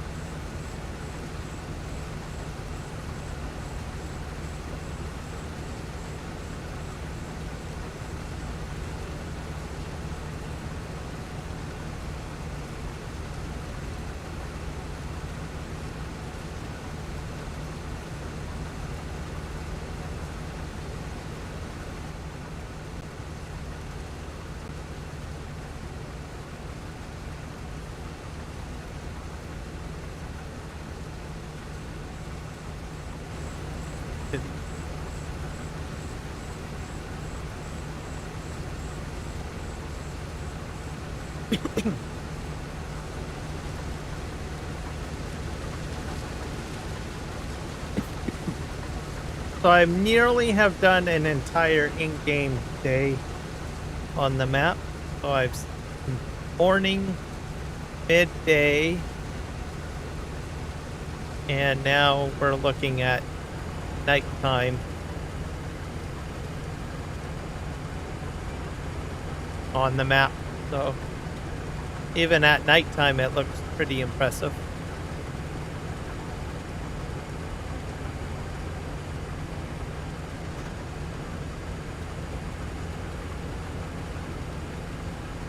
I've also got like destruction turned on. So I'm wondering if I'll ever get like a tornado through here. If I'm not mistaken, I think there was actually some tornadoes. Did Manitoba get tornadoes this week? I think.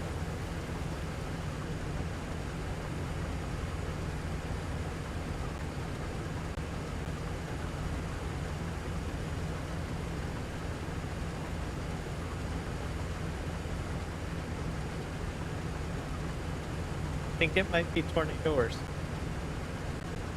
Might have been Saskatchewan. Yeah, 4 days ago. Here we go.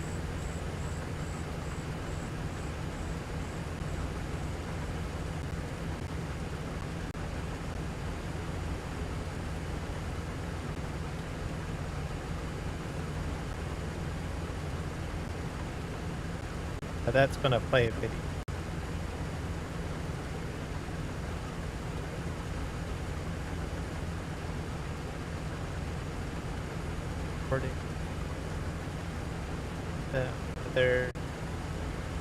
Western thunder tornado. See, here we go. Yeah, southwest. Oh, golly, southwestern Manitoba. That's where I'm playing right now. Go figure. Under tornado watch. See, as multiple thunderstorms expected to develop rapidly in prairies. People in West Manitoba are being told to take precautions with multiple thunderstorms expected to roll through the prairies Saturday evening. So that was yesterday, basically, because today's Sunday. A thunderstorm capable of making hail the size of loonies, which is a oversized coin. Probably about maybe an inch diameter.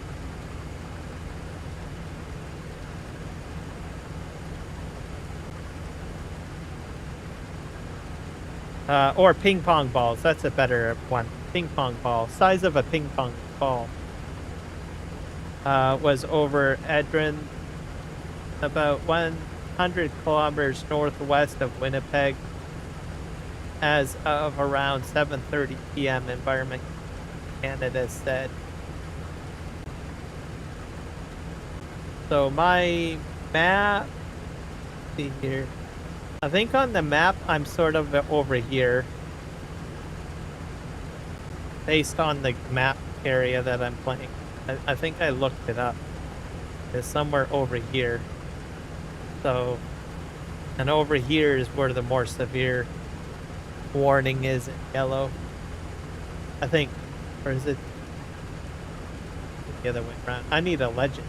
I don't give you a legend.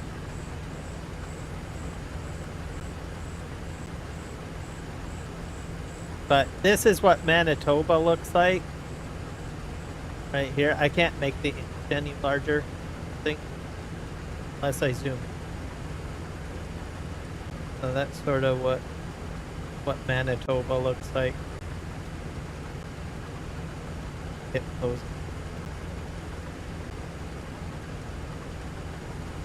So very flat, very remote. Okay. This would be like considered a highway way. And then you'll get side dirt roads like what I'm driving on to get to the farm.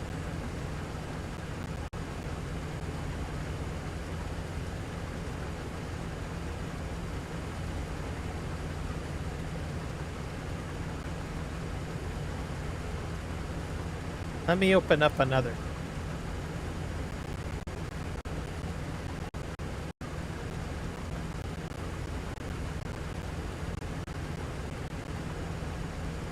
Crazy.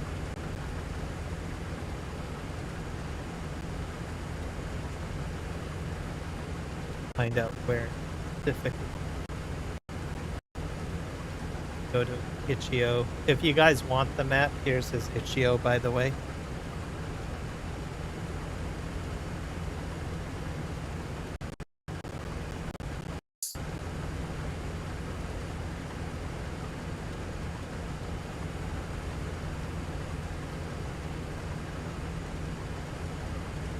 I think he mentions where it is.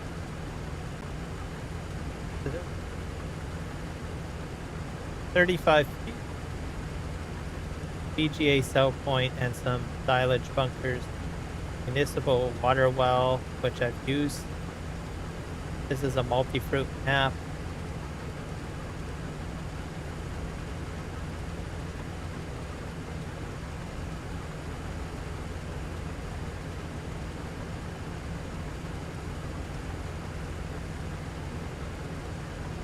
Enjoy at your leisure. Please feel free to respond to any feedback. That is open to the public, but please note, not own or author some of that integrated mod. I thought it would tell us where it was.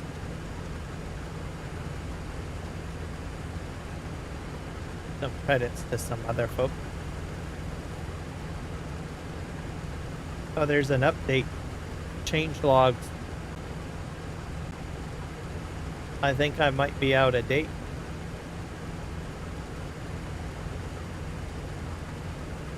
added Manitoba license plate. Fixed trees at gate near field 17. Fixed L10N and player trigger at grain dryer. Oh, there's a built-in grain dryer? Ah. Oh, that. I installed the grain dryer.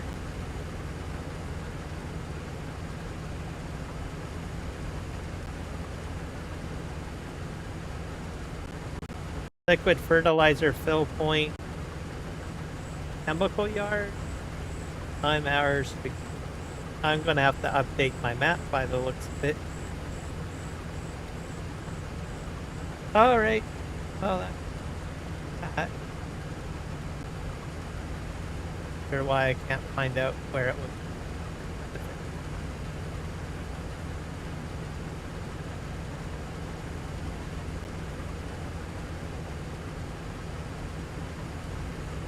I'll have to update my map, I guess.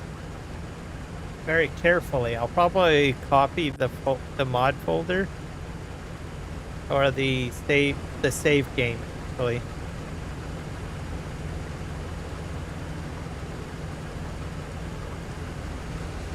But there you go. So this is like tornado country, so it would be interesting if a tornado actually, I guess they don't call them tornadoes in the game, they call them what?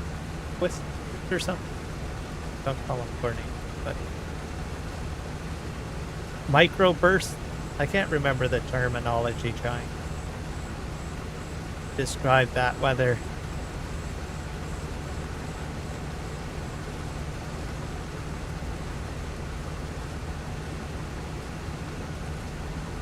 But yeah, so this past week they had thunderstorms and they had tornadoes.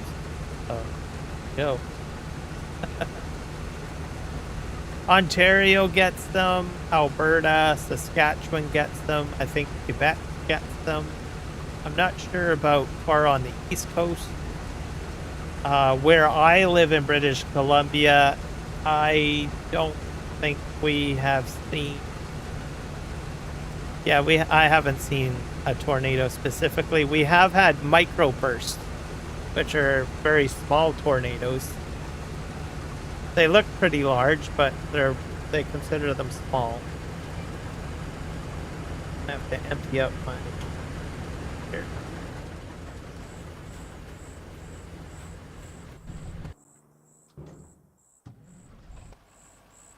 But yeah.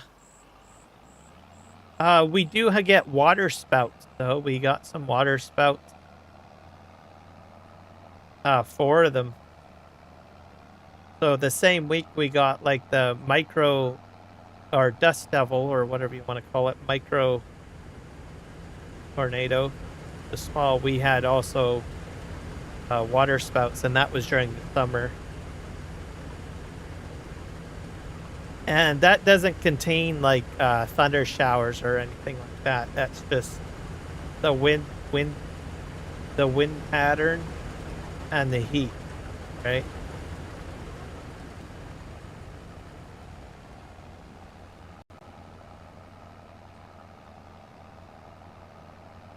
I think I got to move my truck, don't I? Yep. I'll just back it up.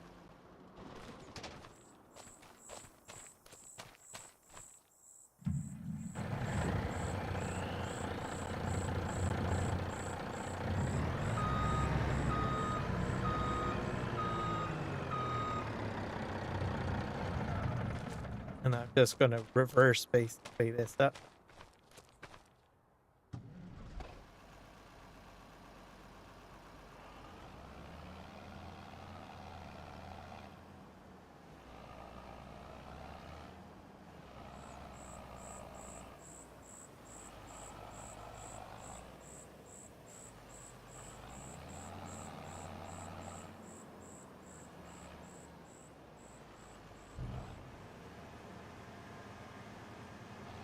Oops.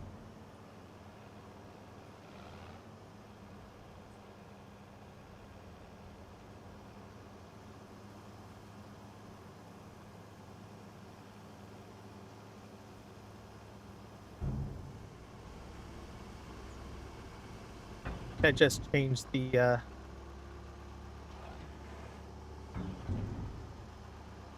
change is it Z side bat. Hit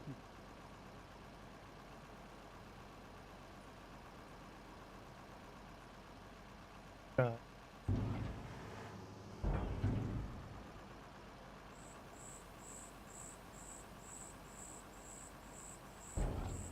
there we go. You can use the grain door as well.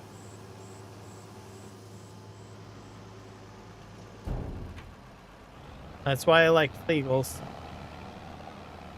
And this one is not base game. It's a Flegel pack. Usually the trailers are about half the size of this, I guess. Sorta. Yeah. Half the size.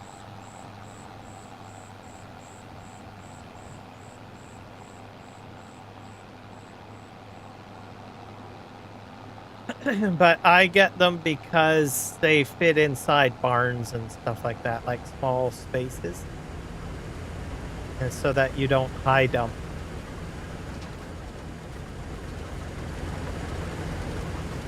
And me, I think for the most part, hide dumping factor on your own. But if you want to get into auto drive and stuff like that, it becomes a big mess. Big mess. So that's why I just simply go with legal. I do use auto drive. I don't use it all the time, but it's something that's available. And so if I'm going to automate filling the barn or something like that, right? I don't want to have my trailer go way up in the air because the AI doesn't have the ability to compensate or fix itself very well, or it looks weird. Thing goes.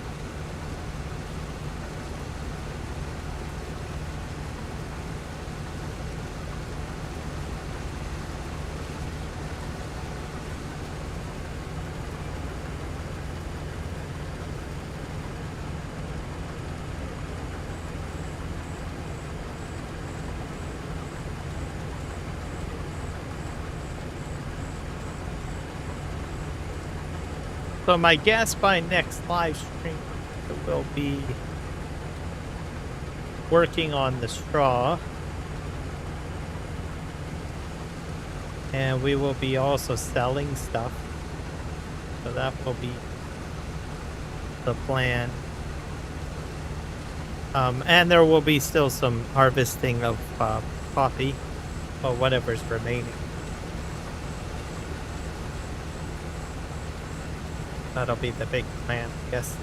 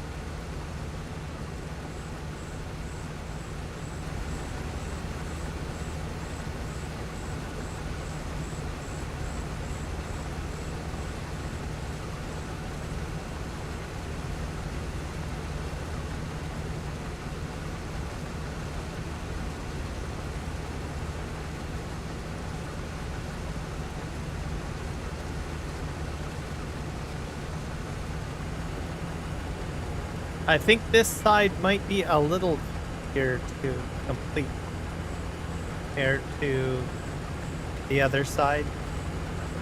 There are a few ponds on this side, but not as a lot of the ponds on the other side. I had to kind of do some extra work cutting the poppies down. But looks like we're on the right path so far. So.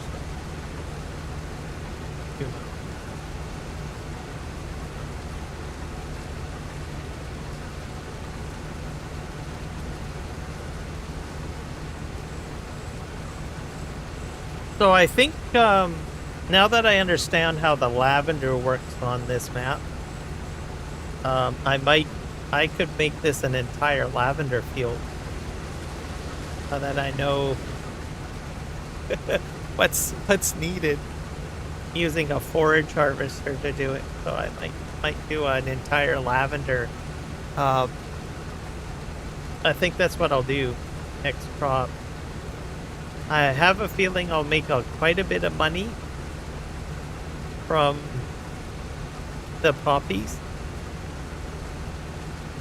So it'll be the next step to get a forage harvester and do that. And I want to try to get the drying going, the grain dryer. The map already has one, I guess, apparently, because we just found that out. So we will be doing that. I'll have to figure out where that is. So I'm excited now. I have some thoughts of what I want to do next.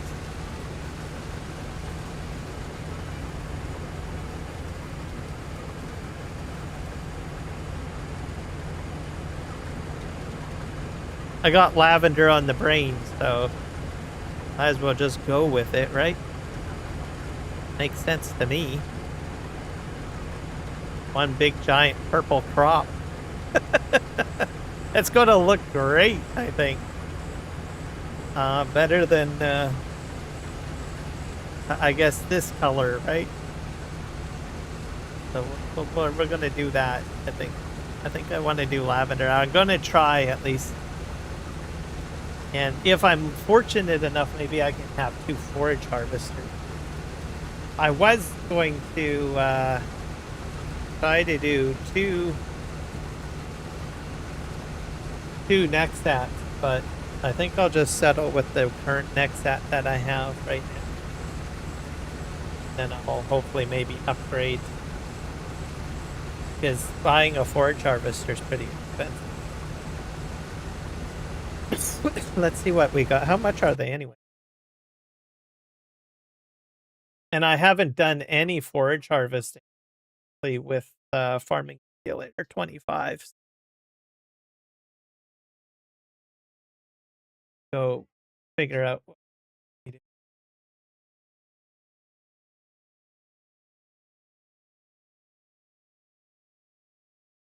And the straw will get sold, so I'll make money off of that. The heck are the harvest? At the top?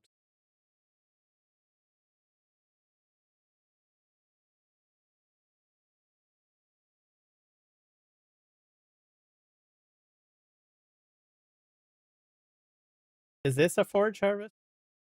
Oh, that's a forage harvest? Oh, yeah, it is. Got your cloths. That holds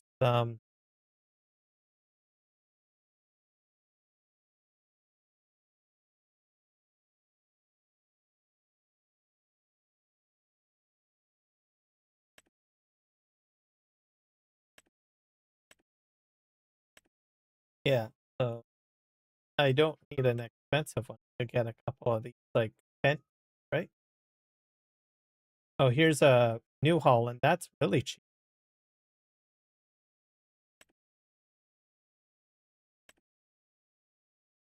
And they go at the same speed. This one's the most expensive. That holds more. It's the gas, how much fuel they can hold. I could buy a couple of these. Yeah, I could easily get a fleet of these going, right? That's pretty reasonably priced. Plus, I need to buy a planter and all of that too. So planting it costs.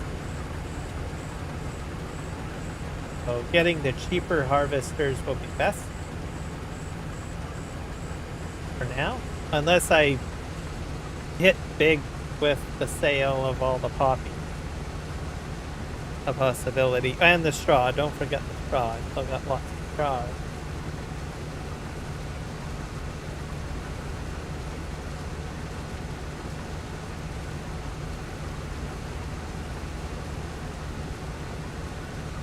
Yep, have a whole purple field. Purple haze, everybody.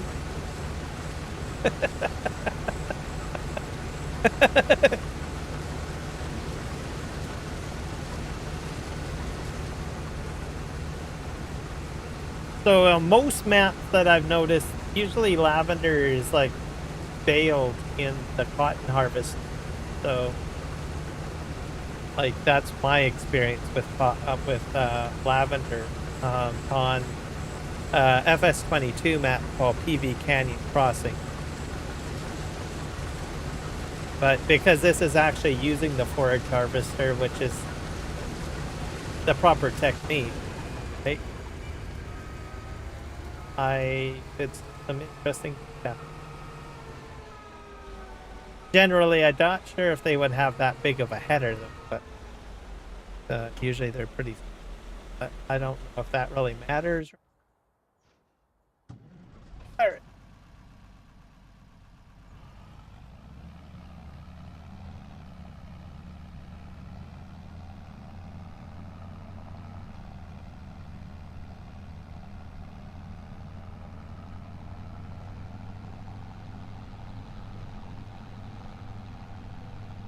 And I'll figure out about updating the map, I guess. So I will save the save game.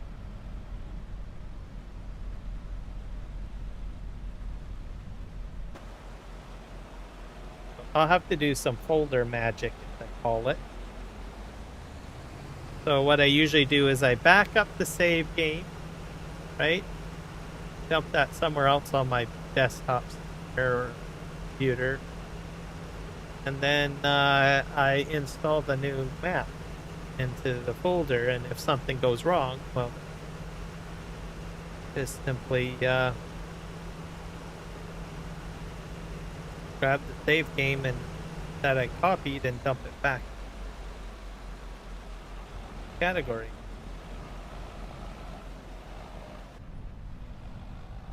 But now it's done on the PlayStation. Don't.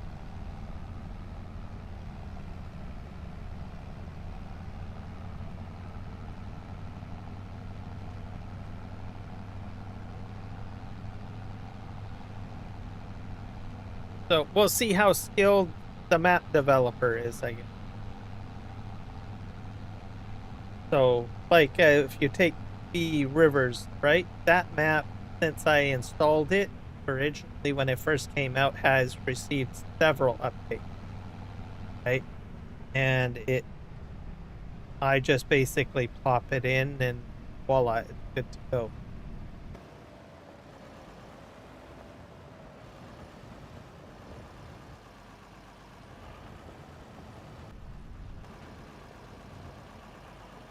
So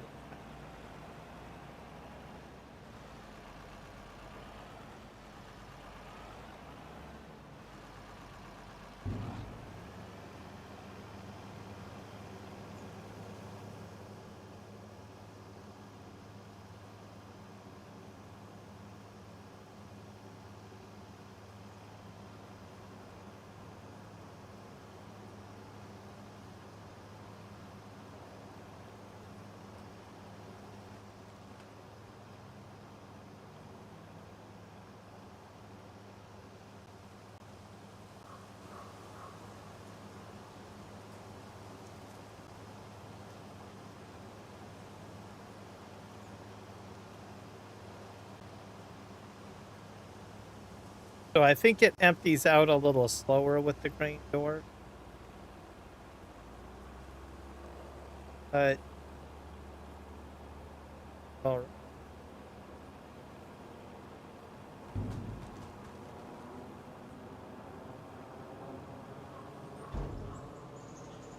Nope.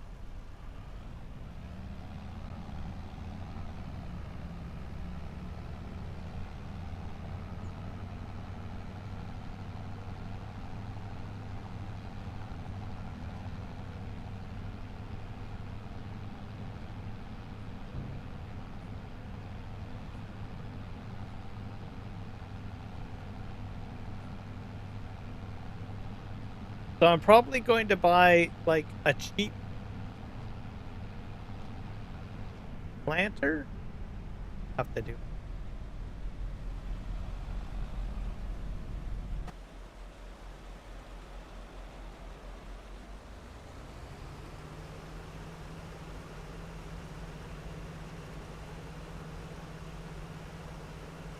Eventually, I do want to get like a large seed hawk and everything like that, but of course, that's big equipment, right?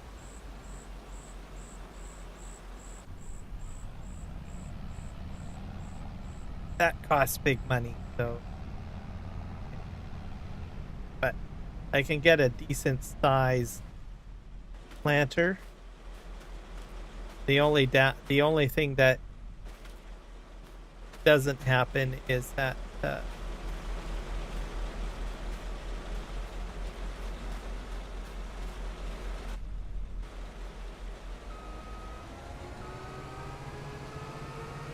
is the capacity. So I think the advantage of the Seed Hawk is that it's capable of holding a lot more seed.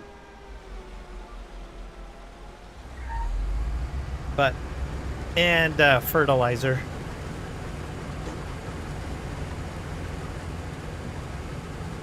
But I have a feeling it's pretty expensive. Let me get to the end. We'll take a look at the door. That's another thing that I haven't used yet.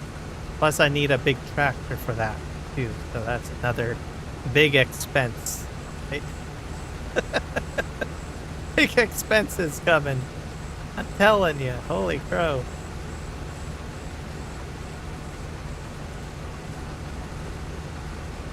What could I say, right? You know, I just don't know what to say on the matter.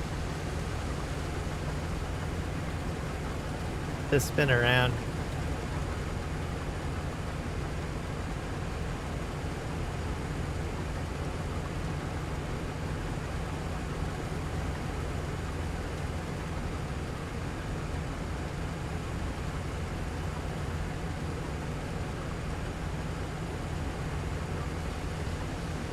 All right, now that we're on the straight and narrow and cruise control is active, let's see what we're dealing with here. That's a big planter. That's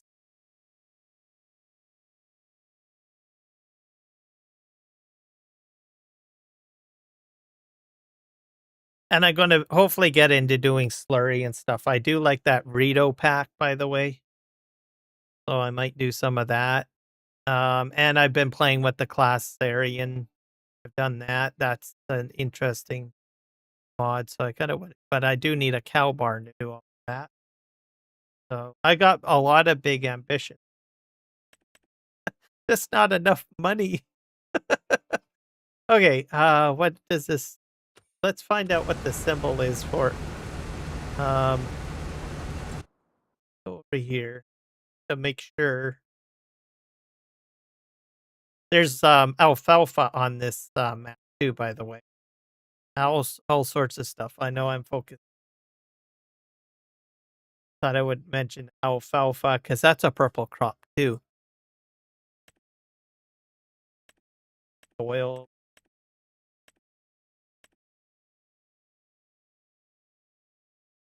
Alfalfa is this one.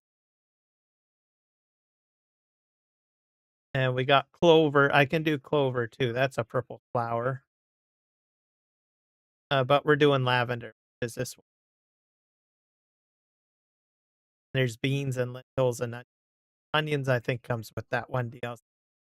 And giant bacanthus. I don't know what that is. Never heard of bacanthus before. Oh, we're at the end of the row here.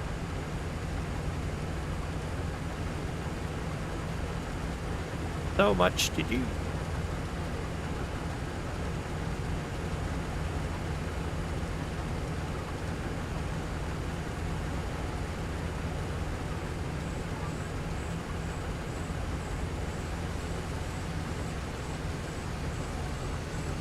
Okay, back to the store we go. Okay. I think that's the symbol.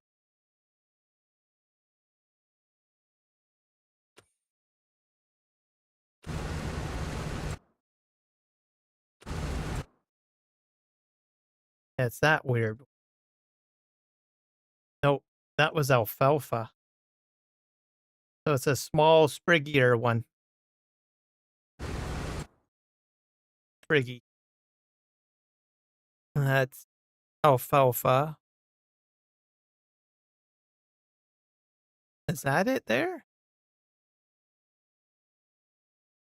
Come on, just swing over here. It might be this one here. I don't know what that one is. That's like a rice, isn't it? Yeah, let's look at cedars. What are we in right now? This is cedar. Planters. I have a feeling it's a planter. Burrito pack. Yeah, it's a planter. Big pro till. That's really small. I don't want that one. So there's the horse. That's about 12 meters. We have the 18 meters. I might do the blue drive one for my initial purchase for the horse. I've got the jack though. That's massive. That one has a large storage capacity. How much is that? That's 7.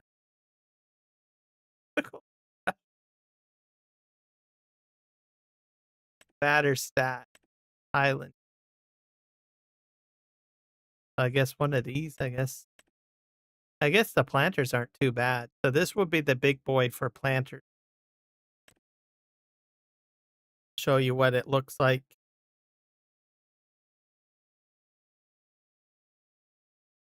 It comes with the tractor and the planter itself together in one unit. This is what you get when you buy. This, maybe I might use this. This one's reasonably priced, 700. So, and then you get the massive seed tank.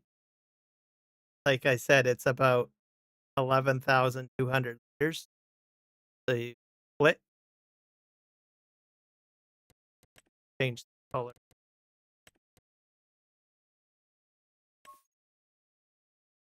I think you can. I hope.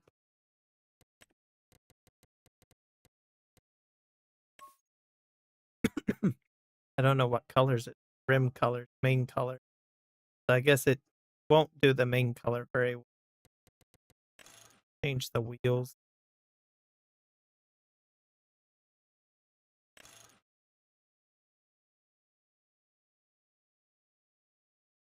Interesting. So that's an option. And then there's the battery stat. I bet you I'm off the edge. To check my machine. This one is 18 meters.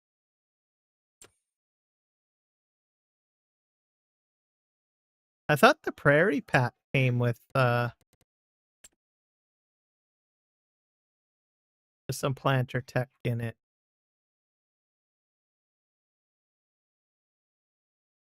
Yeah, plains and prairie. You got the Vaterstat. That's probably thinking. Oh, it's a seed. Yeah, seed hop tech. And then this is the planter that comes with it.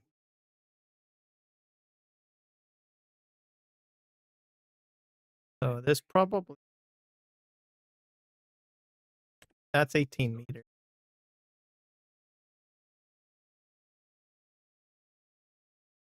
That holds 11K too. So that's the same as the Jatco.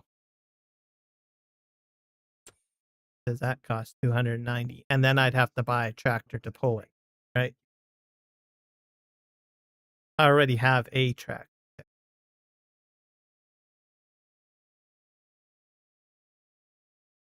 So yeah, this would be it. Great. Okay. There's a fence sprayer in here. And then eventually I'll want to get this for the big Roy for doing the seed hop pull. I'll have to get that. How long? That's 25 meters. So that would be the upgrade. I'm not sure what this does. This barley. So this is just a feeder. Yeah. All right. Well, at least I have an idea. But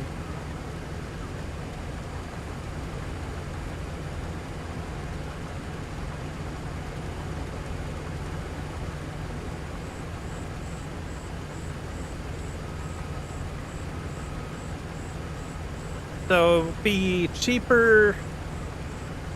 I'll get the plains and prairies Batterstad planter because I already have the tractor to do that, and then I'll plant lavender. Let me think here, and then I'll buy the cheap New Holland forage harvest. But I will do mow them down when they're ready for harvest.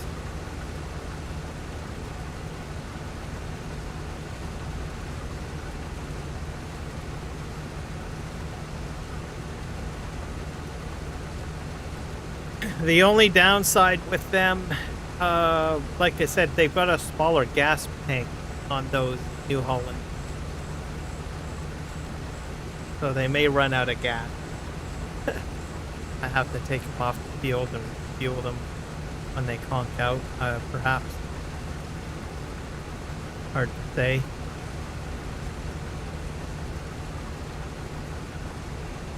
But it should be good fun, right?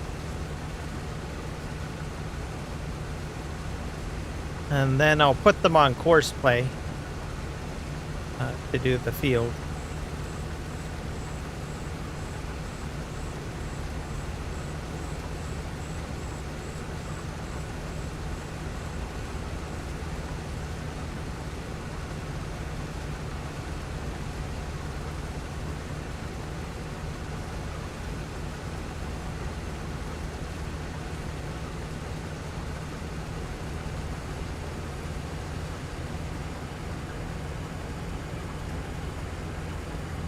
Just spin around here.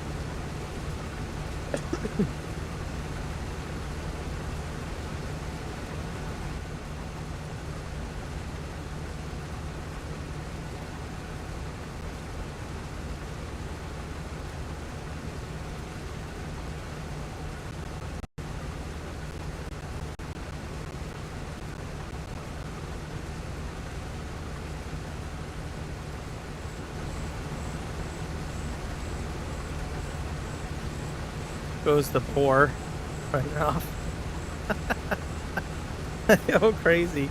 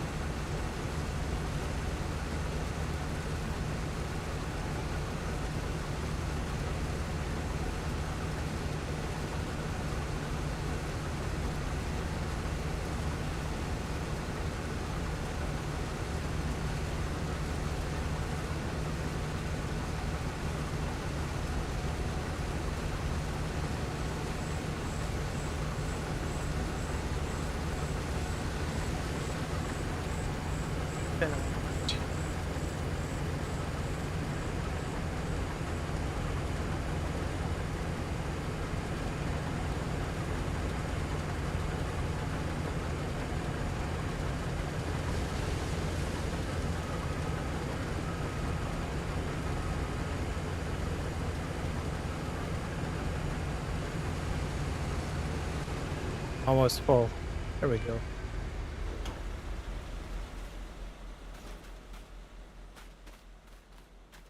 I keep on forgetting that I could just tap.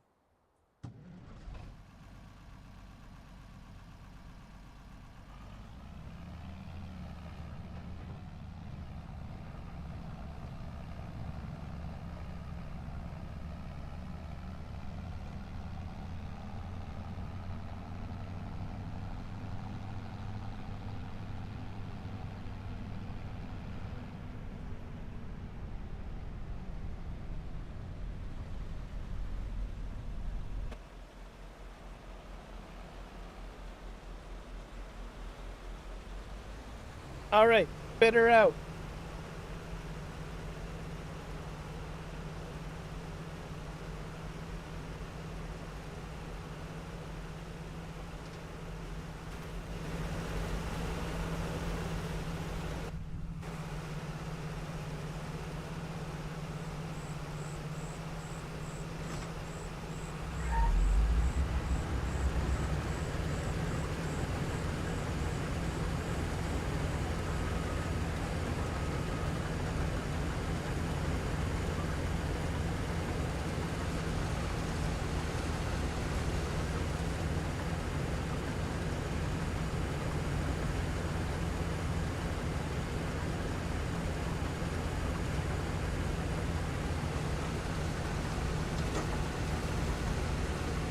Off we go.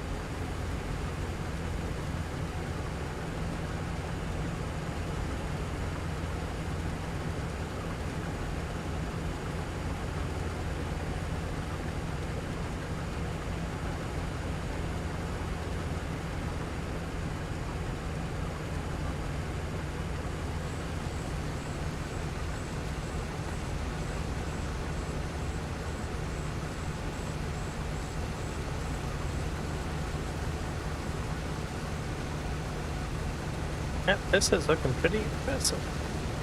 I wonder if it stays just this dark throughout the night. It might get a little darker um, with more clouds, maybe.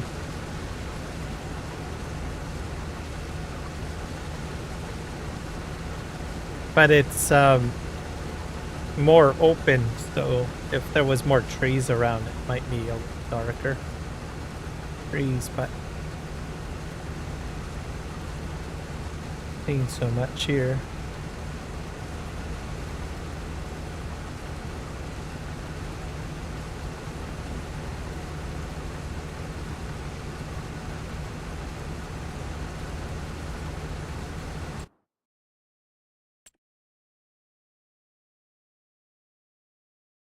Their tractor.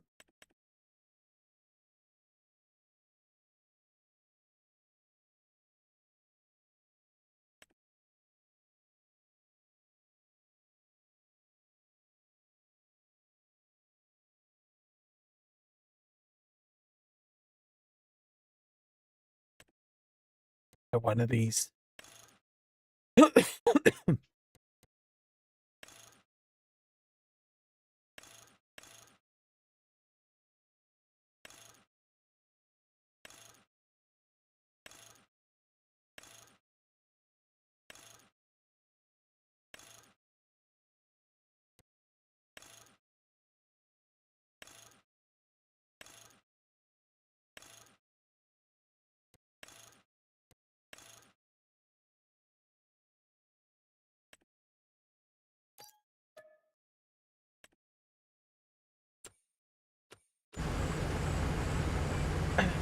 The end of the row.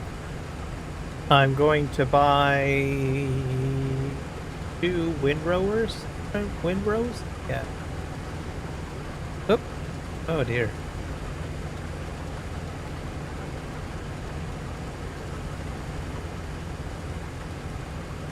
I went into the water.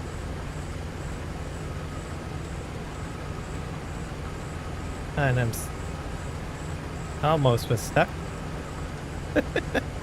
Crazy.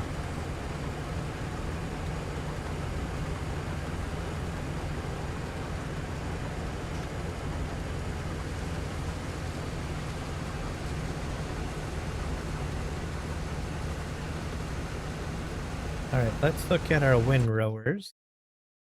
2.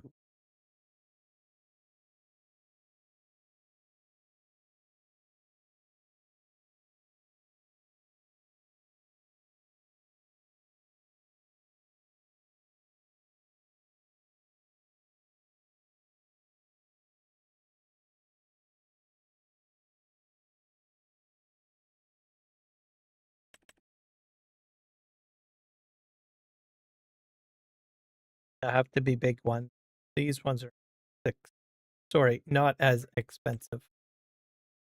14.7. 15. I would sooner go with the cloths.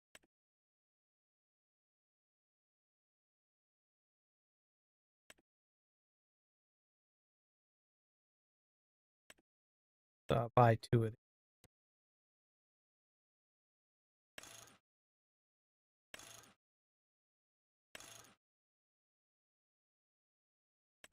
Uh,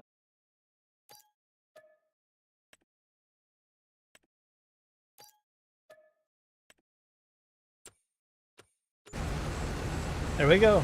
We're all set. So available for windrow.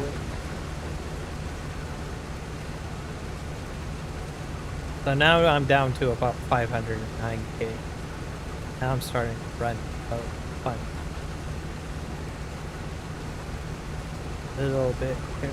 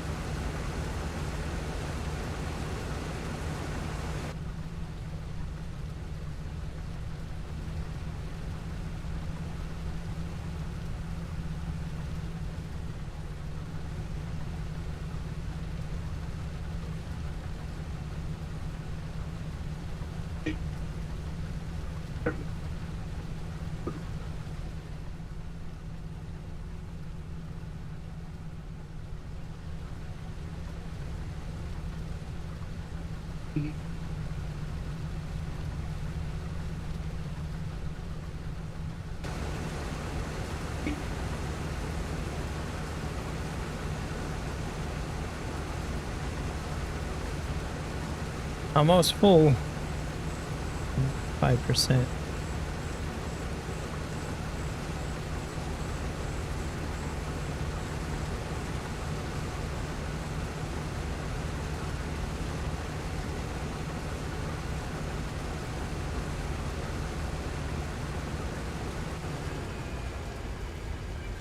All right, let's back up.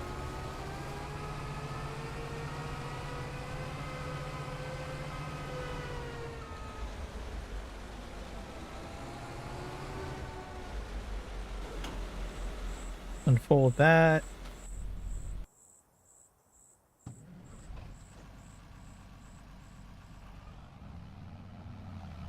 Have to empty this first because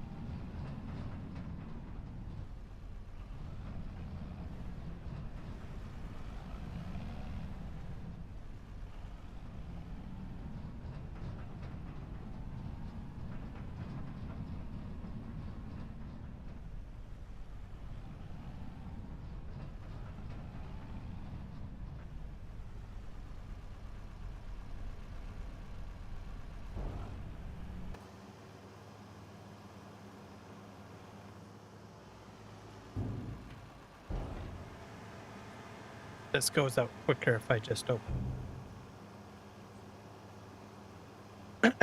Or sorry, the main door instead of the door.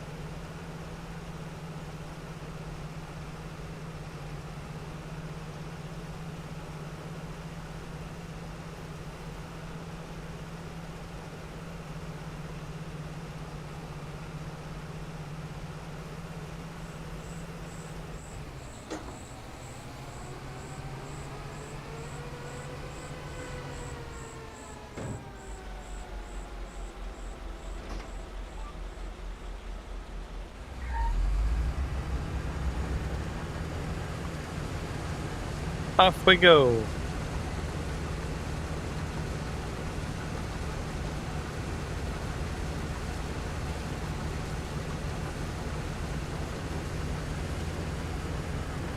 Like we've hit the end here. I don't do. Wonder if I should just circle around this.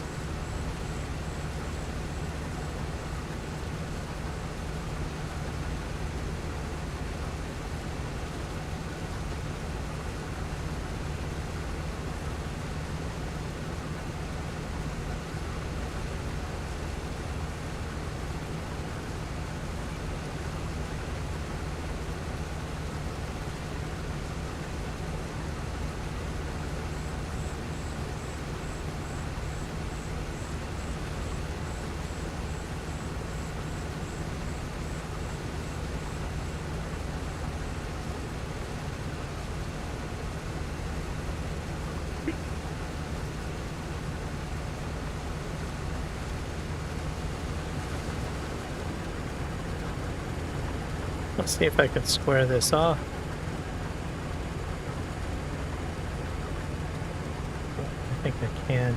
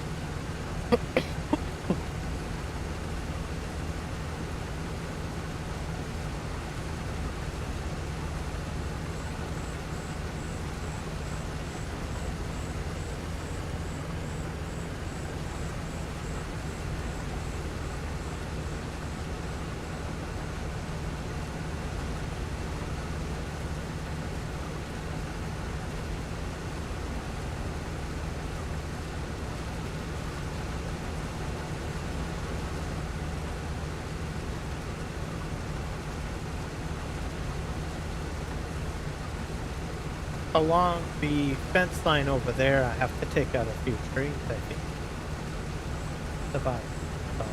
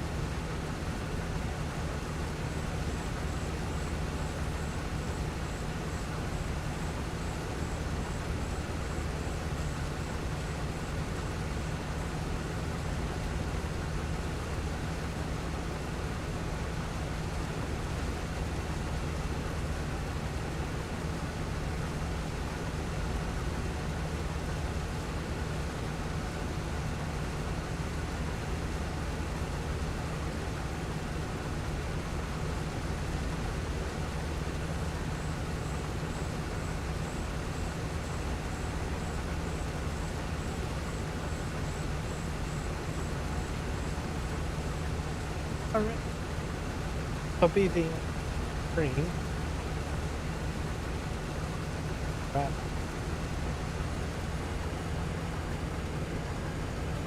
Oh, good. So next episode or next Sunday, probably finish up the rest of the poppies. We will be doing probably more poppy sales, and I've already purchased 2 windrowers, an additional tractor. Yeah, and what's left to purchase is I'll still need to buy a baler. Yeah, baler or go with pickup wagon to sort that out. Get all the straw off the ground. We'll go into planting, which will be the Vaderstad planter, which is 18 meters long from the prairie pack. So I think that's what we're doing. And we will be planting